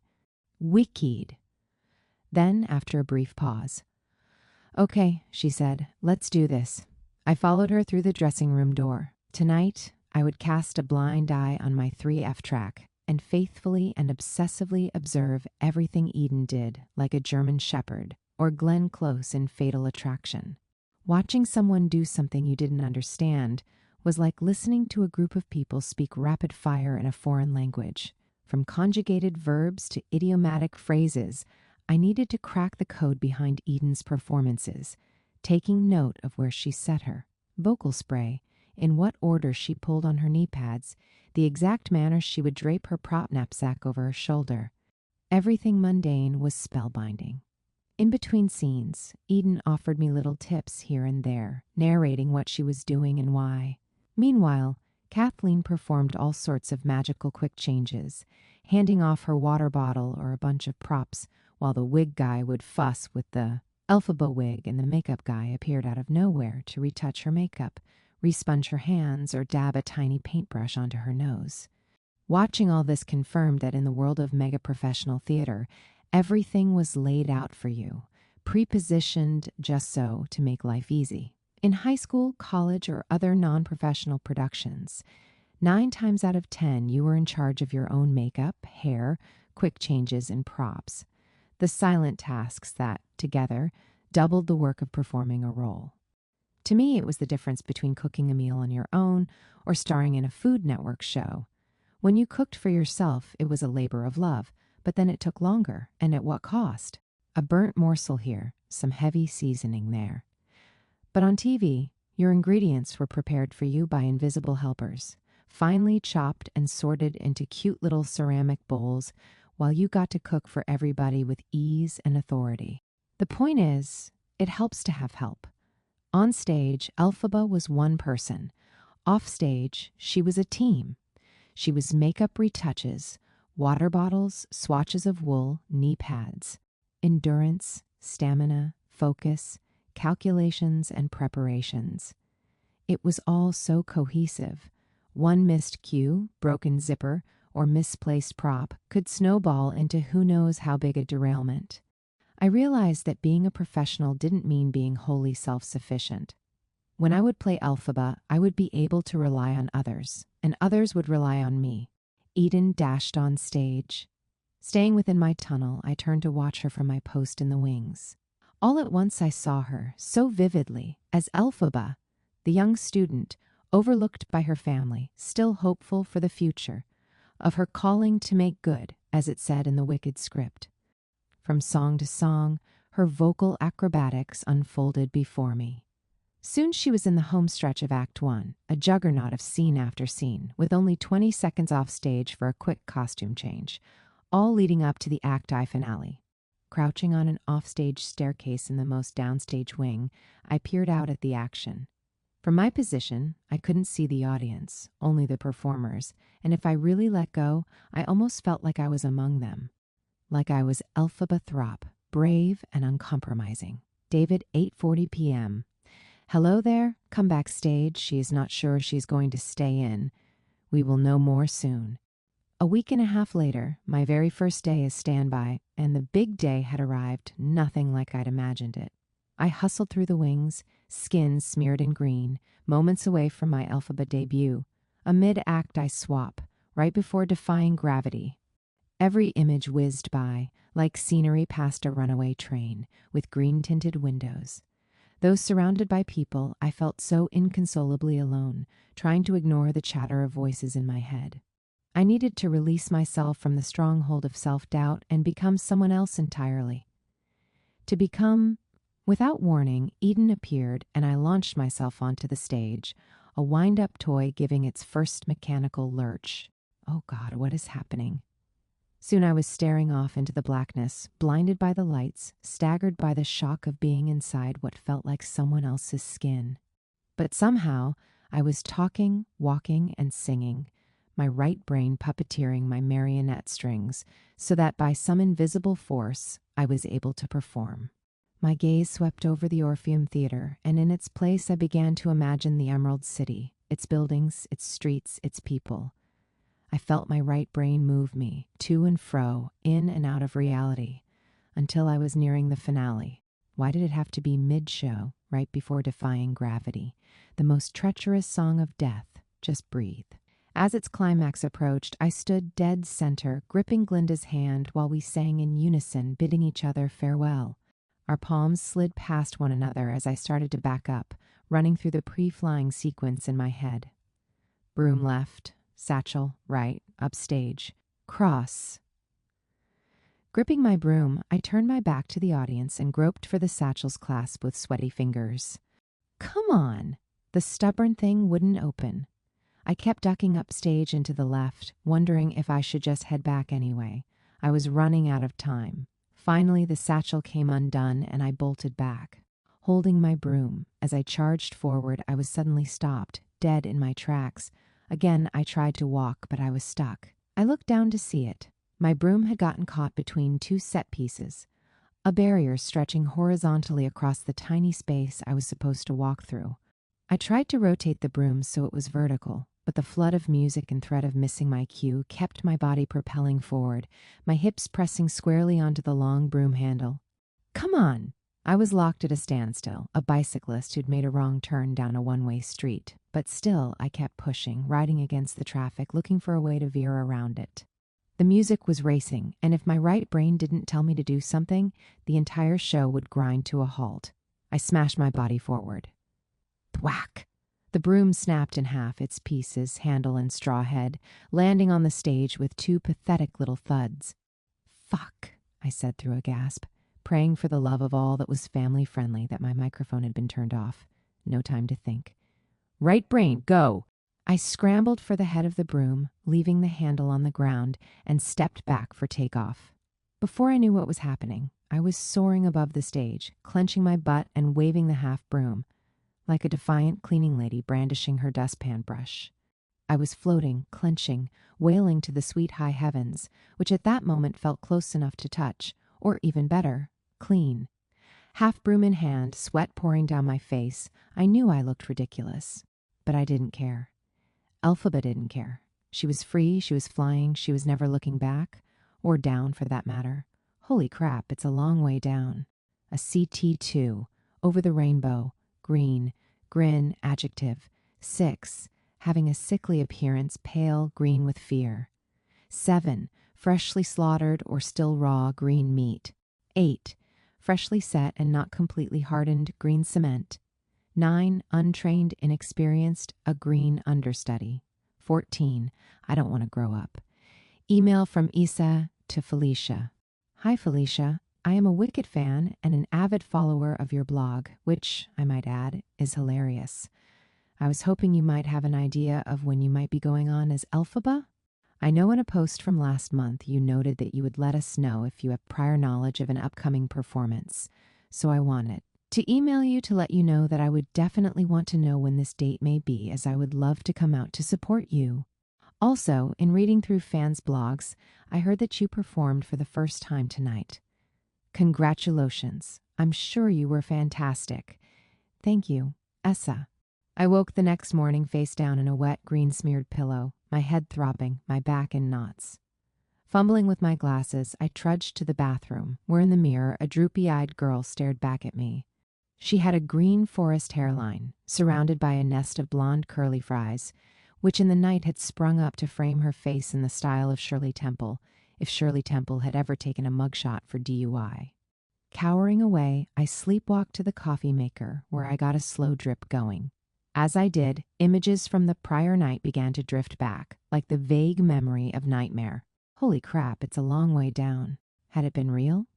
The green in my hair, orbiting my ears and caked in my nails, was evidence that, yes, the worst-case scenario had come true on my very first day as standby. I'd been called on, mid-show, and did I break the broom right before defying gravity?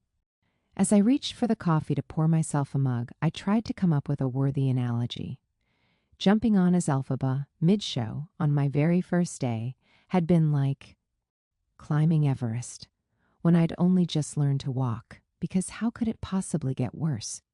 I sipped my coffee as if in slow motion, my grip weak, my arm shaky. Seriously, you couldn't make this stuff up. A moment later, and my phone began buzzing. David, great job last night. Oh, thanks, I said hoarsely. How nice, I thought, that the stage manager was calling to check up on me. Also, you're on for both shows. I froze. What? Eden will be out for both today, so it's all you. Wait, what?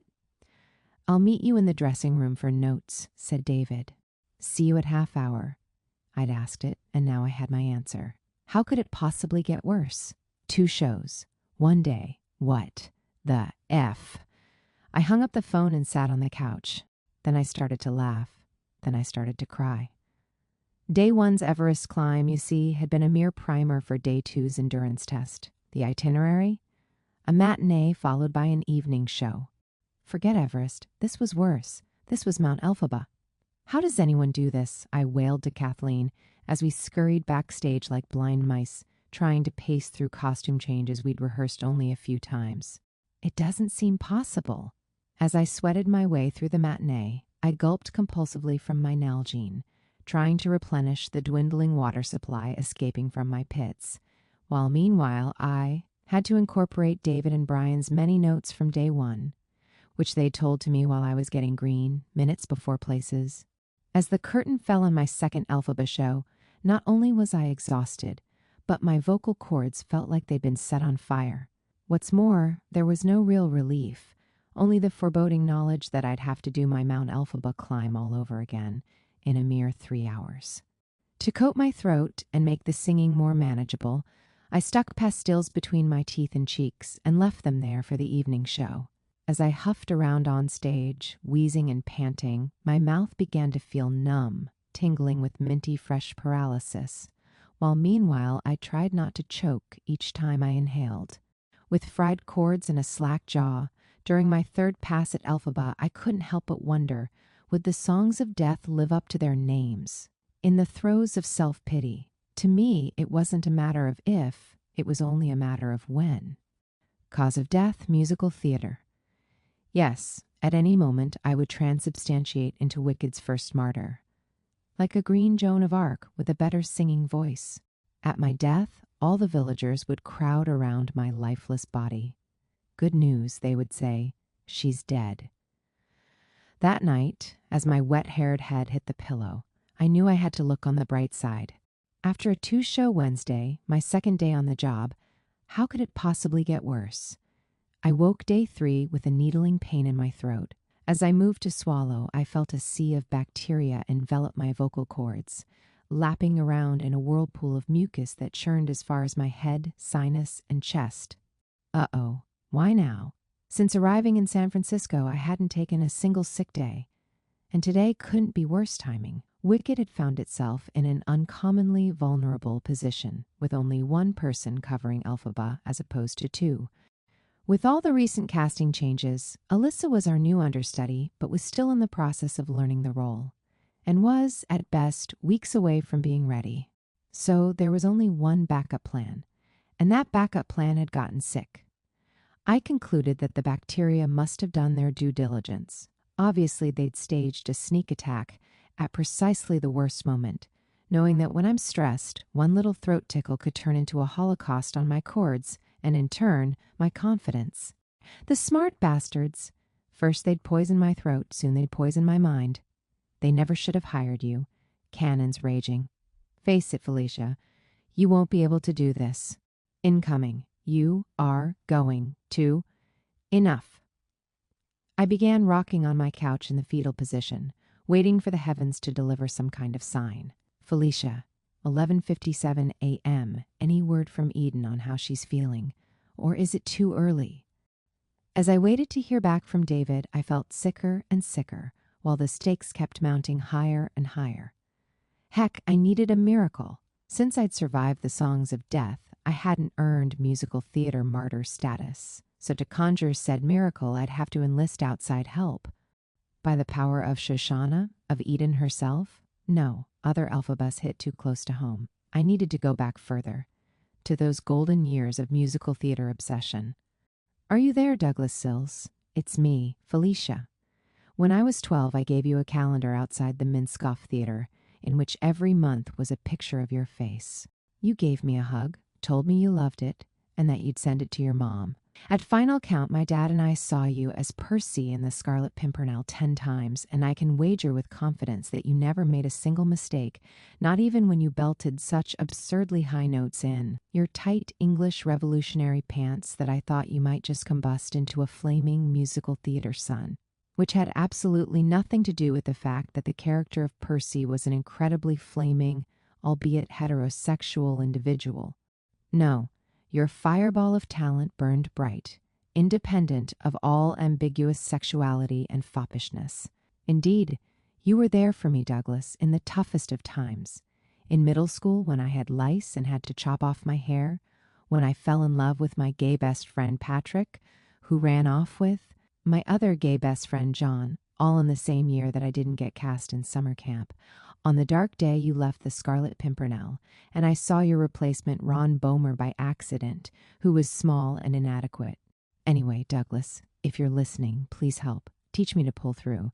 Teach me to shoulder the pressures of being an actor. Teach me to maintain the tautest of posteriors. Lastly, please, oh please, make Eden get better. It is my only hope tonight, since I have no understudy, and each time I try to sing, I sound like a bullfrog suffering at the hand of a bigger bullfrog, who is tormenting the smaller bullfrog because she is a terrible singer, even for a bullfrog. If Eden calls out, oceans will rise, buildings will crumble, and or Wicked will have to be canceled. Please don't let that happen, Douglas. I'm just a lowly, newly turned professional actress who wants at all costs to avoid being shamed and or the public enemy of Wicked fans the world over. Please? Alternatively, if you can do none of these things, could you send me a signed headshot? I'm at 466 Clementina Street, apt Shipped to San Francisco, CA 94103. Sincerely, Felicia. P.S. For years I have wished you were not 2 decades older than me, my husband. Just needed to get that off my chest. Because if I don't take this opportunity to blatantly proposition you, what would even be the point of this prayer? And praise Douglas. 4 more hours of rocking in the fetal position, and the miracle came in the form of a text. David, 4:54 p.m., just got word that she is in tonight. Hallelujah! I felt so happy I could cry. So, obviously I did, big goopy tears, the kind that comes from your eyes and your nose. That evening in the standby dressing room, I went on complete vocal rest, as indicated by the construction paper sign I'd fashioned with magic marker. Can't talk, it said, with a frowny face. I held it tightly near my chest as I lay on the couch next to my humidifier, which I'd positioned to blast directly into my goop-filled nostrils. Libby sat on the other side of the room doing a puzzle of Rockefeller Center at Christmas time. We'd silently agreed it was best she kept her distance from me, a vessel of illness and despair. Like a vulture sniffing out a carcass, Etai soon appeared and proceeded to grab my weenus, trying to get me to laugh. I hated this weenus bit of his, so it was a testament to my Joan of Arc will that I resisted. Once Etai left, through the dressing room monitor, I could hear Eden on stage, powering through the songs. She sounded fine, but my teeth chattered. Might she call out mid-show again? This was the demon that lurked in the corner opposite Libby, doing its own puzzle, which, when assembled, depicted Felicia's failure. But, lo! Eden pulled through, and I survived the night in one piece. Thank you, thank you, thank you, Douglas Sills. Day 4 was anybody's guess. Would Eden call out? It was all I kept wondering. I'd used up my musical theater miracle and had no other choice but to prepare for the worst, gargling buckets of salt water, hoping I could maybe dislodge the phlegm that was holding my vocal cords hostage. In the afternoon, I got official word. David, 2:10 p.m., you are green tonight, please confirm. Crap. I'd thought I'd reached my peak, but I'd have to keep climbing Mount Elphaba. The trails kept materializing into the sky, and for my 4th show, my 3rd day on the job, I would have to perform slightly sick. Felicia, 2:11 p.m. confirmed. David, 2:11 p.m. come in a little early for notes and stuff. More improvements, more tweaks, more trails. David, 2:37 p.m. looks like Libby is on, so we need to do fight call as well. My standby wife. We'd never performed together, so this meant a whole new set of firsts, or, through a pessimist's eyes, things to worry about. At least we'd meet for a fight call before the show to rehearse a few choreographed moments. David, 4:33 p.m. So confirming 6p for vocals and 7p for Slap That Witch. Vocals meant Brian and I would do some pre-show cleanup, while Slap That Witch was stage manager lingo for a scene with Libby in Act 2, full of wrestle-tussling and, you guessed it, witches slapping each other. Felicia, 4:34 p.m., both are confirmed. I took a deep breath. I chugged 5 glasses of water. I ate a banana. I rehearsed with Brian. I slapped that witch.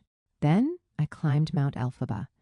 And, songs of death be damned, I made it out alive. Over 40 performances later, I learned that playing Elphaba evoked many different feelings. But that first week, I could boil it down to 2. 1, holy crapey, playing my dream role.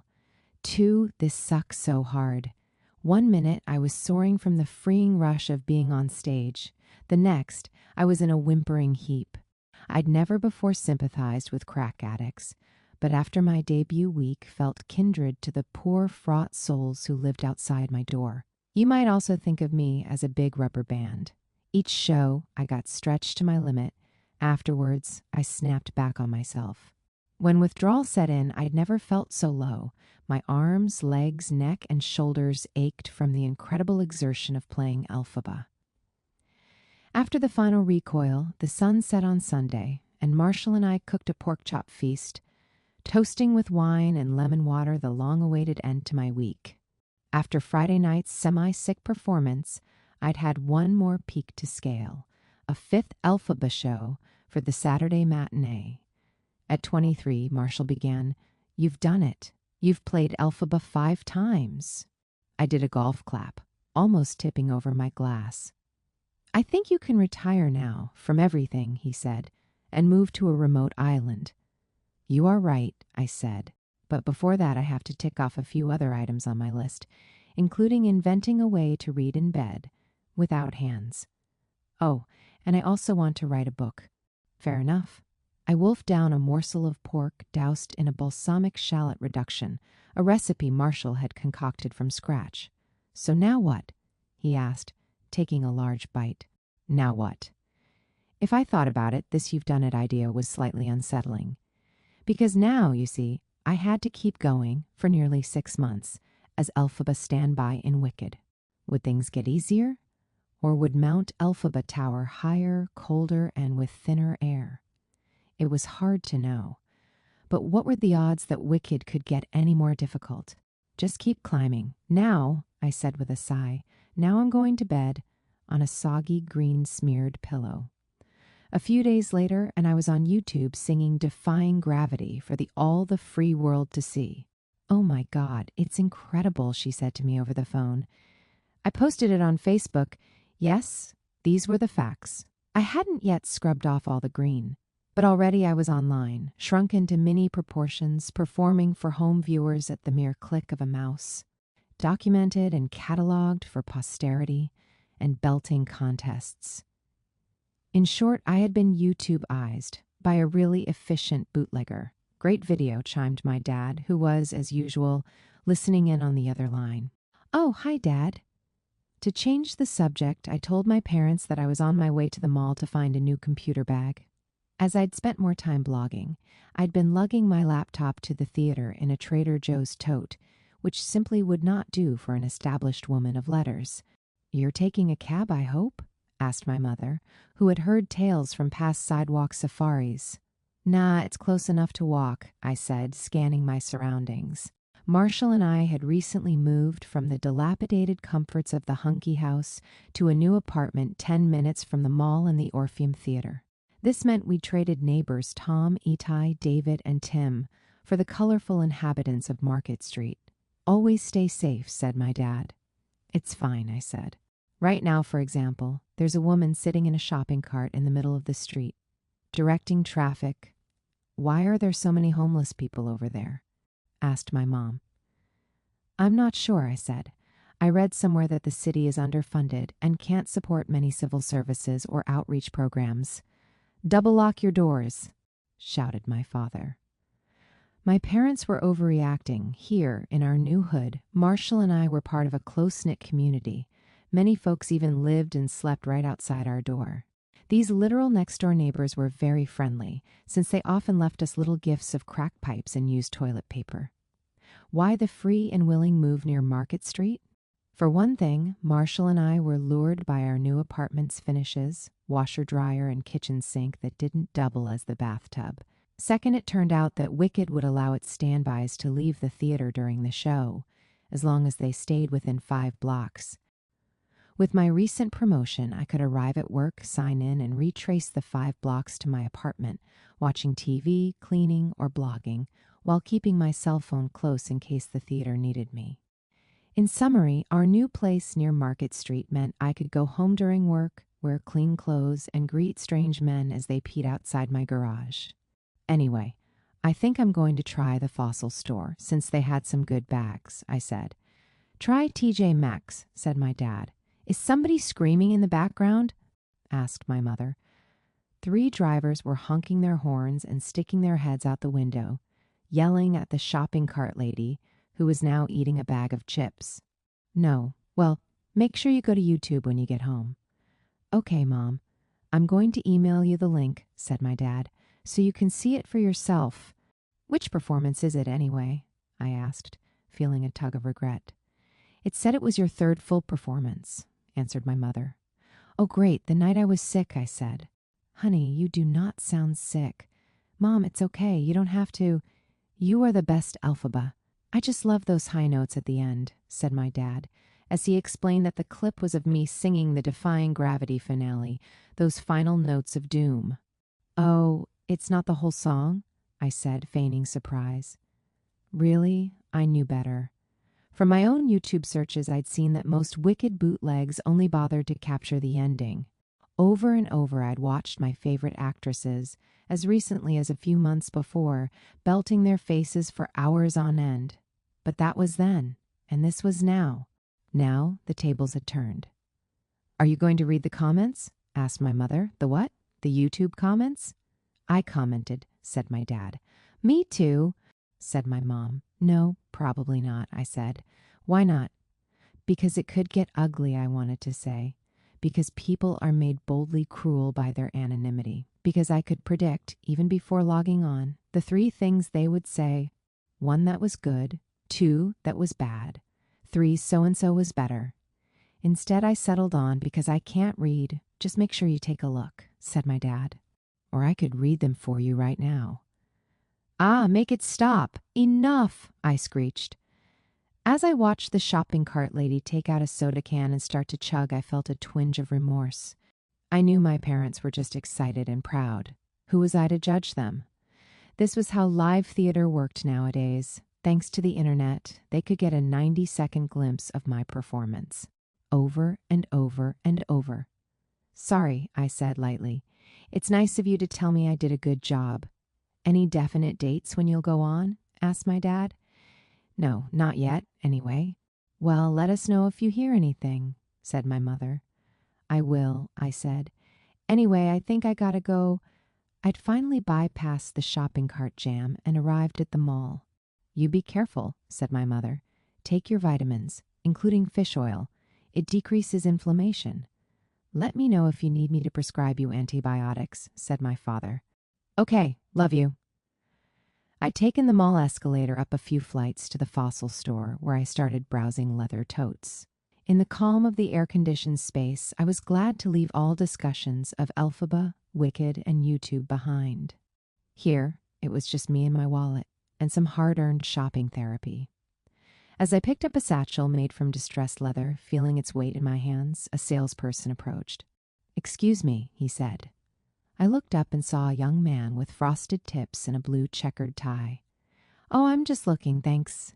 Next, I moved to a bag that looked like a convertible backpack, only with longer straps. I peeled aside the tag to check the price. "No, I was just wondering," the salesperson said as I fingered the snaps. "Are you in Wicked?" I stopped. "Oh," I said, turning to face him. "Yes, I am." His gaze shot up to my green hairline, then back to my eyes. "I think I saw you this week." "Oh, ha, no way," I said, looking down at the floor. "It's one of my favorite shows," he said. "Me too," I said. I crossed to the other end of the store, where I steered the conversation toward a couple of bags. Together, we weighed the pros and cons of more or less pockets, long or short straps, leather or nylon.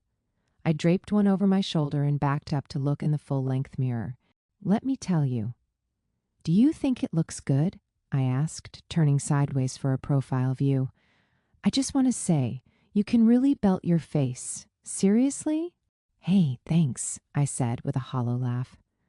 "That's really nice of you." I decided on leather with pockets, swiped my credit card, and braved the streets home. Later that evening, I gave in.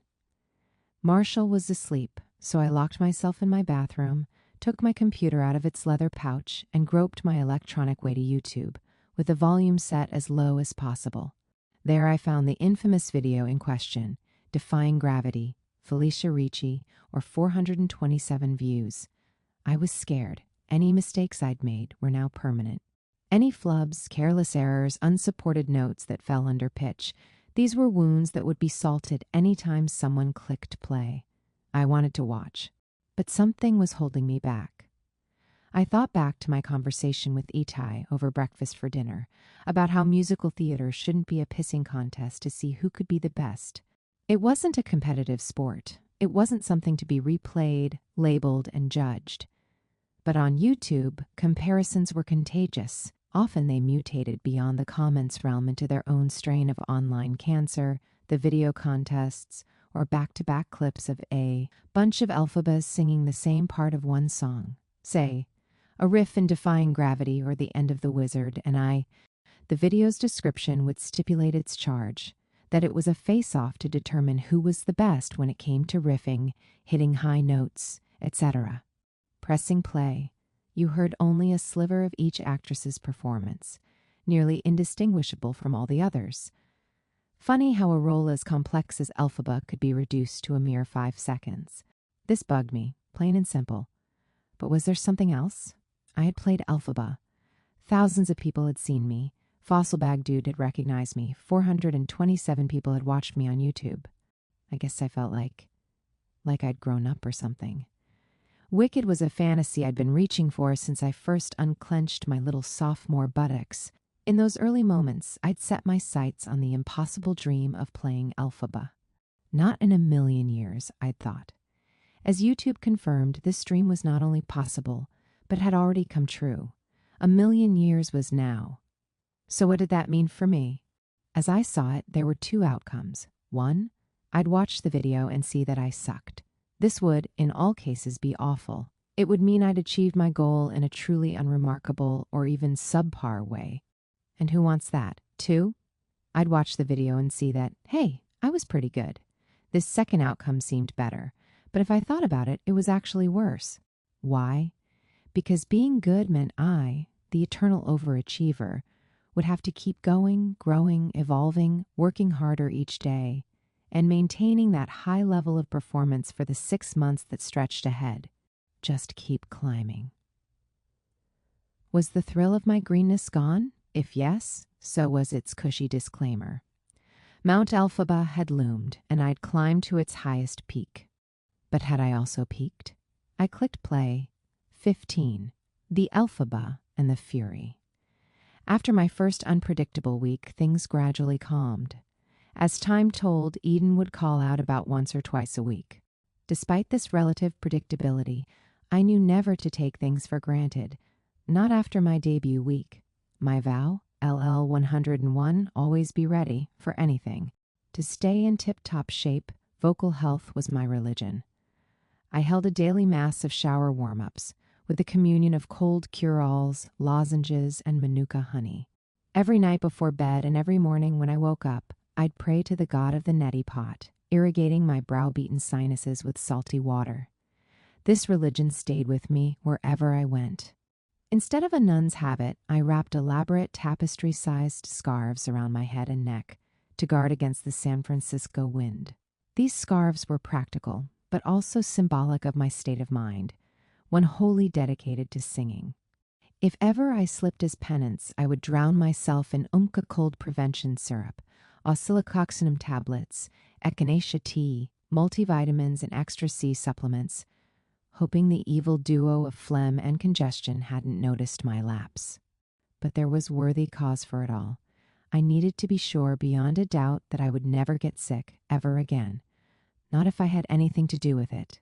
In the meantime, I kept working my alternately clenched and unclenched butt off, improving my Elphaba performance as best I could. Since there was only so much I could accomplish during my maintenance rehearsals, which I did out of costume, without sets or actual props, my standby performances were very much like rehearsals. On stage, in front of thousands, I tried to fix my blocking, rephrase my songs, reinterpret my lines, all while in the heat of battle. Note sessions with stage manager David and conductor Brian followed every such Elphaba battle. Their extensive critiques addressed all aspects of my performance. Some struck at very basic concepts, some nitpicked, some encouraged, and some were downright confusing. Very little slipped by either of them, but especially David, whose main goal was to keep ushering me within a few centimeters of the Elphaba blocking grid. Consistency was the name of David's game. With his mallet, he chiseled me to fit the Elphaba mold. "I noticed," David said to me one day, during a particularly long note session in the stage management office, "that you took your glasses off when addressing the shiz students." "Yes," I said. "Want to make something of it?" He looked at me through a blank stare, barely moving as I shifted back and forth in my seat. "What was that?" he asked. I decided to argue my case, explaining that my intention had been to shock and incite the shiz students by showing them my green skin. I'd taken off my glasses to better display my face, direct and unobstructed, which I thought had made the action stronger. David nodded silently. Sometimes he afforded me glimmers of freedom, but usually he put his foot down. Today he took a breath and said, "Let's not do that." "Okay," I said as I wrote his comment on my sheet of notes. "To nail the coffin shut," David added. "It tells a different story." Many note sessions later, and I learned I needed to pick my battles. Like every long-running Broadway show, replacement actors across every Wicked company had to be derivative of the actors who came before them. Standbys, in particular, were coached to stay within the shadow of everything their principal actor did. In short, unless you were originating the role in a company and working with Wicked's director Joe Mantello, there was only so much an Elphaba could do. It wasn't about painting a new landscape. It was about coloring within the lines. Still, I made the best of it. Each time I was lucky enough to go on, I tried to approach the role as my own, from a brand new perspective, giving it my own touch of greenness. Over time, as I smoothed the edges of my Elphaba statue, the role became more manageable. I kept changing and adapting to apply David's extensive notes, much like how a weightlifter's hand sprouts a callus to guard against the chafing, or a bonsai tree curls to fit inside its tiny vase. And as my performance changed, so did my skin. It thickened, for one thing. It also changed color. Green pigment, you see, when applied to pasty part Irish skin, is like grape juice on a carpet. No matter how much I scrubbed, the green would never quite come out. From my put-in to a month after I would play Elphaba for the last time, my face gave off a sickening, almost fluorescent glow, while impossible-to-reach patches clung around my ears and hairline, weathering even my best Q-tip assaults. In short, I was a giant coffee-stained tooth, if coffee were green and teeth were shaped like people. It was a vicious cycle, too, because every time I got close to looking normal, I'd get called back into the show, and the greenifying would commence. I look like one of those Toy Story alien things. I agree. You're not supposed to agree, you're supposed to tell me I look beautiful. While non-company members usually weren't allowed backstage after half hour, Marshall got to watch me in my Elphaba dressing room before my put-in, where he proceeded to snap photos and agree that, yes, with a matte green finish and a wig cap pulled across my volleyball head, I looked positively Martian. Or maybe it's more like a sea creature, he said, clicking away. It was hard to believe that this greenifying ritual would have to occur every time I went on stage, but as time told, such was the deal. Each performance, week after week, our routine began with Elphaba dresser Kathleen, preparing my makeup, turning on my 2 humidifiers, and retrieving my black undergarments and green mesh jumpsuit. She'd place them next to my lukewarm water bottle and entertainer's secret throat spray, which, together with the cardboard box I stored under the counter, comprised my Elphaba first aid kit. As the second hand ticked its way to half hour, I would scramble to get prepped in time. During these moments, while I placed my tote in the corner, hung my street clothes on a hook, and swiftly brushed my teeth, I felt kind of like an intruder, or like I was squatting in someone else's vacation home. Because while I was Elphaba for a day, I knew Eden would be returning soon for her extended stay, and I would get shipped back downstairs, miles from the sun and surf. During my cautious preparations, many people freely walked in and out of the dressing room, sometimes knocking, sometimes not. These included wardrobe people, cast members, and Where's Waldo Steve, who came to warn me every time he conducted. "Need anything from me?" he would ask. "Just, conduct away," I would reply. And there was Libby, of course, who would usually peek in for a friendly hello before returning to the basement to work on her Christmas puzzle. All the activity was in good spirit, but I often wished I could have some pre-show alone time to get my head on straight. As a standby, I sometimes had to go on as Elphaba without having performed it for weeks. But since interruption was the rule, not the exception, I adapted, being sure to warm up, go number 2, and consume obligatory banana beforehand, all in the comforts of my own apartment. Because, at the stroke of 7:30 p.m., until moments before I would walk on stage, all privacy and solitude were surrendered. On cue, makeup designer Joe would bustle in to slather me in green, closely followed by wig supervisor Mark, who would pin my hair in. Loops, while Kathleen would dart around, somehow everywhere at once, appearing over my shoulder at the exact moment I needed to ask her a question. At 7:45 p.m., stage manager David would appear along with conductor Brian, hunching over me as they gave a few lightning-quick notes they'd forgotten to mention, while I nodded and smiled, feeling sweat forming under my armpits, above my green-tinted lip, and in my mid-back reservoir. At 7:58 p.m., it was on with my black braided wig and Act 1 costume, heavy and made of wool, while Joe patted on translucent powder and sprayed my hands with fixative. It wasn't until 8:07 p.m., when the show actually started, that I'd be left alone.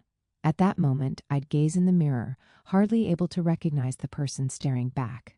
"Nice to meet you, Elphaba." The audio from the show's opening number would start to play, and I'd sing along, just as I'd seen Eden do when I first trailed her, taking those final moments to reawaken my voice, all the while trying not to worry about the challenges that lay ahead.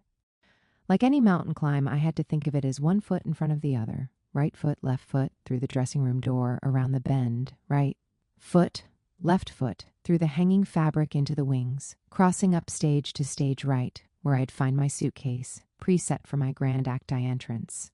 I'd at pick up, cross to center, right foot, left foot, behind the mechanized door, where the stagehand was set to open it, precisely on cue, directly after Glinda's line.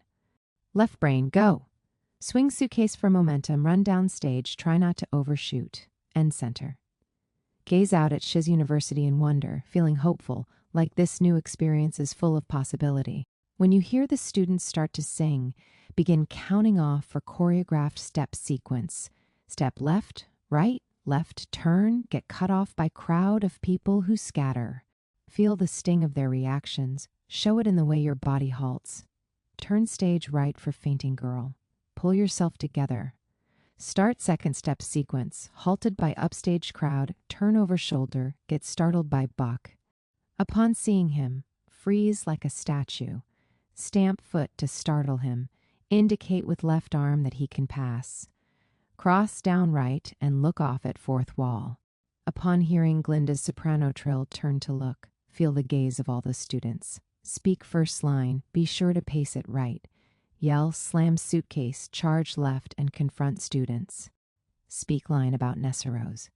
Get stopped by father, led across stage by right arm.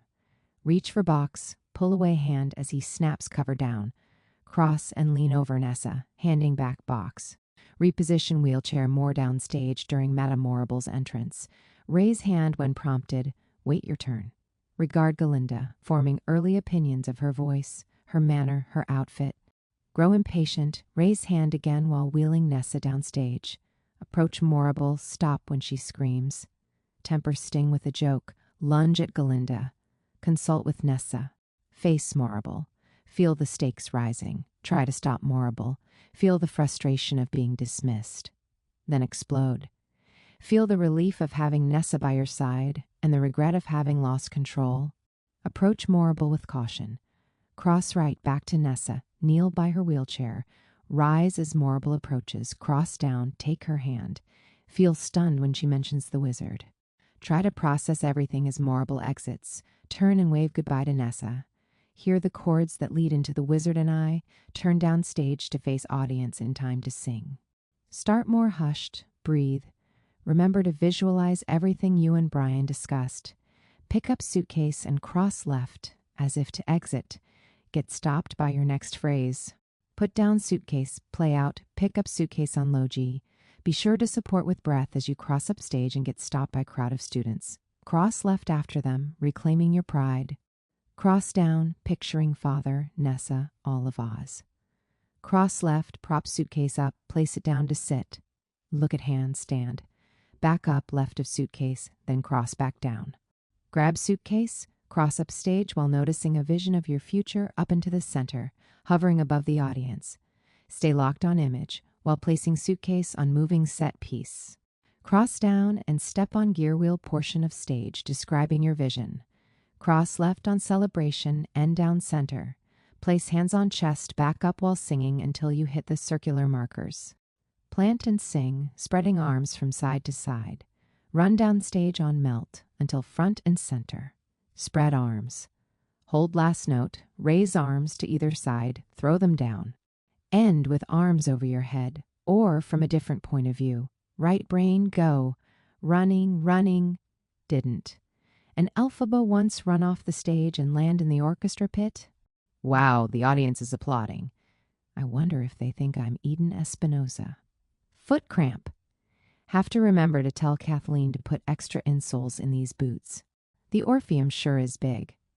I think they turned up the air conditioning tonight. It feels cooler out here, even though my wrists are sweating more than usual. I bet Joe will have to retouch the green before the school dance. And music cue already? Don't mess up these steps like you did your first week. It's left, left, hold, or is it the other way around? Too late. Why is it all those times I saw Teal and Eden do this opening it looked like a piece of cake? Oh, look, it's Alyssa fainting. I remember when I used to do that part in the ensemble, right after the quick change, when my wig was barely on straight, and the bubbles from the opening number made the floor so slippery that I almost crashed into Teal. Oh, look, it's Itai. Better scare him. Ugh, I hate the way I do that. What's with my weird witch's claw and freaky face? Gotta rethink that one. Hey, look, it's the floor. Hey, look, it's Penelope. She calls me Friche, and that makes me feel cool. Get ready for your first line, Fel. Should. I clear my throat. This air conditioning is drying me out. Of course, you can't clear your throat, you moron. My voice sounds weird right now, like an adolescent boy. Ugh, I hate the way I talk. Why didn't the audience laugh there? Gotta yell now, but I'm worried about my voice. That was lackluster. Obviously, David will give me a note about not being angry enough. Should I grab Kehao's book like Teal used to do? Nah, I'll just keep my distance. Oh, look, Tim is holding my arm. His face looks stubbly today.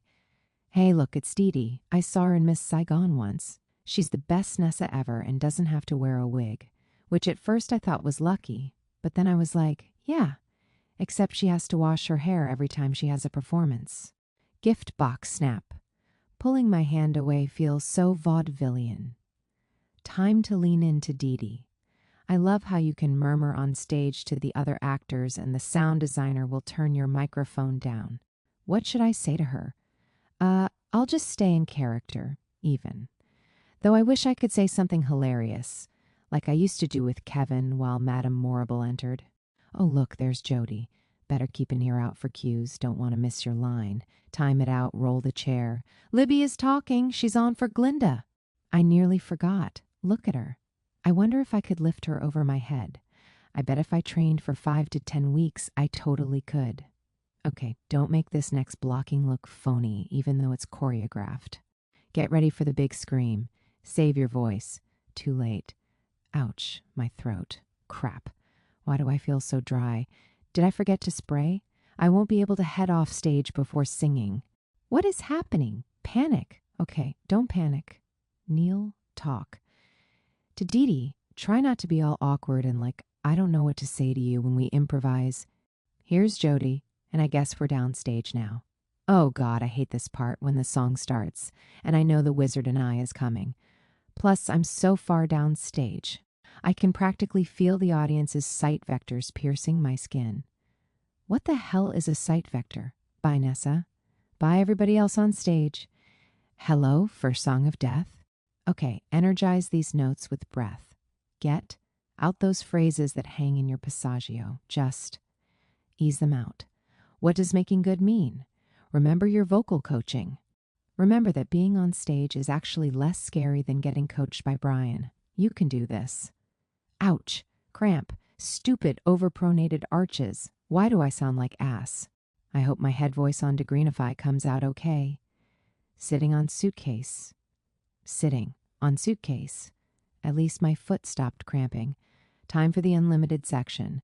It sucks, but you've got to do it. Back up carefully. I hope the suitcase doesn't fall with a loud boom like it did during my put-in. See the vision of your future. Don't riff up on second unlimited. Crossing, get. Ready for the finale, don't. Crack, don't crack, don't crack. Big, breath. Back up to center. Big high notes. Big high notes. Pop out that top note. Yeah. That's what I'm talking about. Now run, run, run while singing, run, stop, hit more high notes. More high notes. Don't pinch on team. You got it. Come on. Just a few more. The wizard ah, applaud me, damn it. 16. Standing by, plain house. April 12, 2010. Felicia's blog. Let's get one thing straight. I love my job. Let's get one other thing straight. Sometimes it is boring. But that's okay. Lots of things that are awesome can also be boring, like The Discovery Channel or any novel by Victor Hugo. On days when I'm not performing, I have the privilege to while away my hours in a shared dressing room with the impossibly delightful Libby Cervais, our Glinda standby. But that's not the only thing we share. We also share laughter, tickles, secrets, rainbows, bunnies. In all seriousness, much of being a standby consists of inventing ways to amuse oneself while staving off the sting of existential uncertainty. Some of Libby's and my recent standby activity brainchildren include buy complimentary Snuggies and/or slankets to lounge around in and wear inironic, glamour photo shoots, learn guitar, shampoo, comb, and style the blonde Jessica Simpson hairpiece Libby inexplicably owns in order to wear it inironic, glamour photo shoots, learn French, draft a handwritten letter to Vanilla Ice and see if he writes back, work out to Jane Fonda and/or other aerobics videos that were shot in the 70s so that we look fierce in our ironic glamour photo shoots, play lots and lots of board games. A week or so after I'd first arrived, the Wicked cast celebrated its 1-year anniversary of performing in San Francisco. There was a swanky nightclub party and everything, with thumping music and pigs in a blanket pushing waitresses in skimpy outfits and mini tilted hats. Atai and I, freshly off the proverbial boat, did our best to mingle amongst the cast, oozing charm. All told, we were one step closer than strangers and many steps shy of being friends. But we had fun, stuffing our faces and taking awkward Facebook photos. At one point, I found myself sitting next to Teal Wicks, our Elphaba at the time, who had distractingly toned arm muscles. Worried that I'd ask for an autograph on a cocktail napkin or squeeze her upper arm, I soon slinked away to the buffet, where I reunited with Atai and loaded up on chicken skewers. Several days after the party, David Stone, one of Wicked's lead producers, called a company-wide meeting, mandatory for all cast members. Floating on the wind of our 1-year triumph, were our wings about to get clipped? Was it a reprimand? Were we, gasp, closing? Would the show suddenly be performed by shadow puppets? In my mind, questions abounded.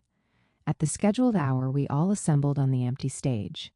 I sat cross-legged next to Atai, proud to be among the newest cast members of Wicked. Front and center stood David Stone, with freshly trimmed salt and pepper hair and a neatly pressed polo shirt, decidedly different looking than I'd been imagining him, as one of the mysterious bearded fates of Wicked. Maybe this is just his day disguise, I thought. The verdict? Wicked San Francisco would be closing, though not until September. David fielded a quick Q&A about what this would mean for us, and soon we dispersed, the date burned into our minds. September 5th. It was weird to know our company's expiration date after I'd only just arrived and signed my contract. To sort things out, Atai and I talked everything over at his apartment while watching War of the Worlds and, obviously, massaging each other's shoulders. At least it's not some mystery, said Atai as he started thumping along my spine with violent karate chops. Ow, I yelled. Oh, come on, it feels good. Ow, 8 months is a long time, but not long enough to settle. True, I said through the chopping. Wo, id, you, quai, I, it. That for one, say on. Okay, but it's good for you. Shaking off the pain, I submitted that we should just think of Wicked as an 8-month vacation. It will give me an excuse never to unpack my stuff. Good idea, said Atai. I explained to him that, as far as I was concerned, it was exactly like moving into a college dorm.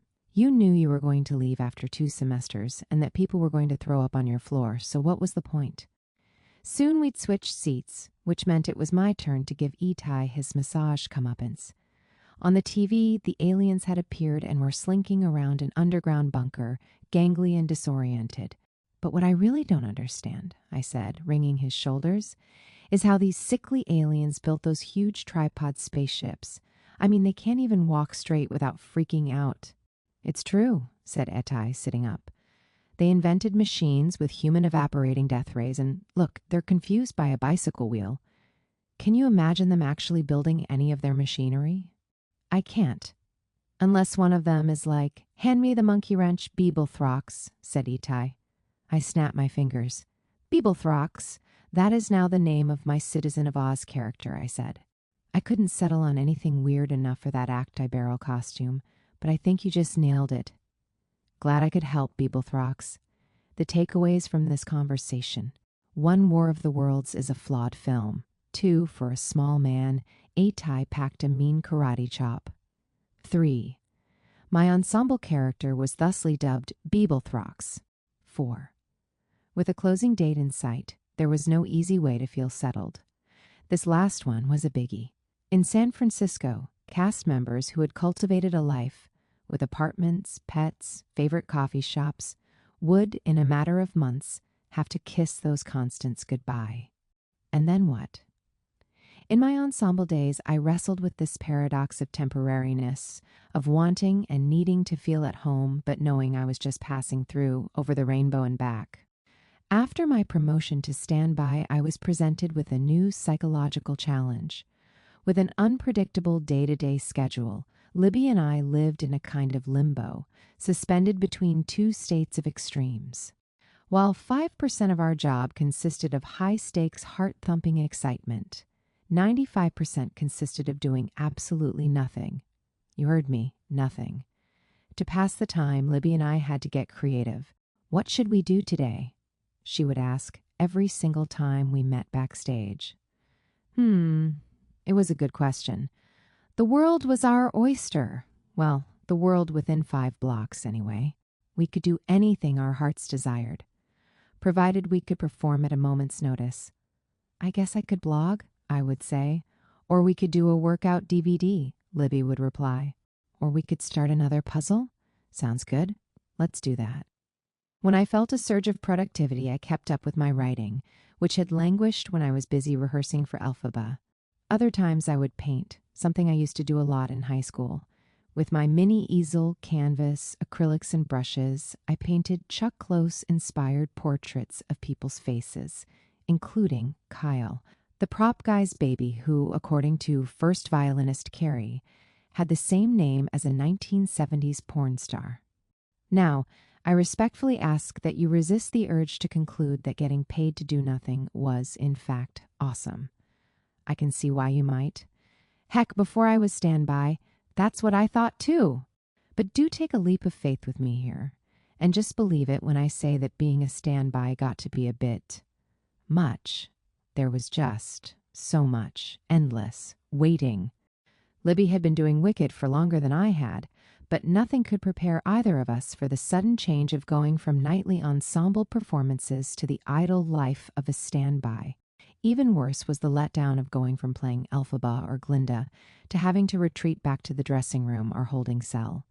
There we would wait, separate from the rest of the cast, with a lingering pressure always hanging over our heads. We weathered long stretches of this schizophrenic limbo, always mostly calm but, under the surface, mildly agitated. To cope, Libby and I spent our time chatting on the couch about our families, favorite fad diets, dating histories. It was essentially like being at a 7-month-long slumber party.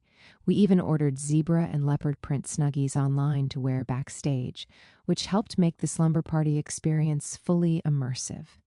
To make the space our own and more cozy, we pinned photos along our vanity mirrors and on the outside of the door, and draped Christmas lights along the wall we shared with the female ensemble. I put quotation marks around the word wall because the top of said wall didn't actually reach the ceiling, but rather left a 2-foot gap that let us hear everything the girls next door were saying. All the chatter, laughter, stereo music, and rise and fall of the show's energy as the girls trickled in and out between scenes came wafting into our space like the delicious smells of a dinner party to which we hadn't been invited. As we listened, we tried to imagine how fun the party must be for everyone who got to go inside, sampling hors d'oeuvres, drinking red wine, gossiping about the neighbors. Occasionally, we would work up the courage to visit. It always began and ended the same. Libby and I would tiptoe in, make a few minutes of small talk, then quickly wrap around through the exit. Maybe it had to do with the wall or the fact that we'd said goodbye to our ensemble days. But for us, there was an implicit divide. And that infamous wall was a constant reminder. On one side, there was a show to do. On the other side was the far-off wish we could join. Each time, before Libby and I left the girls' room, I couldn't help but cast a look at Alyssa. While training to be Elphaba, she'd taken over my ensemble track, wearing my costumes and wigs and holding my props. It was like looking at a family portrait to find my face had been scratched out and replaced with a friend of mine's who was living in my room, playing with my toys and getting her nose wiped by my mom. I knew it wasn't her fault. No, it was just the way things were. But if I believed I'd reconciled leaving the ensemble, when I saw Alyssa sitting at my old station, I felt a faint residual sting. Goblin bee. Buzz off already. Most nights, Libby and I would don our snuggies, venture into the hallway, and make visitation rounds to the rest of the cast. Atai's dressing room was one of our frequent pit stops. He had it all to himself and had decorated the space to look exceedingly masculine, with only a lone gray couch in the center that looked like a deflated elephant. Libby and I would invade this masculine hideaway without knocking and plop down on the elephant, at which point we would usually find Itai in his underwear, working on a crossword puzzle or wooing various ladies on instant messenger. Catty-corner to Itai was French Nick's room. Nick and I had grown closer since he and Marshall had started lifting weights, drinking protein shakes, and reveling in their manly bromance and whatnot. It was fun to pay him pre-show visits, during which we would chat about Marshall, the latest computer technologies, Marshall. We always had a jolly time, and it was not infrequent that during these conversations he would gift me with a free program to upload to my computer. For to install Photoshop, he would say, Frenchly, handing me a USB cord. As I downloaded, Nick's stunning girlfriend Neka would often appear, sweeping into the dressing room in some manner of high heel and vintage frock, even if it was minutes before curtain. Neka and I had become sort of friends during our ensemble days, but many weeks later, I still wanted to run, hide, and put on lipstick every time I saw her. Neka was, you see, intimidating, ridiculously pretty, smart, and unafraid to speak her mind. No topic was off limits. From her opinions of anything, to the trials of being a dancer, to the most personal and otherwise repugnant bodily ailments. She and I had actually discussed these bodily ailments while physically on stage, back when I was in the ensemble. Dressed in our elaborate Ozian costumes in front of thousands of people, our conversations went something like, Felicia, man, I am so bloated. Neka, did you have salty food before the show? Felicia, are corn chips salty? Neka, salt will give you chapped lips, that's for sure. Look at mine, they're shriveled. Felicia, I'm constipated.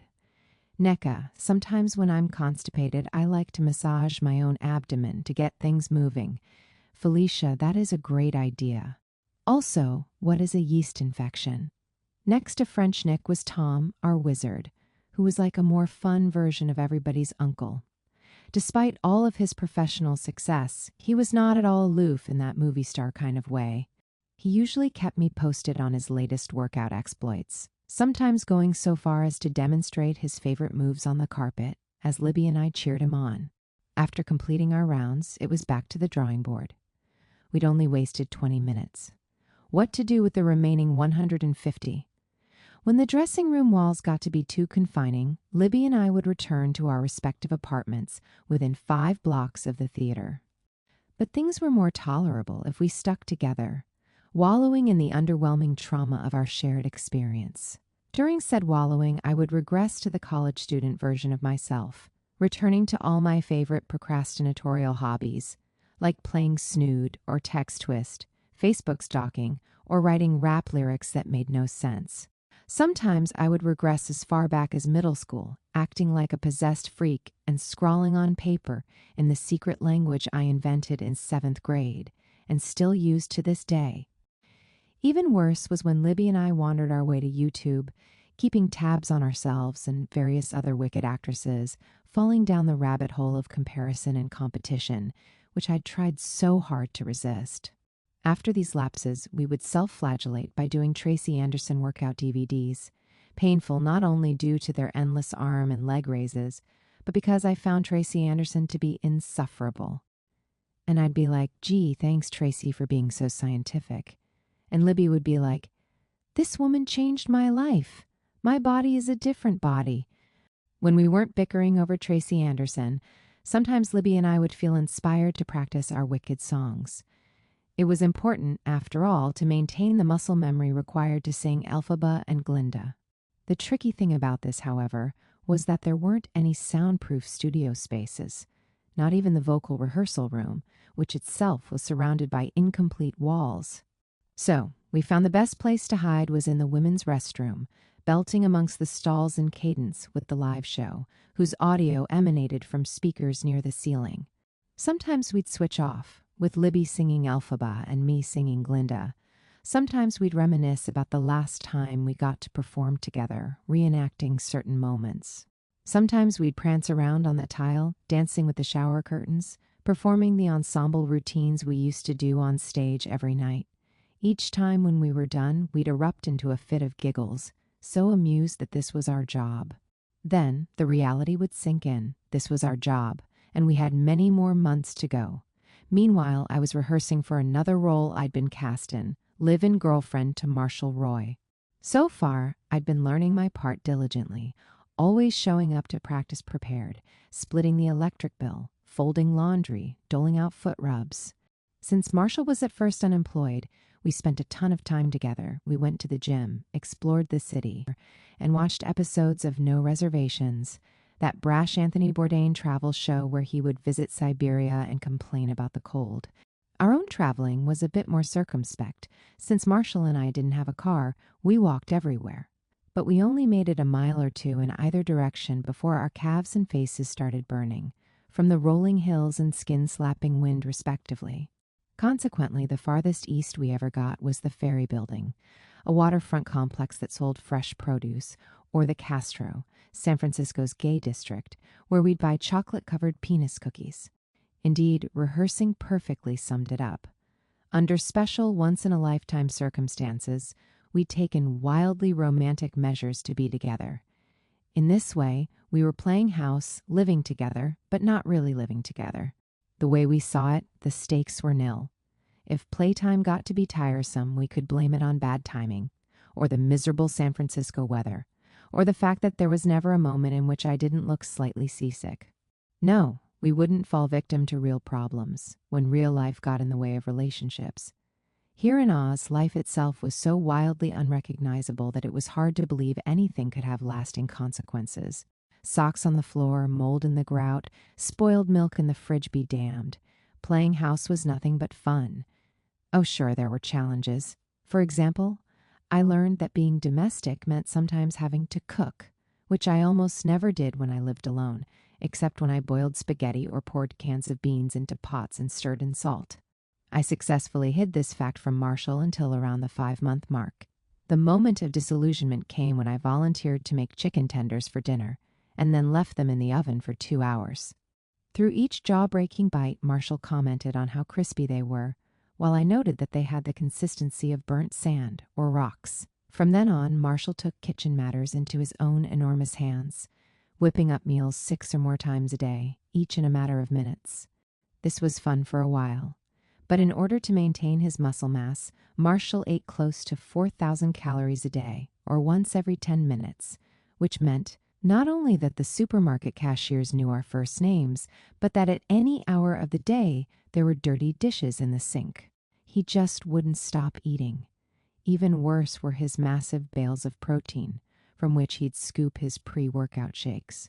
At first I thought them charming, but they grew progressively less, so each time I had to leap over them to get to the kitchen sink, or use the toilet, or take out the trash, or do anything really.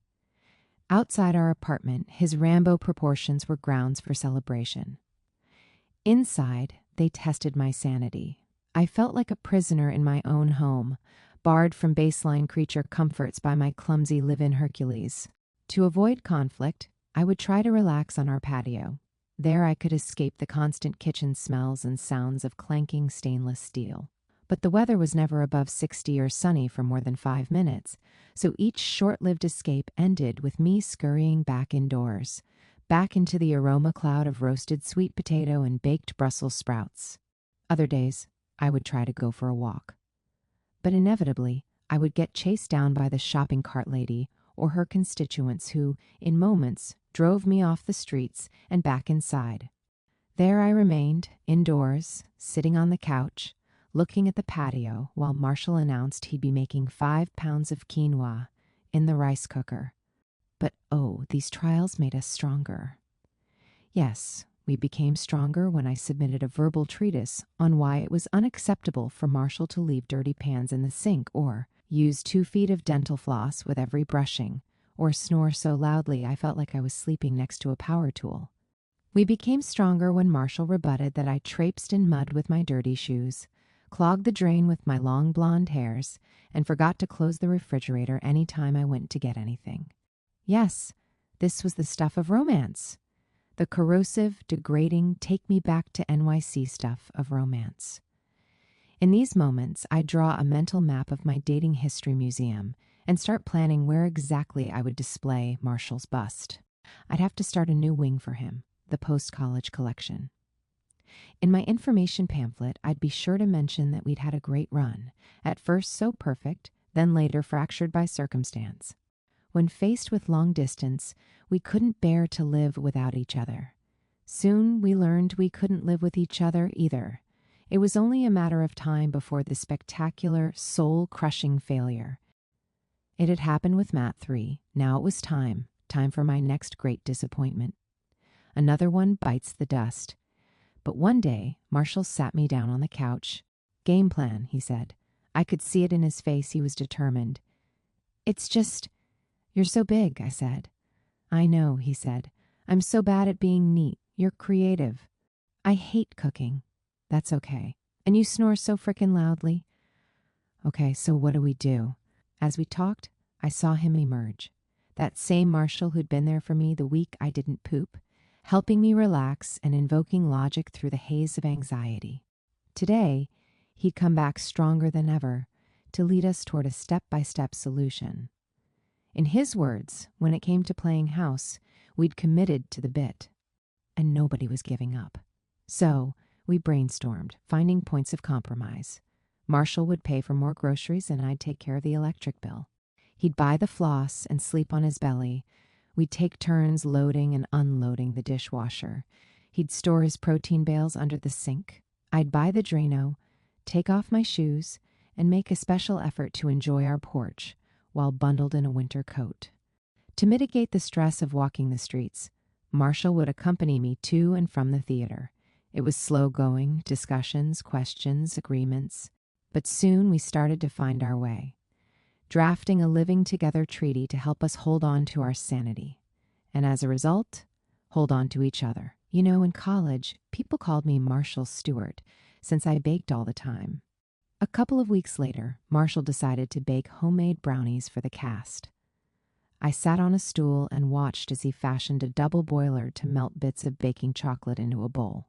"It's how I show I care," he said. "The way I show I care," I replied, "is that I eat the things you bake."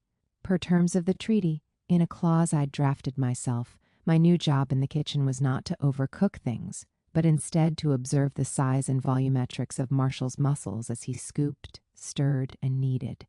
As reward for all of his fine chef's work, I'd even bought him a souvenir wicket apron the day before, which I encouraged him to wear around the kitchen with nothing but underwear. Also, can I just say, working out with Nick has really paid off. Marshall turned on the gas burner, his muscles glistening under the oven light. Thanks, you sasser. Would you hand me the spatula?" I did this as I pitched to Marshall that he should have his own cooking show, called The Nearly Naked Chef. You could cook while nearly naked, I explained. Maybe if you wore that apron, Wicked would sponsor it. I told you I would do it, Marshall said as he began stirring the chocolate. If it involved some kind of badass weapon. Like a sword? You could absolutely have a sword, provided you would use it to mince. Marshall gave me a peck on the cheek. Still stirring, he said, "So, in the unlikely event the Nearly Naked Chef doesn't start until next season, I found some work in the meantime." "You got the job in Pacific Heights?" "Yep." I whooped and gave him many celebratory butt slaps. "That's amazing. But did you tell them I was in Wicked?" I strategized a new approach. "Brills, what was it?" "I said you were an investment banker." "Ha!" I said, clapping my hands. I can't think of a job I'd be worse at. Since arriving, Marshall had been looking for work in San Francisco. But any time he'd landed an interview, he was a near impossible sell. "My girlfriend's in Wicked," he would say, meaning that when the show closed, he'd have to fly the peninsula. But now that I was an investment banker, Marshall was set to start work the next day, running the front desk of an upscale health club. Always a lover of weightlifting and nutrition, Marshall had long been considering a career shift to personal training, and this gym job would be a great stepping stone for his resume. As a perk, he could spend slow hours studying for the National Academy of Sports and Medicine exam, laying the bricks for the next stretch of his life path. "I'm so proud of you," I said, as I walked over and dipped my hand in the baking chocolate. Scalding and delicious. Later that night, we celebrated his new job by feasting on warm reject brownies, the broken bits that had stuck to the pan. The chocolate was rich and perfect, the consistency moist yet crumbly.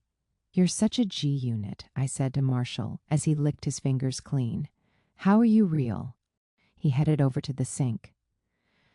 "Oh, come on, now I'm shy."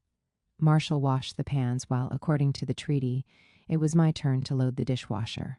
As I did, I couldn't help but note how lately this whole cohabitation thing had not only become manageable, but was getting to be pretty darn awesome. Marshall was like a live-in, life-size action figure of many facets, part chef, part personal trainer, part apron model, and of course, part bodyguard. 8 shows meant Marshall had been carting me back and forth to the theater at least 16 times per week. Soon he'd befriended each of Wicked's security guards, and after my Elphaba performances would greet me backstage in the dressing room.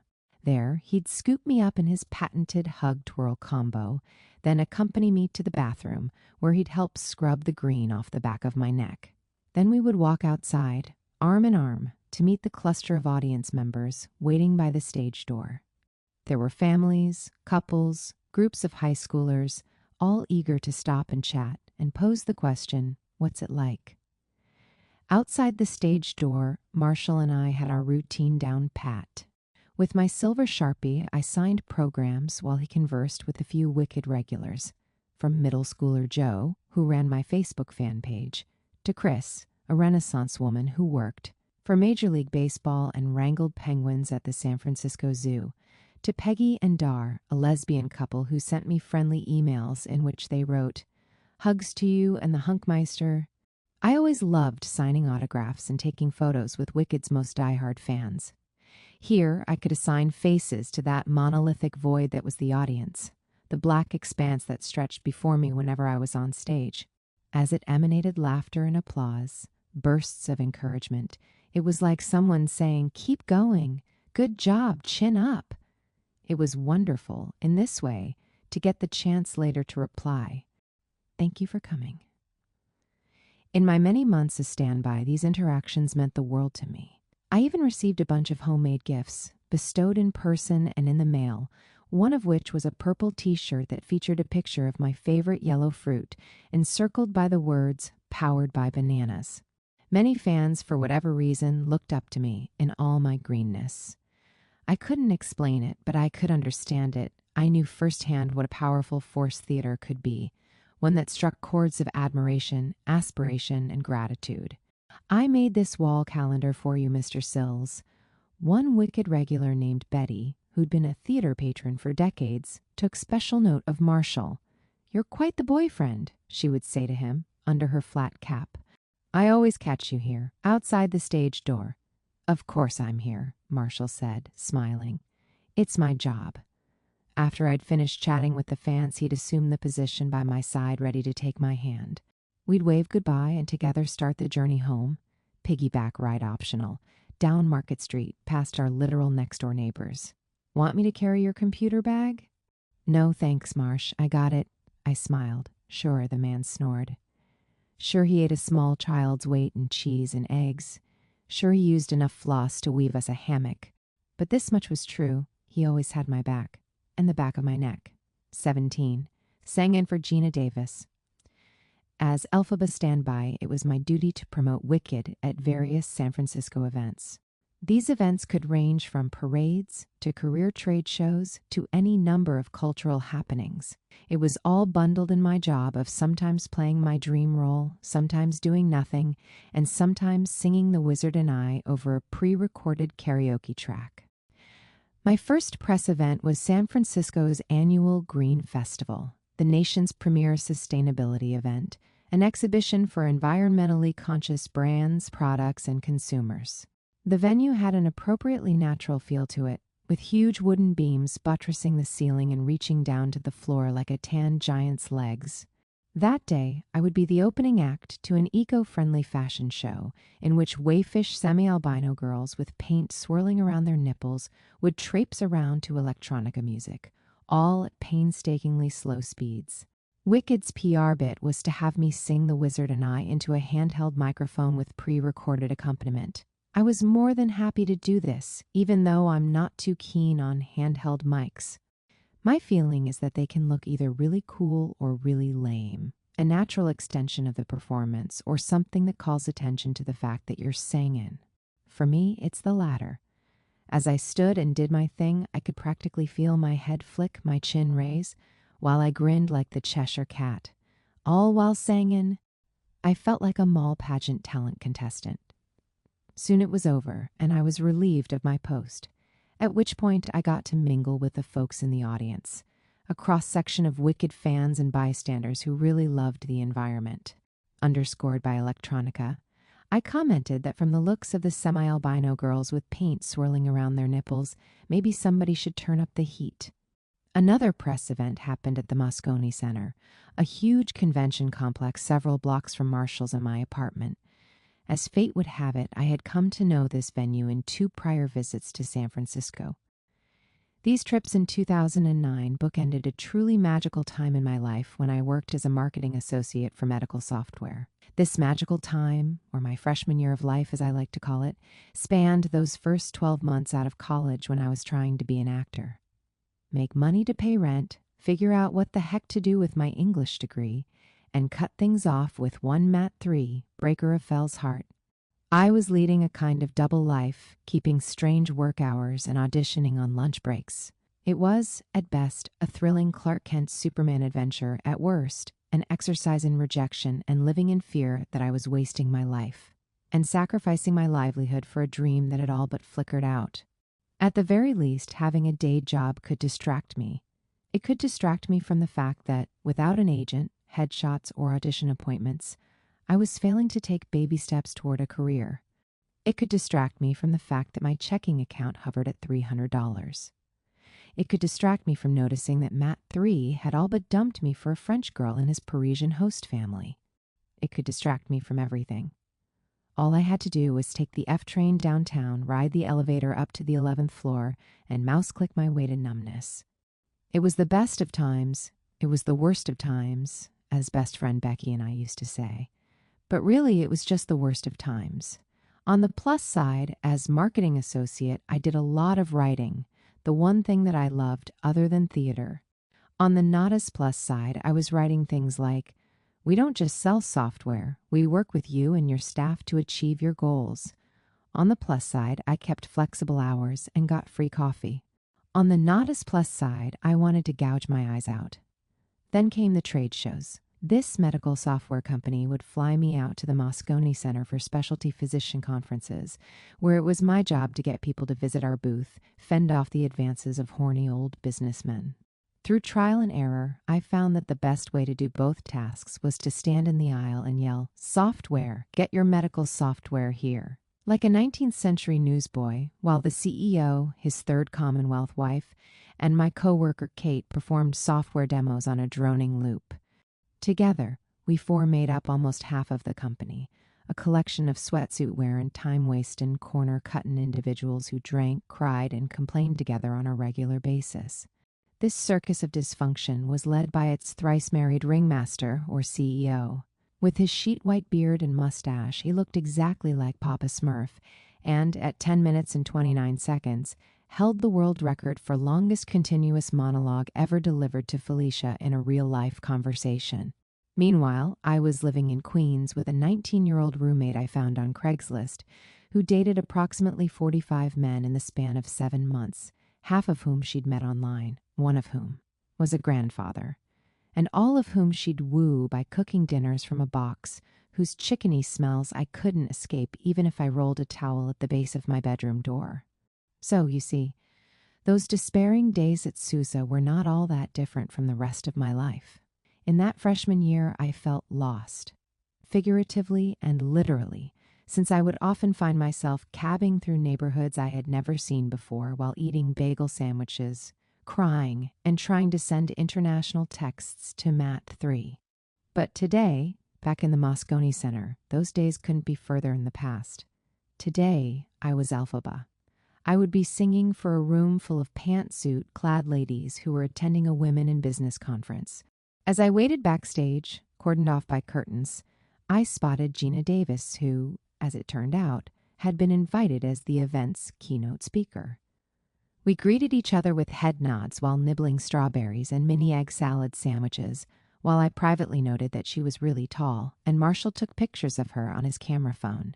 When the time came for singing, my face was projected onto 2 giant screens on either side of the stage, while below a spider-legged photographer took some action shots. After I held out the final note of The Wizard and I couldn't help but think, what a funny headline, "Site of Cruel and Unusual Day Job Becomes Performance Space for Dream Role." It felt like I was taking back all those hours I'd spent imitating Cockney newsboys or suffocating from the stench of chicken gravy. As I heard the sound of applause, it hit me. You can never know exactly how everything's going to work out, but in one day, one moment even, you can turn things around and start rebuilding. LL 101, you have to start somewhere. Back in New York, after finally breaking things off with Mat 3, I booked my first professional headshot session. From there, I gradually gained momentum. Miraculously, Papa Smurf was supportive. I think he always thought of me as his inept artistic daughter, only occasionally resentful because I didn't know how to build an Excel spreadsheet. But in those later days, he had huge stores of faith in me, even when I had to steal away for auditions, rehearsals, and then finally, when I had to leave to come do Wicked. For this, I am grateful. Now, thanks to determination, a little bit of luck, and others' support, from my boss, my parents, and best friend Becky, I had changed my life for the better. Now Gina Davis and I were munching the same finger food, while my hunk of a boyfriend stood off to the side, watching, cheering, taking camera phone photos. I had just performed on stage, representing Wicked to the public and singing a song that, those many weeks ago, I didn't think physically possible. That day, I couldn't deny it. I was living in Oz, and life was sweet. Still, every yellow brick road has its speed bumps. It was, for example, impossible for me to get a good haircut in San Francisco.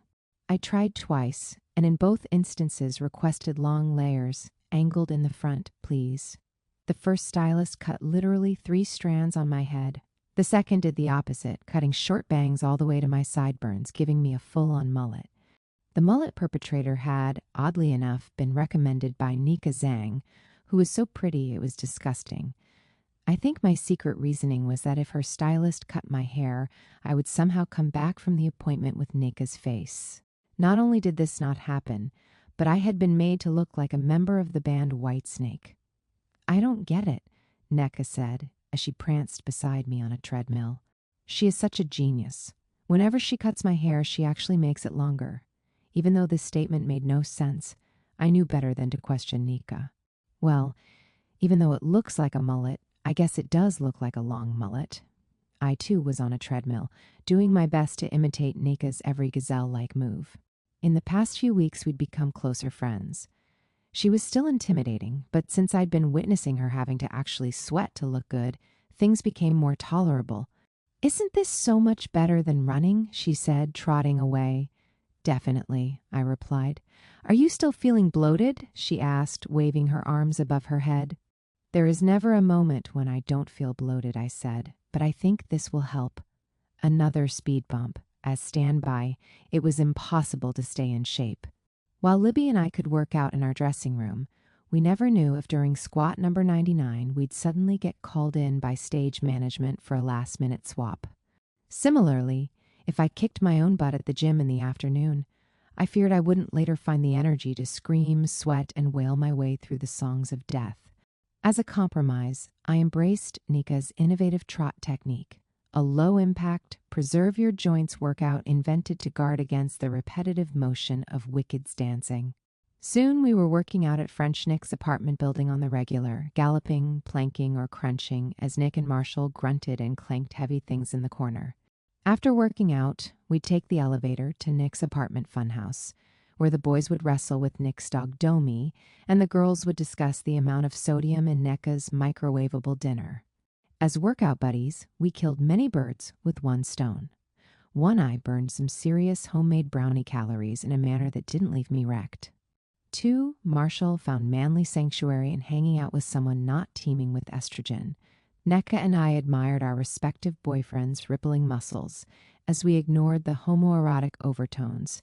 Soon, more than workout buddies, we two pairs were bona fide couple friends, a fearsome foursome that double-dated at lunch or on road trips to Napa Valley, where we sipped wine and ate cheese opinionatedly.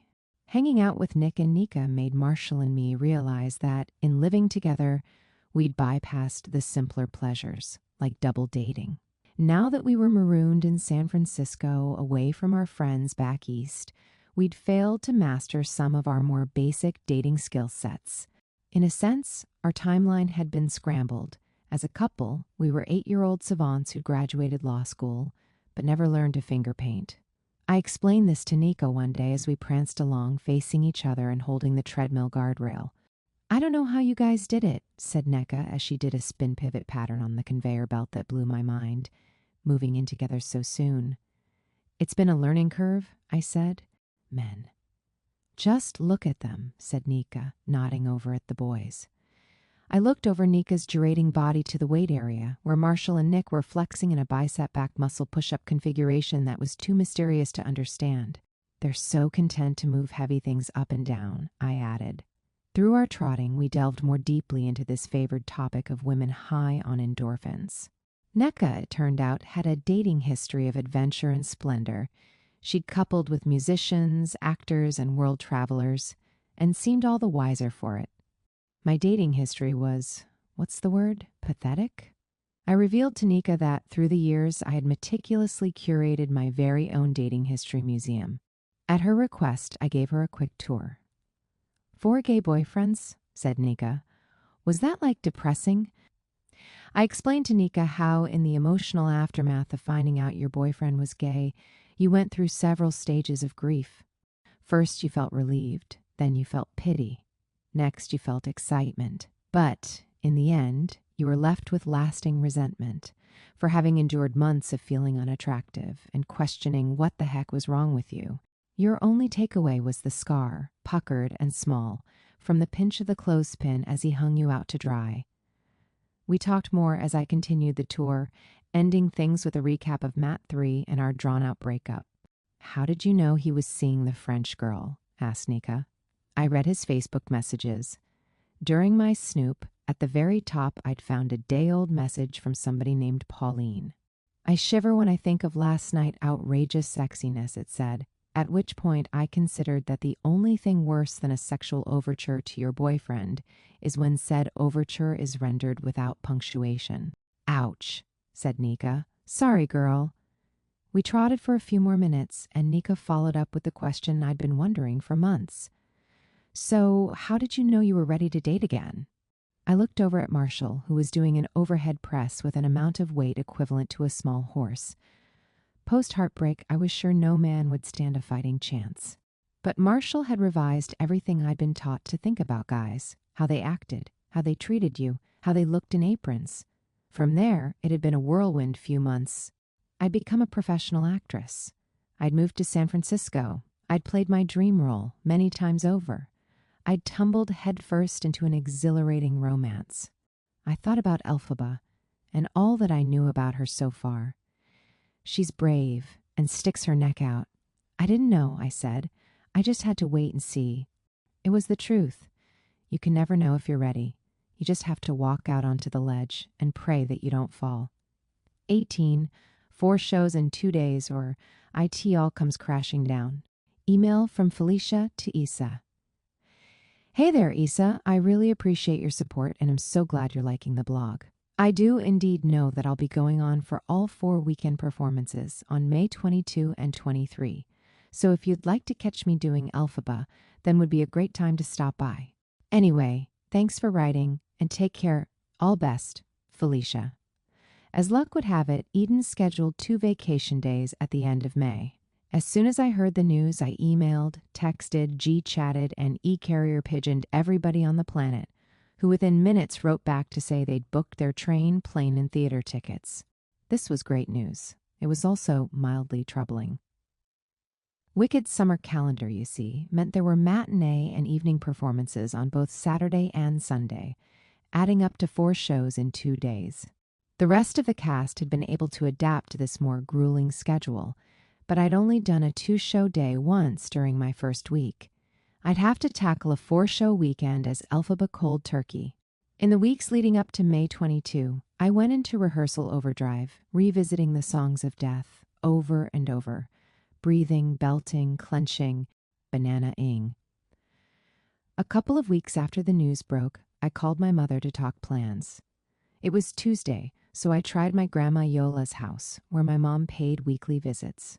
When there was no answer, I tried my mom's cell. Hi, Felicia. Hey, Mamacita. We discussed the upcoming visit, when their flight would get in, where they'd be staying. We're so excited for this, we can hardly wait, my mom said.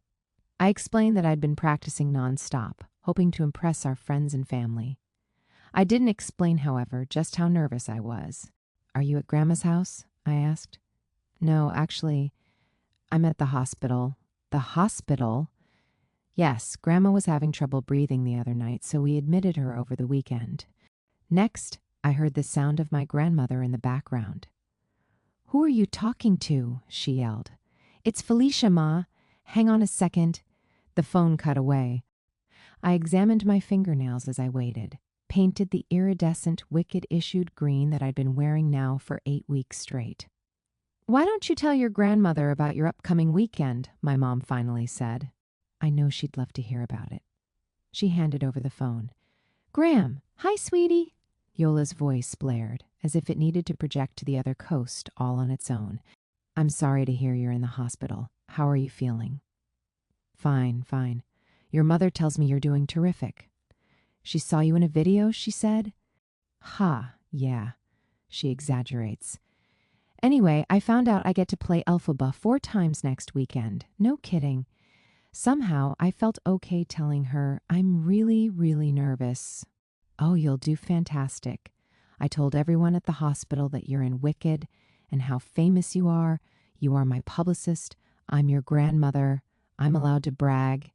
I know, Gram. There was a pause. I wish I could visit, I said. It stinks that I'm so far away. You know I would come there if I could, Grandma Yola said. I haven't missed any one of your shows. Not one. I know, Grandma.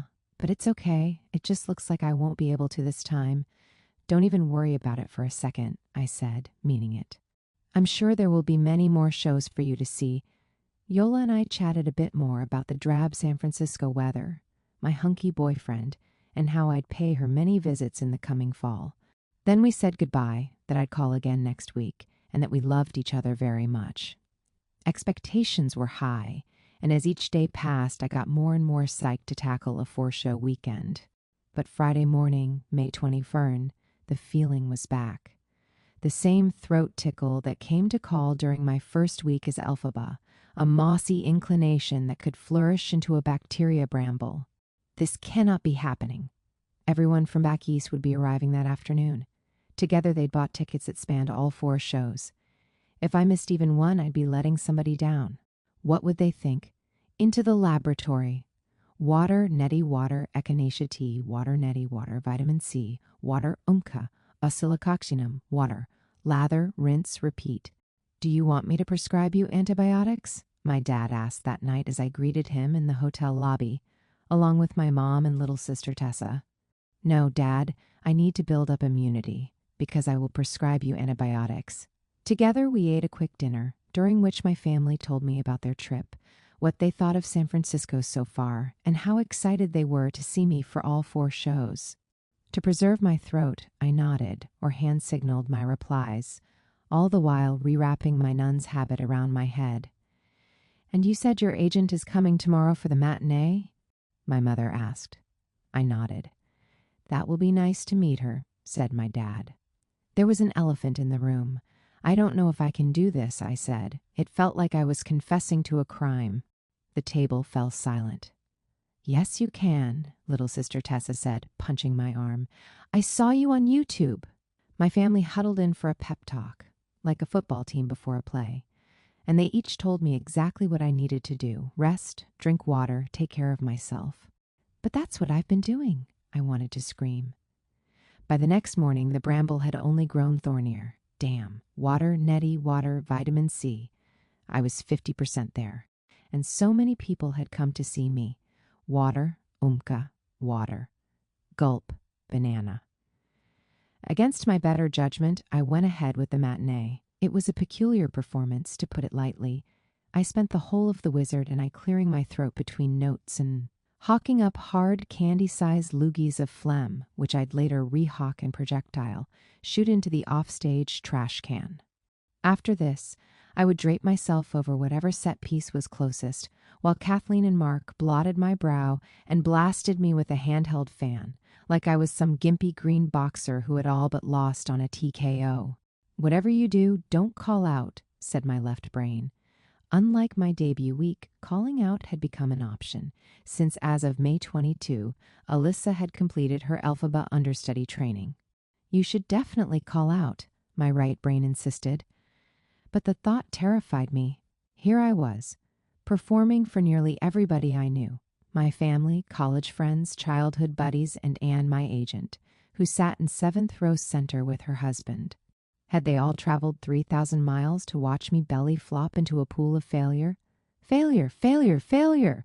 a right brain chorus sang out in some weird musical failure canon, and the floodgates opened wide.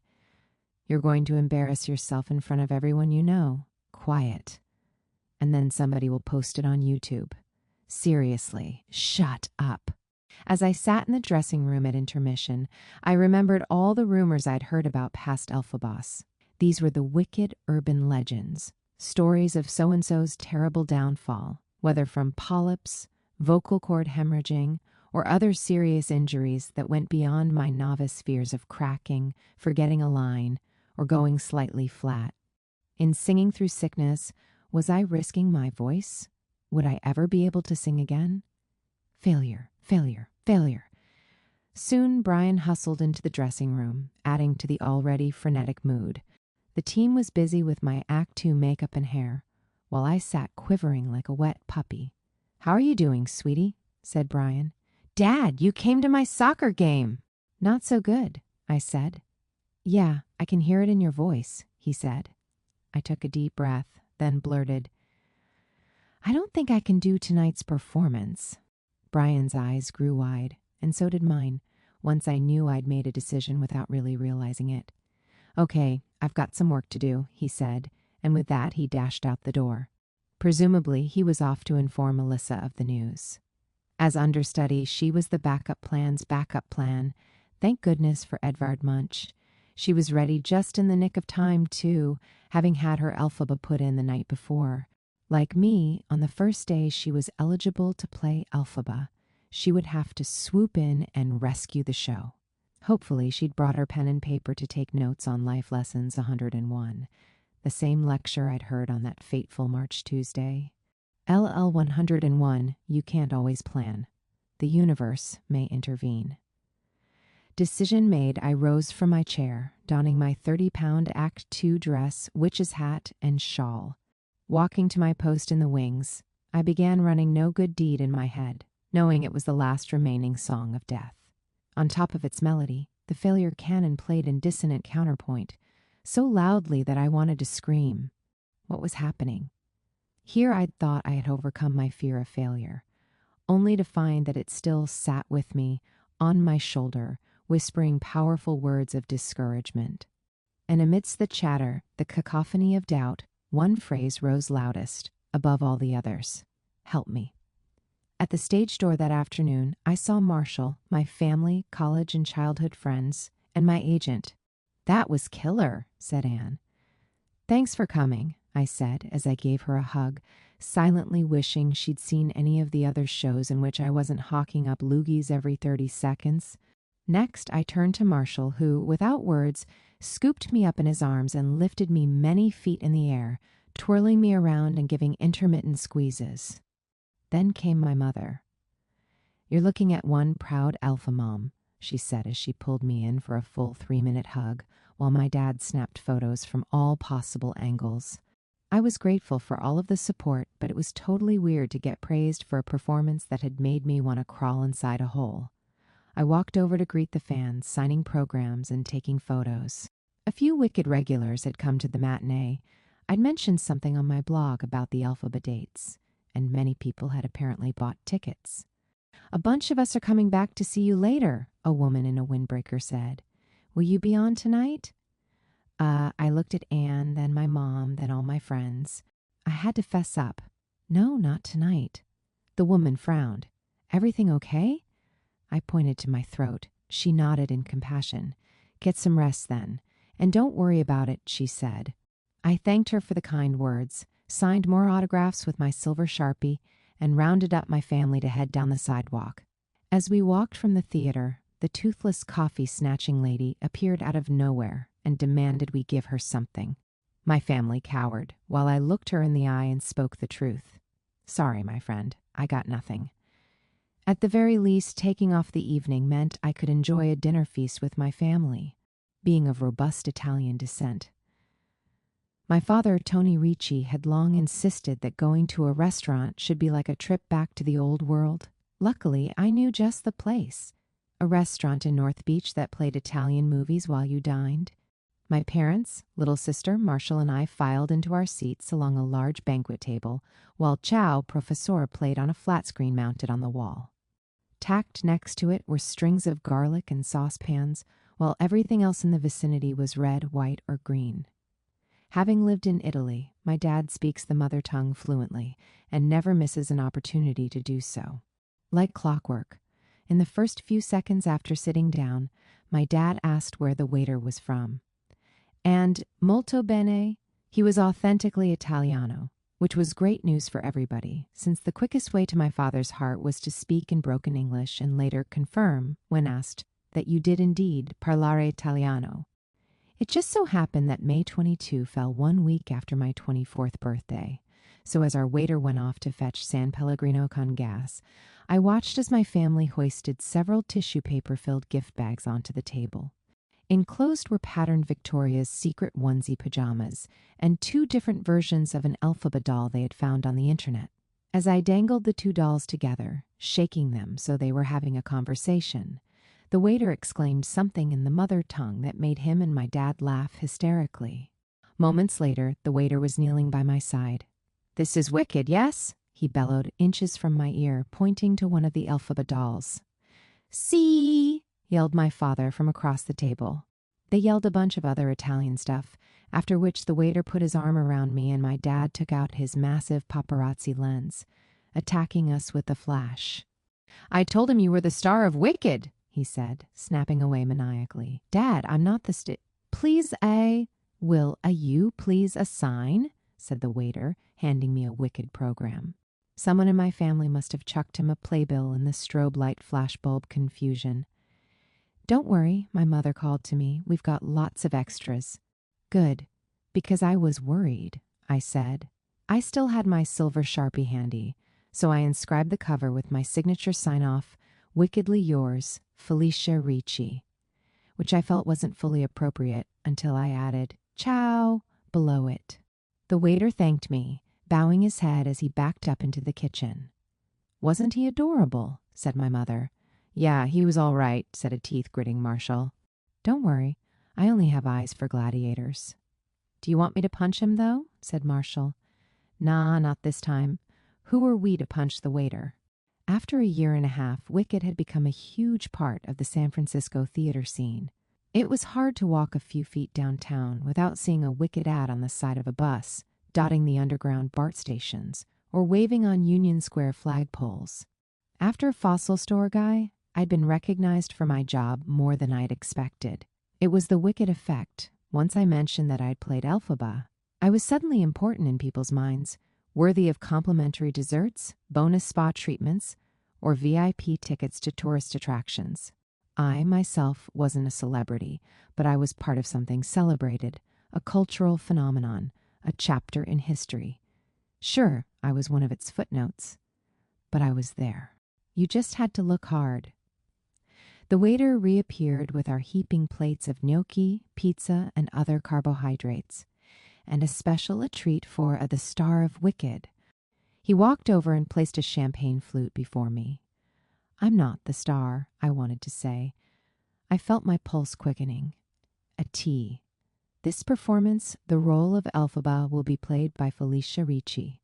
When standbys went on, their names were displayed on signboards in Wicked's lobby. These signs spelled once-in-a-lifetime chance for the cast member and certain disappointment for the audience. If people saw us and liked us without secretly wishing they could get a partial refund, then bully for everybody. But on the softball team of Wicked, the standbys were its benchwarmers. This wasn't my self-pity talking. This was the painful truth. In the restaurant, if circumstances had been different, I wouldn't have minded the waiter's special attention. Maybe I would have liked basking in the warm glow that Wicked cast on me, but that night it felt less like a glow and more like a spotlight on my shortcomings. Welcome to the wonderful world of Wicked. At the end of the meal, my dad stood once more to capture a final picture-perfect frame. The waiter leaned over my shoulder, and together we toasted my evening of getting sick as I smiled and pretended to sip the champagne I couldn't actually drink. I wanted to hide, but like a good actress, I sat up straight, struck a pose, and smiled for the camera. Then, as my dad clicked away, I felt something inside me snap. On the walk home, Marshall tried to take my hand, but I wriggled it away. "You okay?" I picked up my pace, now several strides ahead.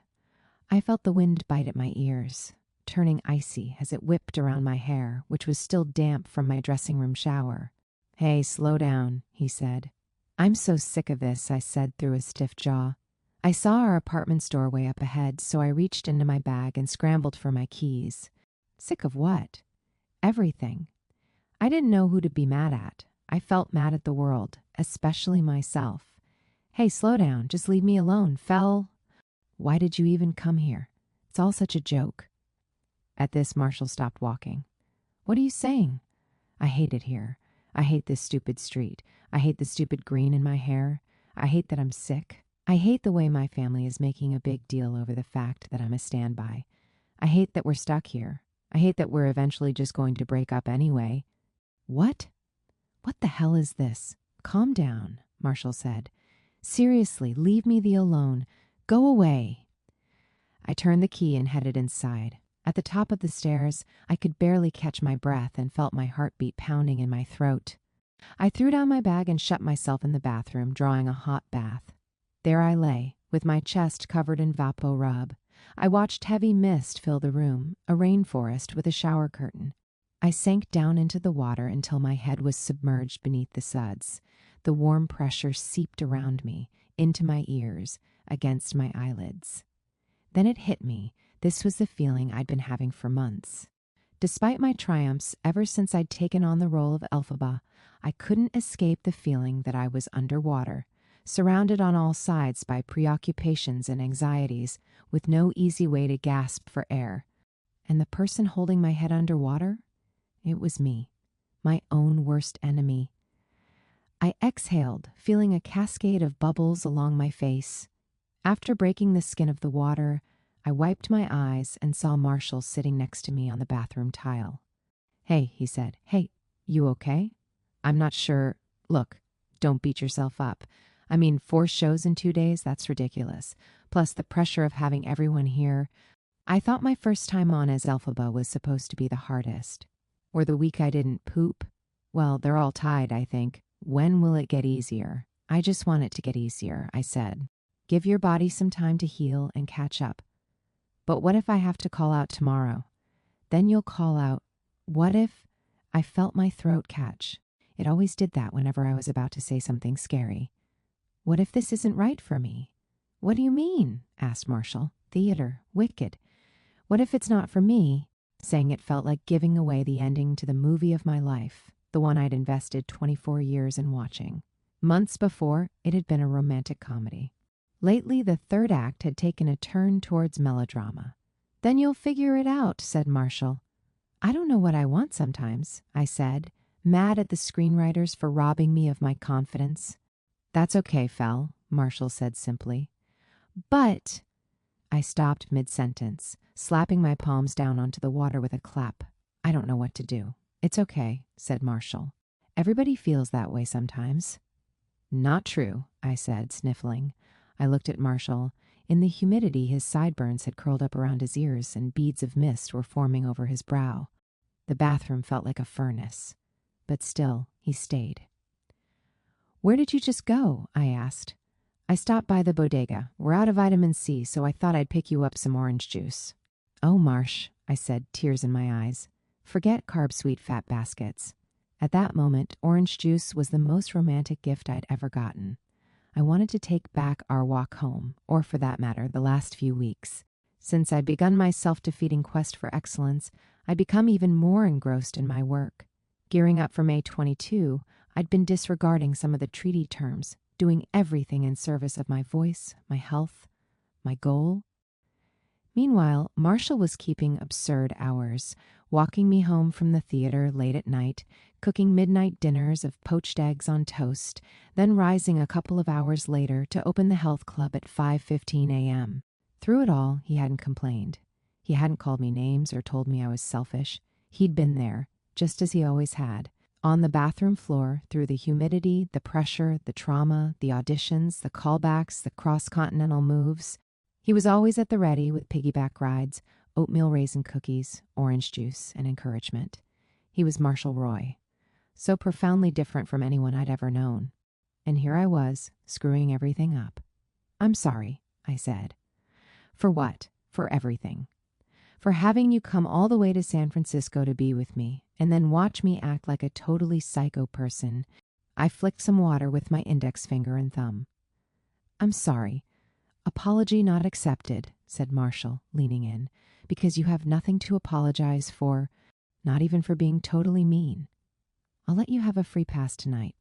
"Oh, Marsh."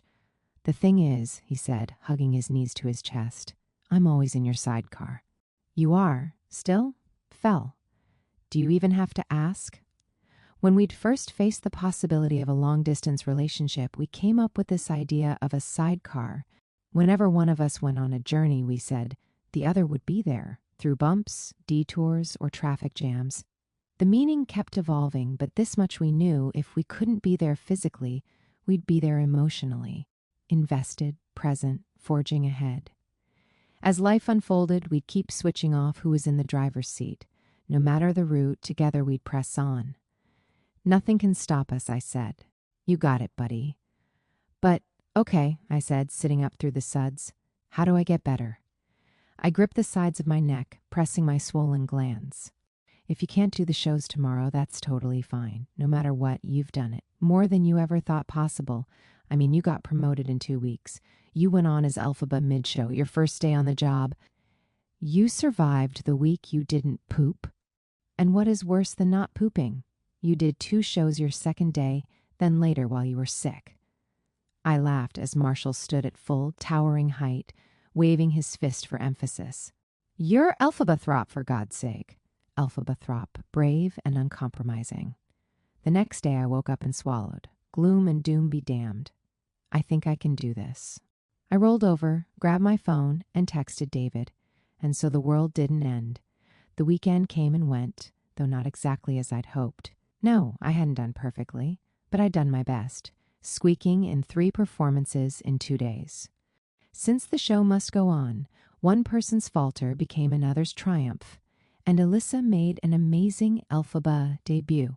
Days later, the world's most efficient bootlegger struck again, posting the end of her defying gravity for the eager masses. Ah, the great circle of life. My family flew out of town early that Monday morning. Marshall was on duty at the gym, so I took the whole afternoon to recoup, doing my usual routine of neti potting, gargling hydrogen peroxide, drinking my weight in water, and plopping down on the couch to watch Say Yes to the Dress. As suspense built over whether Tammy would find the perfect mermaid silhouette in her price range, I got a call from best friend Becky. Hello, son. Son? What's up, son? Son, how was your Elphaba weekend? Becky asked. I recapped the minor drama of my calling out, taking special care to reenact the flashbulb feast, Italian accents and all. Fel, you are the best. 3 shows in 2 days? That is insane. Are you going for a run? I asked, since her voice was cutting in and out. I'm doing the Pilates 100% while you're on speaker. Oh, amazing, I said. So, changing the subject, Becky panted, Guess who I ran into this week?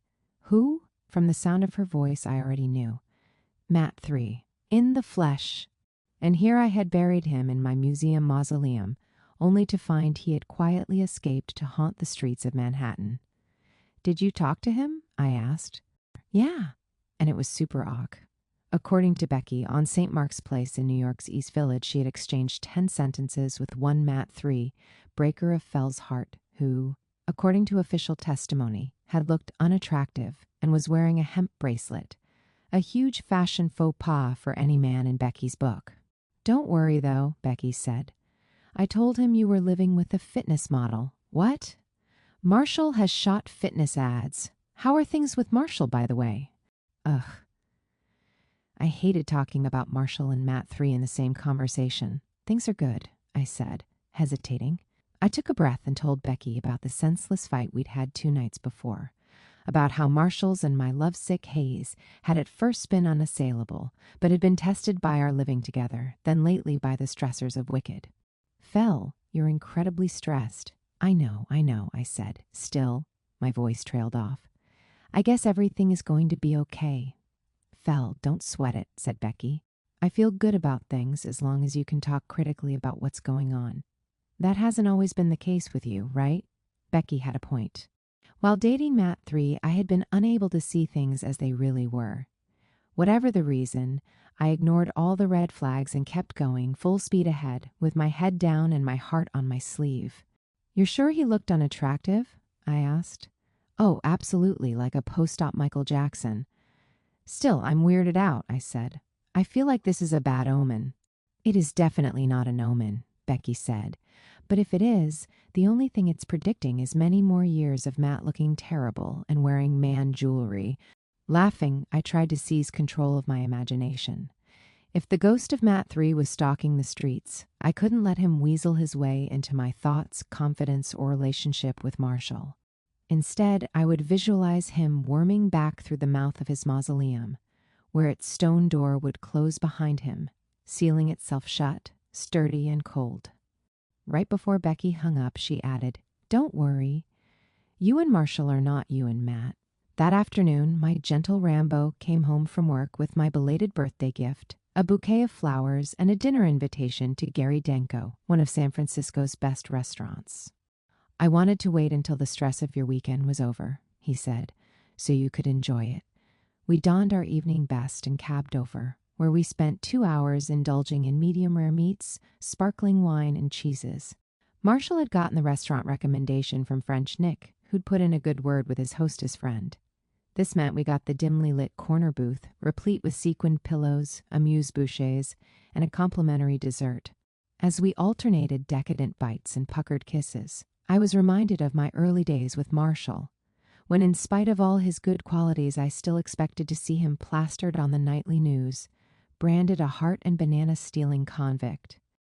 I thought of our first meeting at Serendipity, then of his oatmeal cookie surprise, then when the Frenchwoman prophesied our love as we ate chocolate cake. It had been a charmed beginning. Since then, we had weathered unprecedented circumstances. As I'd told Nika, our relationship steps had been shuffled in San Francisco. But that was our story, and so far it had worked. As Marshall smiled at me, I knew in my heart that rules, relationship steps, and circumstances really didn't matter. Love didn't have a location or storyline. Love was anywhere. It was here, in the back corner of Gary Denko, at home, in fuzzy bathrobes, in airports, saying goodbye over shared muffins, in little yellow envelopes left on bathroom mirrors.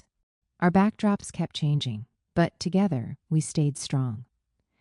After dinner, Marshall and I rode back on an old-fashioned trolley car.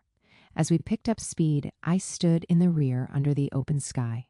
We sailed over the hills, the horizon raising and lowering with each dip and crest, while I felt the insistent wind against the side of my face. The memory returned. Matt 3 and I had broken up over and over. Each time I thought we'd get another chance, mostly because I couldn't accept our truly fantastic failure, the kind of failure that washes over you and leaves you feeling drenched for weeks, months, even years afterward. Its time fell. After our third or fourth breakup, there I was in Central Park, standing on the huge, jagged rocks. I put on my headphones and began listening to a very important song. Time to Defy Gravity. It was a song that had stirred me the very first time I heard it, as that surly and disbelieving English major, evolving her idea of a dream. The song cycled back throughout my life, many times, on my first solo trip to NYC, after sealing the envelope that contained my senior thesis, then later while auditioning for my dream role. After those final belted notes of Defying Gravity during my Wicked audition, I had started to cry. At the time, I hadn't understood it. Was it nerves? Was it stress? Or was I circling around a memory? Julie had told me to recall something emotional. Somehow, what I thought I'd buried deep had boiled up to the surface. Each time I'd performed in San Francisco, the memory must have churned of our final breakup on that windy day in Central Park those many months ago. As Elphaba, I could face the feeling of loss, but could I face it as me? Closing my eyes, I stepped out to the edge of the trolley car and lifted my head. The wind, in its speed and chaos, tore at my hair. Strands slapped against my chin and neck as the car dove through San Francisco's valleys. It's over. Our speed had picked up, but I kept my eyes sealed tight, waiting for something. Never contact me again. All the hurt, the pain, the regret that still lingered, it was time to let go. Goodbye forever. Soon the trolley came to a stop and the air was still. I opened my eyes and sighed, then said out loud, "See ya." Matt 3 wasn't a ghost. He wasn't an enemy. And he wasn't Marshall. He was a memory, nothing more. And I had to stop being afraid. Hopping off of the trolley, Marshall stepped toward me with an outstretched hand. Arm in arm we walked, our shadows long and gangly from the low-hanging sun. "Marsh," I said. "Yeah, Fel?"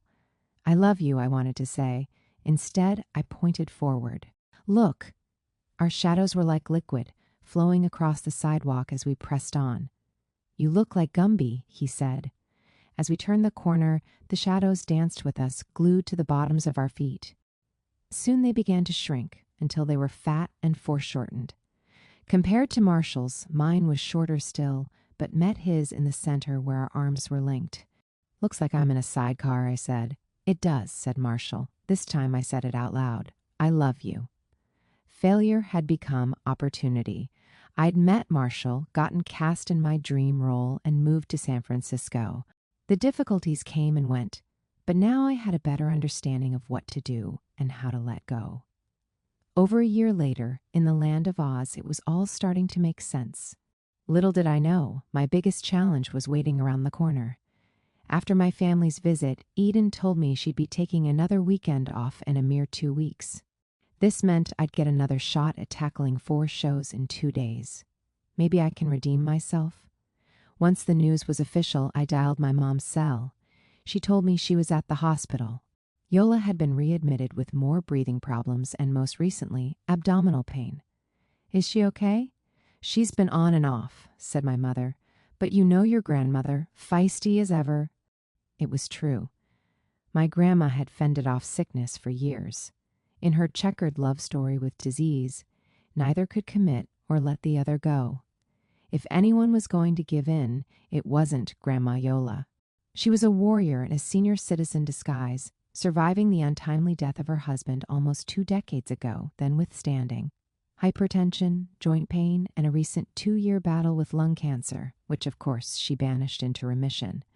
My mom explained over the phone that, despite the setbacks, Grandma Yola was gearing up for my cousin's wedding that weekend. She absolutely refused to miss it, even if it meant being rolled in with an oxygen tank. Yes, wheelchair be damned.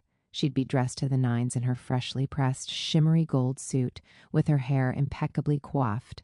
No, it wouldn't be a wedding without her. Grandma Yola was an institution, a fixture at any family event, not just in her later life, but through all the years I knew her growing up. She was a steady constant, a homemade pizza-wielding, advice-dispensing, opinion-thrusting spitfire who taught me about painting, balancing a checkbook, and protecting my favorite books with brown parcel paper. She came to all my shows, the first to cheer, the last to stop clapping, the first to turn to her neighbor to boast, "That's my granddaughter," and the last to apologize for it. "Maybe you should talk to her," my mother said into the phone. "Make sure you talk to her," she repeated. "Hey, Gram," I said. "Hey, doll," said Yola. Her breathing was heavy. "I hear you're going to Erica's wedding? That's exciting." I hated myself for sounding chipper. "Oh, I wouldn't miss it," she said. "And I won't miss Wicked." After the cancer, her health had grown more fragile, but still she was the same Yola. The Yola who would stand up against anything. The Yola who was proud of her family, of her strengths, and of proving, time and again, that she was right. Nothing, not even sickness, could stop her. "Listen, Gram, I miss you a lot. And when I go on as Elphaba next week, I'm going to be thinking about you the whole time." "I'm so proud of you," she said. The following Thursday, I was on an escalator. Marshall was to my left. We had just gotten off the BART train and were heading up to the mall for a special face wash I just had to have. A woman in front of us was wearing a black and orange San Francisco Giants jacket and stood next to a young boy in a sweatshirt. Funny how you remember the small, stupid things. The woman was petite, much too tiny for her sports jacket. The Giants were having a strong season, finishing May with 5 out of 7 wins. The city had been giddy from the excitement. I stared at the block letters, Giants, in garish Halloween colors, as my phone started ringing in my jeans pocket. "Hello? Mom?" That Sunday night, I stood in the dressing room shower, tears blending in with the stream of water that poured down my face. After Marshall helped scrub off the last bit of green, we met a car outside the theater, headed to the airport, and flew to Rhode Island to bury my grandmother. I had accomplished my goal, 4 shows in 2 days. But I didn't care. I just wanted my grandma back. Coming home, black and white Kansas was awash with color. Siblings, parents, and cousins were there to hug, swap stories about my grandmother, and inquire about the bits of green around my ears. It was the bitterest of sweets, returning to a place you loved, to say goodbye to someone who had defined that place for you. In this way, home felt changed, like I'd skipped out on someone and come back to find they'd dyed and cut their hair, or put on a fake nose with glasses. I regretted that it took my grandma's dying to get me to come back. Why hadn't I been there to say goodbye? Why hadn't I been at my cousin's wedding to compliment my grandmother's hair and shimmery gold suit? If I'd known what the year would bring, would I have gone off to do Wicked? Back in San Francisco after the funeral, I felt so confused. Before each performance, covered in green, not only could I not recognize myself, but I could barely look in the mirror. Watching the sunrise on my patio after one sleepless night, I called my mom. "I miss Grandma," I said through tears. "Me too," she said with a sigh. We talked and cried, and I told her how my head felt clouded by doubt. I don't know why I'm back here, I said. I guess coming home got me questioning again. Asking myself what to do once Wicked is over. Take it one day at a time, my mother said. I hate being so far away now. There's just so much I want to do. The joy is in the journey, my mom replied, something she said to me often. We talked some more about my grandma and about how beautiful the funeral had been. Soon, we'd reached that place of emptiness where we'd dumped out everything and had no more energy. All we could do was try to breathe. After a silence, my mother spoke.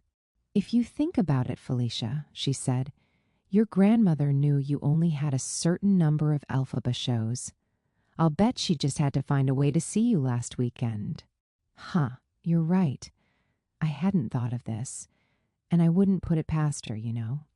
She was with you, said my mom. I'm sure of it. You think? Of course she was.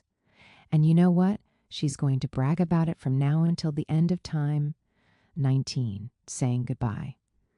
The countdown to closing began. After my grandmother's funeral, I slowly began to mop myself off the floor. Instead of dwelling in sadness, I tried to approach the final months with optimism, working to table my feelings of guilt or needling dread about what the heck I was going to do come September. In June, Eden, the idol and mentor, announced she would bid the cast farewell and that a to-be-determined replacement actress would fill in through September. In the face of this news, it occurred to me that I hadn't, as planned, become Eden's loyal protégé. It had been trickier than I thought for a standby to get to know her principal actor, let alone kiss her ring and lounge with her in togas on large rocks. But that was the nature of it. Eden always worked when I didn't, and vice versa. Determined to do something about it, I emailed Eden and asked her to meet me for lunch. A couple of days later, and there we sat, an Elphaba and her standby, at a table in an outdoor garden, tying up loose ends over chicken curry. This place is great, Eden said, as she took a bite from her sandwich, her green nails standing out against the white ciabatta bread. Thanks again for meeting me, I said, talking like there was dust in my mouth. No problem, Felicia, my pleasure. With permission to proceed, I sprung into action, asking Eden about her vocal health rituals, what it had been like standing by for Idina Menzel or originating the title role in B. Kellen, the burning questions I wouldn't ever have the chance to ask again. And how about your Wicked audition? I asked. What did you do to prepare? Eden told me she'd been coached by Stephanie J. Block, a former Elphaba who'd played the role in Wicked's first workshop. And, man, she said, am I glad I had Stephanie. I could not act at all back then. You've got to be joking, I replied. You! Everybody knew that one of the reasons Eden was such a phenomenal Elphaba was not just because of her voice, but because of her captivating acting. No, seriously, I had no idea what I was doing. Singing, I could do, but acting, I had to work at it really hard. As we laughed together, I felt myself growing more comfortable. It was so easy to talk to Eden. She was frank and honest, and as she reminisced, she leaned her head back, looking up at the trees. And I remember, she said, I had to go on the night after Idina won the Tony. She laughed to herself and shook her head. Talk about having to win over a disappointed crowd. Eden, like me, had been a standby. I loved this fact. While it was years in her past, she had at one point known what it felt like to be in limbo, with the burden of having to prove herself, time and again. Being standby had first bonded me to Libby. Now, I realized, it also bonded me to Eden. At lunch, we lamented our strange Elphaba fate of always looking slightly off color and never quite being able to wash away all the green. Soon we were two girls gabbing away about mishaps, relationships, her life in L.A., and what it had been like having to do long distance with her soon-to-be husband. As she saw it, they would make anything work. Joseph, she said, was the first man who took precedence over work. That was huge for me. I told Eden about my own adventure with Marshall, how what had begun as a romantic comedy premise lately evolved into something much more real and lasting in that scary, life-changing way. When you know, you just know, she said, smiling.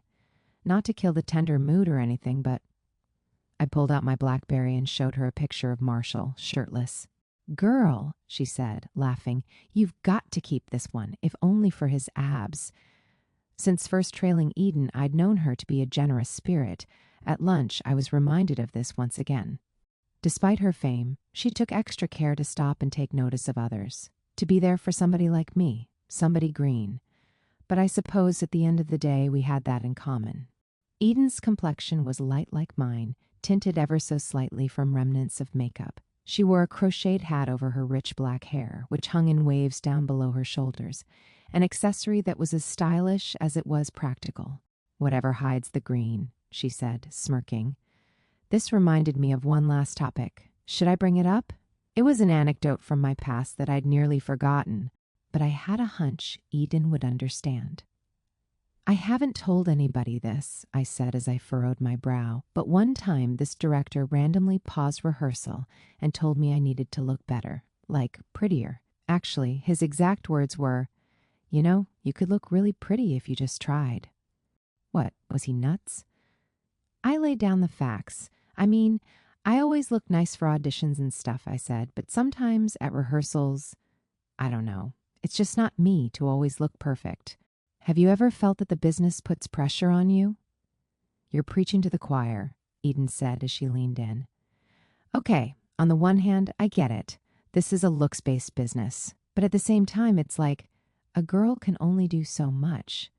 She took off her crocheted hat and ran her fingers along her hairline. I mean, look at this. I feel your pain, I said, in green girl solidarity. There are some people who are always going to look perfect. They're going to come out of the stage door looking totally fabulous, like Shoshana. After her shows, she would appear in full makeup and dark glasses, looking totally fierce. Me? I don't have the energy. She paused, then looked me in the eye. You just have to be yourself. After the last shred of chicken curry disappeared from our plates, we paid the check, hugged, and parted ways down the sidewalk. As I walked, I felt a spring in my step. I just had lunch with Eden Espinosa. The 12-year-old me would not have believed me if I told her. Rounding the corner, I realized it was obvious. The reason Eden was so astounding was not because of dressing room rituals, resume credits, or hundreds of thousands of fans. It was because she was so very human. All around, Wicked's tectonic plates were shifting. On the same day Eden was scheduled to leave, Kendra and French Nick would also bid the cast farewell, Kendra to perform in a new L.A. show and Nick to star as Bert in the touring company of Mary Poppins. Marshall and I were thrilled for him, but as the most enduringly peppy, fearsome, foursome member whose energy level rivaled even that of his mop-like dog, Nick would be sorely missed. To ring in his last few days, the fearsome foursome met on Monday for one last workout session, during which there was much trotting, homoerotic grunting, and wistful reminiscing. I don't know what I'll do with a new Fiero, I said to Nick. How will any of us cope, said Marshall, who was definitely more upset than I was. Bert is a great role in everything, I went on, but I'm positive you'll miss getting your face smeared with green during As Long as You're Mine. Oh, no doubt, said Nick. Post-workout, the four of us took the elevator to Nick's apartment, where we squared things away, cleaning the floors and surfaces while episodes of Family Guy played on Nick's flat screen. As a thank you, Nick gave Marshall and me a gift card to a wine shop, and every last one of his Costco bought toilet paper rolls, which numbered 28. This is seriously the best gift ever, Marshall said. I thought he meant the wine card, but then saw he was lifting the shrink-wrapped toilet paper in his arms. As both a lover of a good bargain and a person of epic proportions, Costco was like Marshall's Disneyland, what with its 70 packs of chicken wings and swimming pool jars of mayonnaise. He looked over at me, grinning. Our butts are going to stay so clean. Soon the space was mostly empty, with a few lingering electrical cords and pieces of furniture. It dawned on me that Nick's apartment had been the site of the very first cast game night. Itai had been dog-sitting for Nick when the rest of us had invited ourselves over, eating Nick's tortilla chips, playing his Xbox, and talking to his dog in Sean Connery voices while Chris Hansen brought truth and moral justice to America. Time flies, my cliched interior monologue thought, as I emptied a dog hair-filled dustpan into the trash. An hour later, we were saying our goodbyes, heading through the doorway as Nick's mop dog barked us a farewell. "I'm going to miss that guy," said Marshall as we walked onto the elevator. "Me too." In the coming weeks, several more of Wicked's cast members left to take jobs in new or long-running shows, while replacements flew in for the remainder of the run. By midsummer, the cast I had once known was nearly half gone. Even conductor Brian took his leave, off to music direct next to Normal on tour. "Thank you for everything," I told him after his final show. "I'm so proud of you," he said simply. As we hugged, I realized that while Brian had started out as my distant power suit-wearing dad, we were saying goodbye as friends. Months later, he would confide in me that the reason he'd pushed me so hard was not because of some evil music director vendetta, but because he had believed so strongly in me. He had known, even before I did, that I could climb Mount Elphaba. Among our new cast members were Allie, Arglinda, and Marcy, who had played Elphaba on one of the national tours. Like Eden, Marcy ended up calling out once or twice a week, which meant a bunch more bananas and note sessions with David. Allie, on the other hand, never called out. Not once. Consequently, Libby descended into new depths of boredom, denial, and eventual acceptance of the fact that she would never again play Glinda in San Francisco. "Just wait it out, Libby," I told her, knowing how stir-crazy she must have become. "You're almost there, September 5. It loomed ahead like a storm, a cyclone even. One that would sweep everyone home and leave Wicked behind. In these final days, it was strange to keep going while knowing the rug was about to be pulled from under our feet. Or maybe it was like the rug had already begun to roll, a few inches each day, as Wicked's apparatus started to deconstruct. Storage boxes appeared, and handouts were taken down from the bulletin board, replaced by other handouts about how to prepare for the final weeks. Soon enough, the sets, props, costumes, paper cups, plastic spoons, and dressing room tchotchkes would all be gone. Where would they go? I couldn't help but imagine everything getting dumped into crates, carted away, then left somewhere in a warehouse, like that final shot in Raiders of the Lost Ark. Poof! Forgotten in a blink. In my mind, there was still so much to be done. For example, Libby and I had yet to film and edit a full-length workout video set to discotheque-inspired Wicked remixes. Etai and I weren't even close to finishing his entire film collection, which was, according to him, the definitive filmography of modern cinema. I hadn't gotten to hang out with the ensemble girls as much as I'd hoped, due partly to my own persistent shyness and the invisible force of the wall, and I hadn't decided what the heck to do once I got back to New York. Libby and I discussed these end-of-days matters in our dressing room as we scrambled to finish our final puzzle project. It was a full-size Wicked poster, that same iconic image of Glinda whispering into Elphaba's ear. Libby's plan was to complete it, have everybody sign it, shellac it, and frame it for her bedroom. "You're so conscientious," I said to Libby. "Nobody even signed my high school yearbook." "It'll be a fun keepsake," she said. Also helping with the puzzle was first violinist Carrie from game night, who visited our standby dressing room at every intermission. He was a true puzzle whiz, somehow able to distinguish all black pieces from other all black pieces. To do this, he painstakingly categorized each piece by how many holes or pegs it had, placing it in the appropriate row and column, with all the pieces facing the same direction. It was neurotic, but genius, since before that our puzzle-building technique consisted of me shouting things like, "I think I found the piece that looks like a whale."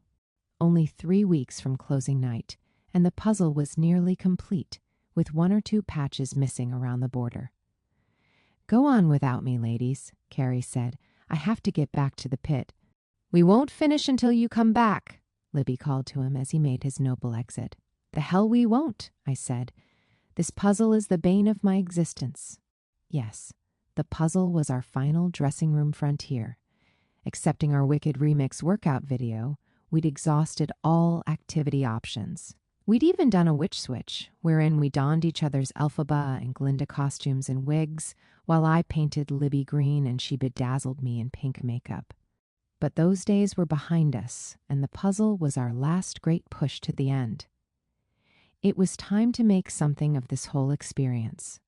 All we had to do was assemble those last few pieces. "Have you found an apartment in New York yet?" I asked Libby as she got on her hands and knees to look under the couch. "A lot of people are telling me to sublet in case I have to go on a tour or something." "Good idea. What about you?" "Ah, found it." Libby climbed back up, holding an all-black puzzle piece in her hand. I explained to Libby that I still had my Hell's Kitchen studio and Marshall still had his Brooklyn one-bedroom. The official word was that we wouldn't combine forces, but secretly, I hoped we would. Libby and I talked more about what life would be like back in New York. We'd be unemployed. This much we knew. No paycheck, no certainty. "No matter what, we'll be in New York," Libby said, ever the optimist, where everything happens. It's true. Anything is possible. I looked at Libby as she pored over Carrie's puzzle piece grid. I had never known anybody like her. Despite our differences, we related to each other so well. "I'm going to miss you, Obs," I said. "Obs, in New York, we'll just have to have actual slumber parties and do 1,000,000 workout DVDs. Oh, I am never doing Tracy Anderson again. She changes lives." As we bickered like the married couple we had become, it occurred to me that New York was our stand-in for scary, impossible-to-predict future. Once we flew back, who knew what would happen? New York. It was anybody's guess. But knowing Libby would be there made everything seem ever so slightly better. "I think we're almost there," said Libby, as she placed a 3-pegged, 1-holed piece in the upper right corner. "I think so too," I said. 1 week before closing, Marshall's strapping brother Dave visited us. Dave was 1 year younger than Marshall and looked exactly like him, only taller and lankier, with a mischievous glint in his eye. I'd hung out with him once before, during New Year's 2010, when we'd done the bonding thing. Together, we'd gushed about Marshall, each other, and relationships. During Dave's San Francisco visit, I'd been tirelessly campaigning for his approval, planning a series of outings to keep him reeling in tourist activity overdrive. On his last day, we were headed to Alcatraz, the former federal prison and national park, something Dave had been itching to see. I'd even managed to get my hot green hands on special ferry tickets, courtesy of Wicked Company manager Tanase, which meant very important person boarding in a separate line. It was the final feather in my "let me impress you so that you might like me" cap, since the official siblings and significant others. Guidebook clearly stated that Dave would have to grant me official clearance before I was, in bro-to-bro terms, totally cool. Monday night, we began our sunset ferry ride from Pier 33 through the frigid, choppy waters, circling the island as we approached. "Classic Michael Bay wraparound shot," Marshall said. "Classic Mike," Dave agreed. Yes, conversation on the ferry consisted of my listening to the Roy Boys comment on and quote that movie The Rock, then banter more generally in their special hybrid language made up of semi-ironic spy talk and macho jargon. Finally, we arrived on the Rock for its spooky night tour, the last of the day. Once inside, we opted for its audio guide, which featured real inmates and guards talking about their experiences those many years ago. Stationed on a 22-acre island in the middle of the bay, Alcatraz had been one of the most infamous federal prisons of all time. In its day, it housed the criminals' criminals, the uber bad boys who had worn out their welcomes elsewhere. Closed in 1963, Alcatraz had reopened for the past couple of decades as a museum and truly righteous tourist trap. Together with our tour group, Marshall, Dave, and I stalked up and down the first cell block lane, peering through the bars at the abandoned cells. Some were empty, while some had been set up to look as they might have back in the day, inhabited by prisoners years into their sentences. "Pretty cool, right?" I said to Dave as our footsteps echoed off the concrete. "It's totally the best," he said, at which point I mentally fist-pumped with myself. I am so totally cool. We walked on. Moonlight seeped through the barred windows while clusters of bulbs dimly lit the way. When we reached a new aisle, I squinted to examine a plaque on the wall, which hung in front of a cell. It described favorite prisoner pastimes and, accordingly, the display included an easel, an assortment of drawing implements, cards, and a board game that looked like checkers. Prisoners would pass the time, the plaque said, confined to a small space, where they tried to amuse themselves through hours of boredom. Ha! A few paces more, and I turned to Marshall, who had wedged his face between two metal bars. I tapped his shoulder, relaying my eureka moment. Just like a standby. I was going to say the same thing, he said, giving me a palm-burning high five. I've got to text Libby. Nearby, Dave was creeping into an open cell. Soon, Marshall had joined him, and they started snapping photos of each other on the tiny cell toilet, while I got a text back from my wife. Libby, 7:21 p.m. You're so insane! We continued around the bend and through the prisoner cafeteria while I smiled in self-satisfied glee. I felt so clever to have drawn such a darkly funny conclusion. Standbys are like prisoners. Chortle, chortle. Next, we neared a solitary confinement cell. Through my headphones, a former inmate described the psychological challenges of spending so much time in isolation. In total darkness, he would throw a coin in the air, wait for the clinking sound of it hitting the ground, then scramble to find it. This he did over and over to ease the pain of loneliness and monotony. Chortle? Chortle? This wasn't funny. Even if I'd felt alone sometimes, reeling from the challenges Wicked presented me, it had never really been the case. No, not at all. I thought of Marshall, then Libby, and Itai, Nick, Nika, and the whole game night crew, and, of course, Eden, my co-workers, my friends. None of us was ever alone. At the end of the tour, we looped back and exited to the grounds, passing the residential buildings that had once held the prison guards and their wives and children. Their lives were actually comfortable, albeit isolated. Here, surrounded by water, they had formed their own little community, ferrying into the city to go to school, gather supplies, and reintegrate with the rest of civilization. I thought of the rest of the Wicked cast, all of whom had family, friends, and lives outside of San Francisco. We had shared a singular experience, one that had never been and would never be again. Together, it seemed, we had lived on our own island, on an island of Wicked. As we waited in line to reboard and head back to the mainland, I thought of my own family back east. How were they doing now that my grandmother was gone? How were my parents? And my sister, now that she was applying to colleges? What was real life like since I'd catapulted over the rainbow? What would it be like to go back? A twilight glow lingered over the choppy ocean.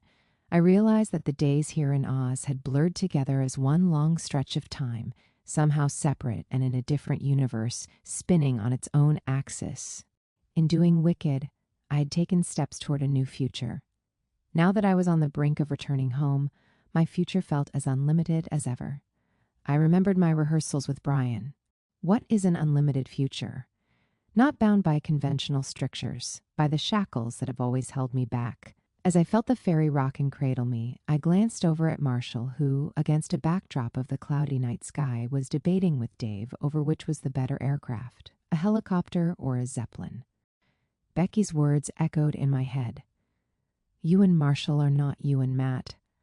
He'd seemed too good to be true, but he had come true. So much had. I had played Elphaba, not just once, over 40 times. I had forged a lifelong friendship and learned that you can't judge a standby's book by her sparkly cover. I had learned how to live far away from home. I had learned to deal with tremendous loss, of a loved one and of a piece of home itself. I had learned how to let go of past losses. I had yanked back the curtain to see the formidable wizard of theater, examining him as he pushed buttons, pulled levers, and tugged his vast network of strings. Here in Oz, I had learned what it meant to be green, inside and out, as I fumbled my way to becoming a professional actor. So, what would happen next? I knew better than to try to predict the future. But still, I just wanted to know, would there still be time for dreaming? On closing night, we all wore our evening best. For Libby, this meant a short black number. For Nneka, a blue and black floor-length gown topped by a Jennifer Lopez updo, circa 2007 for me. A spandex dress with a rooster's tail that had looked much cuter in the store's skinny mirrors. I'm going to miss you, girl, said Nneka, batting her ridiculously long lashes at me. Then there'd better be major double dating in our future, I said, or at least treadmill trotting. Come visit me in L.A., said Nneka, drifting out the door and into the girls' dressing room. I definitely will. I called after her, hoping this would be true, silently wishing her the best. On this, the last night, many of us had exchanged cards or goodbye post-its. I myself had photoshopped famous works of art so they looked green and handed them out in little envelopes.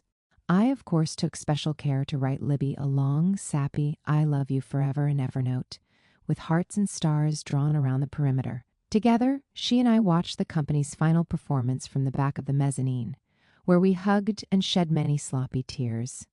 Neither of us was a parent, but we decided the experience was like saying goodbye to our problem child after he went away to college. Sure, we'd miss him, the tickle fights, the gold star book reports, but we certainly wouldn't miss shuttling him to soccer practice, meeting him in the principal's office, or force-feeding him vegetables. He was a grown-up now, and we had the rest of our lives to live. When the show ended, Libby and I joined the company on stage. Together we stood, holding hands through the applause, and took one final bow. Curtain call. Return to Kansas. Green, grin, adjective. 10. Full of life and vigor, green in heart. 20. Transition. September 6, 2010. Felicia's blog. Wicked closed last night. How do I describe my feelings? Some folks ask me if I was sad, and I'd have to say no, but with a giant multifaceted asterisk. I am sad insofar as something beautiful that was no longer is, and that's a huge loss to deal with. But Wicked's closing also evokes so much positive emotion, as I think of all the lives it's touched here in San Francisco. I know that the story of Wicked is timeless, inspirational, cathartic, and quite universal, and I think I would be much sadder if its message had never been disseminated. I'm thrilled to see firsthand how it has worked its magic on literally hundreds of thousands of people, and I'm thrilled to have been a part of it. Bottom line, thank you. Thank you, Wicked. Thank you, amazing fans. Thank you, universe. Thank you, Mom and Dad. Thank you, everybody who came together to make this life-changing experience possible. On the bright side, now I get to paint my nails any color I want. Today, I choose purple. Marshall's and my flight was scheduled to leave the morning after closing. We squared away our apartment, emptying the pantry, cleaning every last crevice, taking down the set we'd mounted for our extended bit of playing house. Now there was only an air mattress in the corner, on which we lay in the early morning blackness. Neither of us could sleep. We were too wide-eyed from the closing night party and the excitement of returning to New York. New York, city where we'd met, city where we'd soon return. Did you ever think this day would come? I asked. I feel like I've been living in San Francisco for years, said Marshall. He looked over at me, then added, no offense or anything, none taken. You're really awesome to live with, he said. You too, I said. When all was said and done, we'd spent nearly the whole of our relationship in Oz. What would it be like to ship ourselves back? Would it be like getting in a time machine and hitting the rewind button? Just as I wondered who I would be without Wicked, so did I wonder what kind of couple we'd be without San Francisco. Despite our whining about the weather, the lack of transportation, and the crack pipes on our street, it had become our home. On the air mattress, we lay awake, our pinkies touching. After a few minutes, I rolled over and said, do you want to, go to the airport right now? Marshall thought about this for a few moments. Yeah, duh, he said. So we lugged down our suitcases, called a cab, and bid farewell to our apartment. The gates didn't open until 4 a.m., so we sat in plastic seats near the airport's sliding doors, watching movies on my computer. Hadn't I been here before? In a flash, I saw the neon green walls of the terminal-like casting office, where all of this had begun. There, I dawdled in limbo, waiting to be called in for my audition. Was I in limbo once more? SFO to NYC. Back to reality. 21. Game show interlude. Or, a whimsical device that conveys the passage of time and clarifies this book's major themes. Host, welcome back to the final round of What the Heck Should I Do With My Life, the game show that lets you make life-changing decisions. This week's contestant is none other than Felicia Ricci, the newly professional actress who went about her unnaturally green way, standing by for Elphaba in the San Francisco company of Wicked. Well, she's back, folks, back in New York City, ready for some serious soul-searching. Let's give her a round of applause. Felicia, thanks for having me. Although I must say, I'm not thrilled to be here. Host, well, you don't have much of a choice. Our random selection process means contestants don't always get to choose whether or not they're on the show. Consider yourself lucky. Felicia, okay. Host, let's get right down to things. Felicia, you've always been a bit of a dreamer, am I right? Felicia, guilty as charged. Host, all right, let's not hold it against her. When you first got cast in Wicked, you thought realizing a dream would answer some big questions for you, that the greenness of your life experience would somehow fade, and you would grow into a new phase of clarity, certainty, and accomplishment. Am I right? Felicia, I guess I didn't know it at the time, but yeah, I think that sums it up. Host, now, to fill in our viewers at home, what happened there? Where did it go wrong? Felicia, well, with all due respect, I wouldn't necessarily say it went wrong. Host, then when did you stop trying? When did you pull away and fold under the pressure? Felicia, I don't think I did either. My only problem is that I still have questions. Questions that I thought would get answered. Host, questions? Felicia, hear me out. It's just that a lot of people I know in theater seem certain about what they want to do. But I'm not. So I thought, well, there must be something wrong. Host, you are absolutely correct. When it comes to deciding who you are and what to do with your life, you need to settle on one thing and stick to it. Anything less makes for too much confusion, both for you and your audience. They want a satisfying narrative arc, am I right? Felicia, but settling on one way to describe myself to the audience would be lying. Host, but isn't lying for the sake of a pat ending so much more fun than reality? Felicia, but I'm torn. I want the audience to trust me, but at the same time, I don't want to leave them without some grand, satisfying ending that delivers them the clarity I keep searching for myself. Host, well, Felicia, now's your chance. Now that you've reached the final round of what the heck should I do with my life, you get to choose where your path will next take you after Wicked. Are you ready? Felicia, Host, come on now. Somebody's a fraidy pants. Felicia, I'm sorry. Host, hasn't it all come down to this moment? Since Wicked, haven't you been searching for answers? For a decision on what to do next? Felicia, sure, I guess. Host, then it's time to decide if professional theater is the right path for you. Felicia, when you put it that way, then I guess, okay. Host, you heard her, folks. It's time to choose. Host, according to the official what the heck should I do with my life rules, once you spin the wheel, you have to follow through with whatever the arrow lands on. No ifs and or buts. It's total commitment from here on out.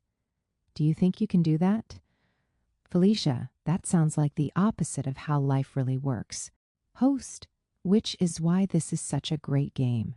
No more uncertainty, Felicia. Just a future, clear and bright. A yellow brick road, straight and narrow. Felicia, have you been stealing metaphors from my memoir? Host, we're still in your memoir, Felicia. Felicia, oh, that is super weird. Host, can we bring out the future wheel? Host, this is it, Felicia. The moment of truth. Host, here on our wheel we have actress, housewife, writer, salaried office worker, or unemployed deadbeat. Felicia, wait. Isn't there some kind of hybrid option where you can combine, say, 2 of the 4 or tackle each of them one at a time? Host, not the way certainty works, sweetie. Felicia, can I make a pro-con chart or something to really figure out what is best? Host, why bother? That's why we have the future wheel. To decide for you. Felicia, can't I at least spin a few times, see where it lands, and split the difference? I thought that was an option. Host, you couldn't be more wrong. Felicia, but isn't it? Hey, is Life Lessons 101 in the audience? Life Lessons 101, back me up here. Host, but what does Life Lessons 101 know anyway? Never mind that touchy-feely, keep an open mind, life is fluid nonsense. This is Life Lessons 201. Welcome to Higher Learning. Host, you know what they want. You know what you want. Now go ahead. Spin, 22, back to square 101. As the host said in our bizarre game show interlude, you, dear reader, deserve a conclusion. something that inspires you to venture forth, soldiering into your own unnaturally green adventure. This, my friend, I cannot give you. I can, however, submit an account of what happened next, the recent and curious events that led me here to this moment, as I physically type words on the page. When my production closed, wicked San Francisco didn't evaporate, poof, in a blink. Instead, it slowly receded into the past, where it remains a living memory, one I revisit often. Its people, of course, live on, kicking and doing jazz hands on all corners of the globe.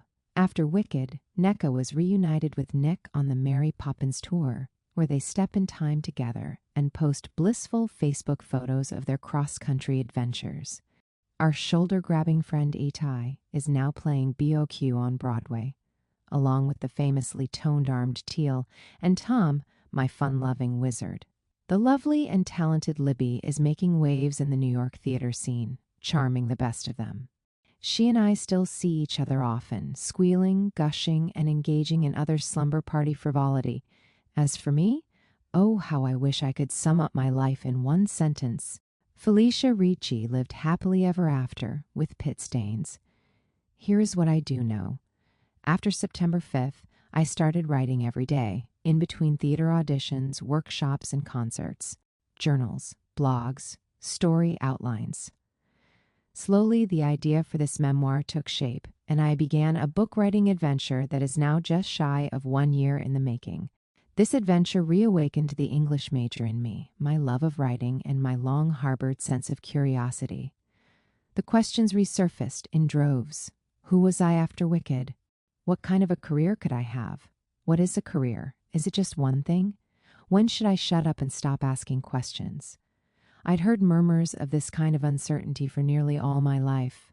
Wicked, I had thought, would be my answer. But it only led to more questions. What does it mean to be unlimited?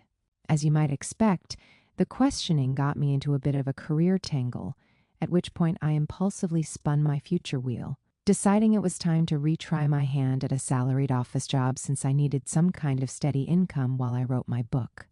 So I got a job writing for a downtown wedding magazine, where I had my own cubicle and everything. At first I was excited. This is just like a chick-lit novel. I soon realized that this was a misapprehension on my part, since nothing about the job was at all witty, amusing, or overrun with banter and quippy observations about striking out in the big city. In the end, not only did salaried office job fail to answer my questions, it raised 1 million more. With a full-time job, could theater remain a part of my life? Could I be creative and still make a living? I was thrust into an extended bout of freshman year of life déjà vu. All I kept thinking was, what's the deal? Life lessons 101? I thought I would have graduated by now. Why was I still so green? In the midst of this questioning, I knew I needed some help. I needed to get back to my roots. So I enrolled in a class. In the real world, a mom might tell a kid, no, you can't have that pony. But here you say, yes, you can have that pony, and here's the man who's going to sell it to us. See how that works? Mike's forehead was flushed from the heat. He was gesticulating with both hands, a man in the throes of teaching passion. Yes and is the driving principle behind all improvisation. Use yes and to work with your scene partner and get on the same page. We all nodded, wide-eyed. It was my first day in Improv 101 at the Upright Citizens Brigade, a famous New York theater and training center that had birthed dozens of comedy greats. Mike, our red-bearded teacher, was a comedian about town and one of UCB's best improvisers. He appeared many times each week on their dilapidated stage, sweating and yelling like a big, charismatic Viking. All right, let's get 2 people up. Today our goal wasn't to be funny, but merely to apply improv's core principle of yes and. The exercise was literally to say yes, repeat back what your scene partner had just said, then add the next piece of information. Yes, it sounded simple, and yet I was terrified. What the heck would I do without a script? 2 boys volunteered to start us off and began doing a scene about alligator hunting. Even though it was the most terrible scene I'd ever witnessed, I couldn't help but chuckle. Inside our classroom, humor was contagious. Our laughter emanated from a place of support, not judgment. In Life Lessons 101, or Improv 101, we were all giving it our best shot. All right, let's get 2 more people up. I rose from my seat and took to the floor, my blouse drenched in sweat, my heart performing a drum solo in multiple time signatures. Next to me stood Whitney, my soon-to-be scene partner, a short-haired spark plug who over-enunciated everything in a southern drawl. "Okay, can I get a location, please?" said Mike. "Where are Whitney and Felicia?" "In the womb," said Nicola, a bird-like woman with a pan-European accent. "In the womb? What? Take it away." Not knowing what the hell was going on, I curled next to Whitney and pressed my cupped hands against my chest. "Hi, sister," said Whitney. "Yes, hi, sister," I replied. "So far, so good. I don't know. What gender are we? I am the worst improviser ever." "Okay, hang on," said Mike, raising a hand. "Yeah, sorry," I said, relieved to be called out as Le Suc. No, don't apologize. I was just going to say that in improv, if you ask questions, it's not going far enough. It's kind of cheating, because you're asking your partner to fill in the blanks for you. In improv, the question is the thing that leads you to a statement. Skip the question and tell us the answer. I wish I knew the answer, I thought. We reset to our 2 fetus clump to start the scene again. A few months before, when I'd taken my salaried office job, I'd self-imposed a break from theater. I didn't know why entirely, but I'd felt uncertain, and that was okay. After some time, I felt ready again for something. "Hi, sister," Whitney said again. "Yes." "Hi, sister," I repeated back. I am a girl, and that is my gender." "Yes, you are a girl, and it sure is hot in here," scattered chuckles from the class. "Yes, it is hot in here," I said, gesturing to my sticky pits, "and I think I hear a rumbling sound. Yes, there's a rumbling sound, and I think it's because Mom ate something spicy. Or, duh, she's in labor," I thought. "Yes, you think it's because Mom ate something spicy, but it could be something else," I said. "You're saying no," hollered Mike. "Whitney says it's because Mom ate something spicy, so that's the truth. Say yes."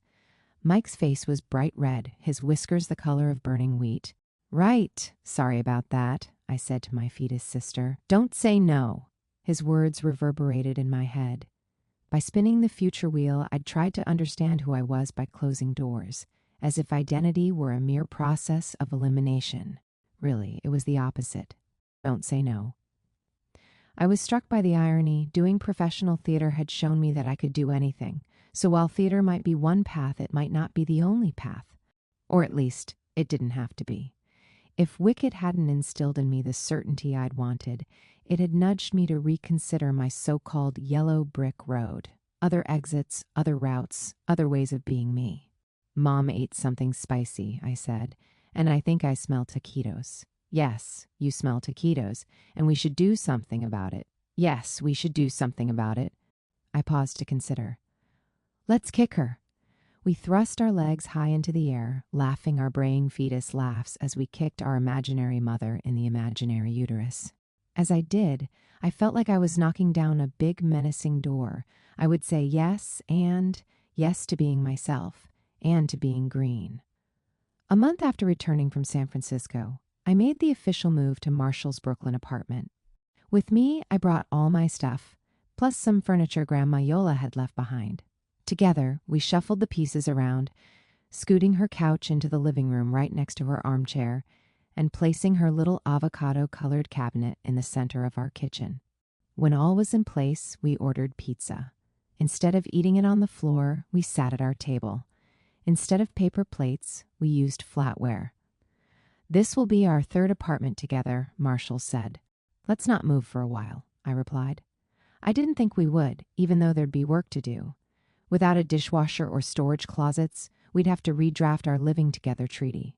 Already, the protein bins had commandeered the far corner of the kitchen, and with his new personal trainer job in Manhattan, Marshall would be keeping ungodly hours. But I had a good feeling. My grandma's furniture felt cozy and warm, just like the rest of it. Marshall reached his hand toward me. "Oh, you've got some food on my face?" I took a napkin and swiped it all the way from my forehead to my chin. No, actually, Marshall said. Green, behind your ear. He took his napkin, dipped it in his water glass, and reached for me. Still, I said as he dabbed it off. Still, the end. To be continued. Acknowledgements. I wrote in my blog that it takes a village to raise an Elphaba. The same applies to this book. To my readers, you guys rock so hard. A million hugs and kisses for your kind words and well wishes. Thank you to my amazing editors, gentle Rambo Marshall and best friend Becky, without whose insight and close reading I would be lost. Much gratitude to Annie Jacobson, my photographer and design consultant, to my superhuman copy editor Elizabeth Ness, and to Lisa Scottoline and Francesca Saratella, who encourage and inspire me daily with their writerly genius and determination. Hats off to the team at Wicked who, for whatever reason, decided to take a chance on a wide-eyed, pit-stained gal like me. And a massive thank you to all my delightful characters. On the page, you were a joy to write. Off the page, you remain wonderful friends. Special shout out to David Lober, who provided me with the source doc of all our text messages. Finally, I must return to my sources, including dictionary.com for supplying my green definitions, and Patricia and Anthony Ricci for supplying me with, well, life. I thank them for their unconditional support as I continue down this yellow brick road less traveled, poking fun at their affinity for Italian food and quoting them hyperbolically. And of course, there's Yola, the original baller G. I love you, Graham, forever and ever.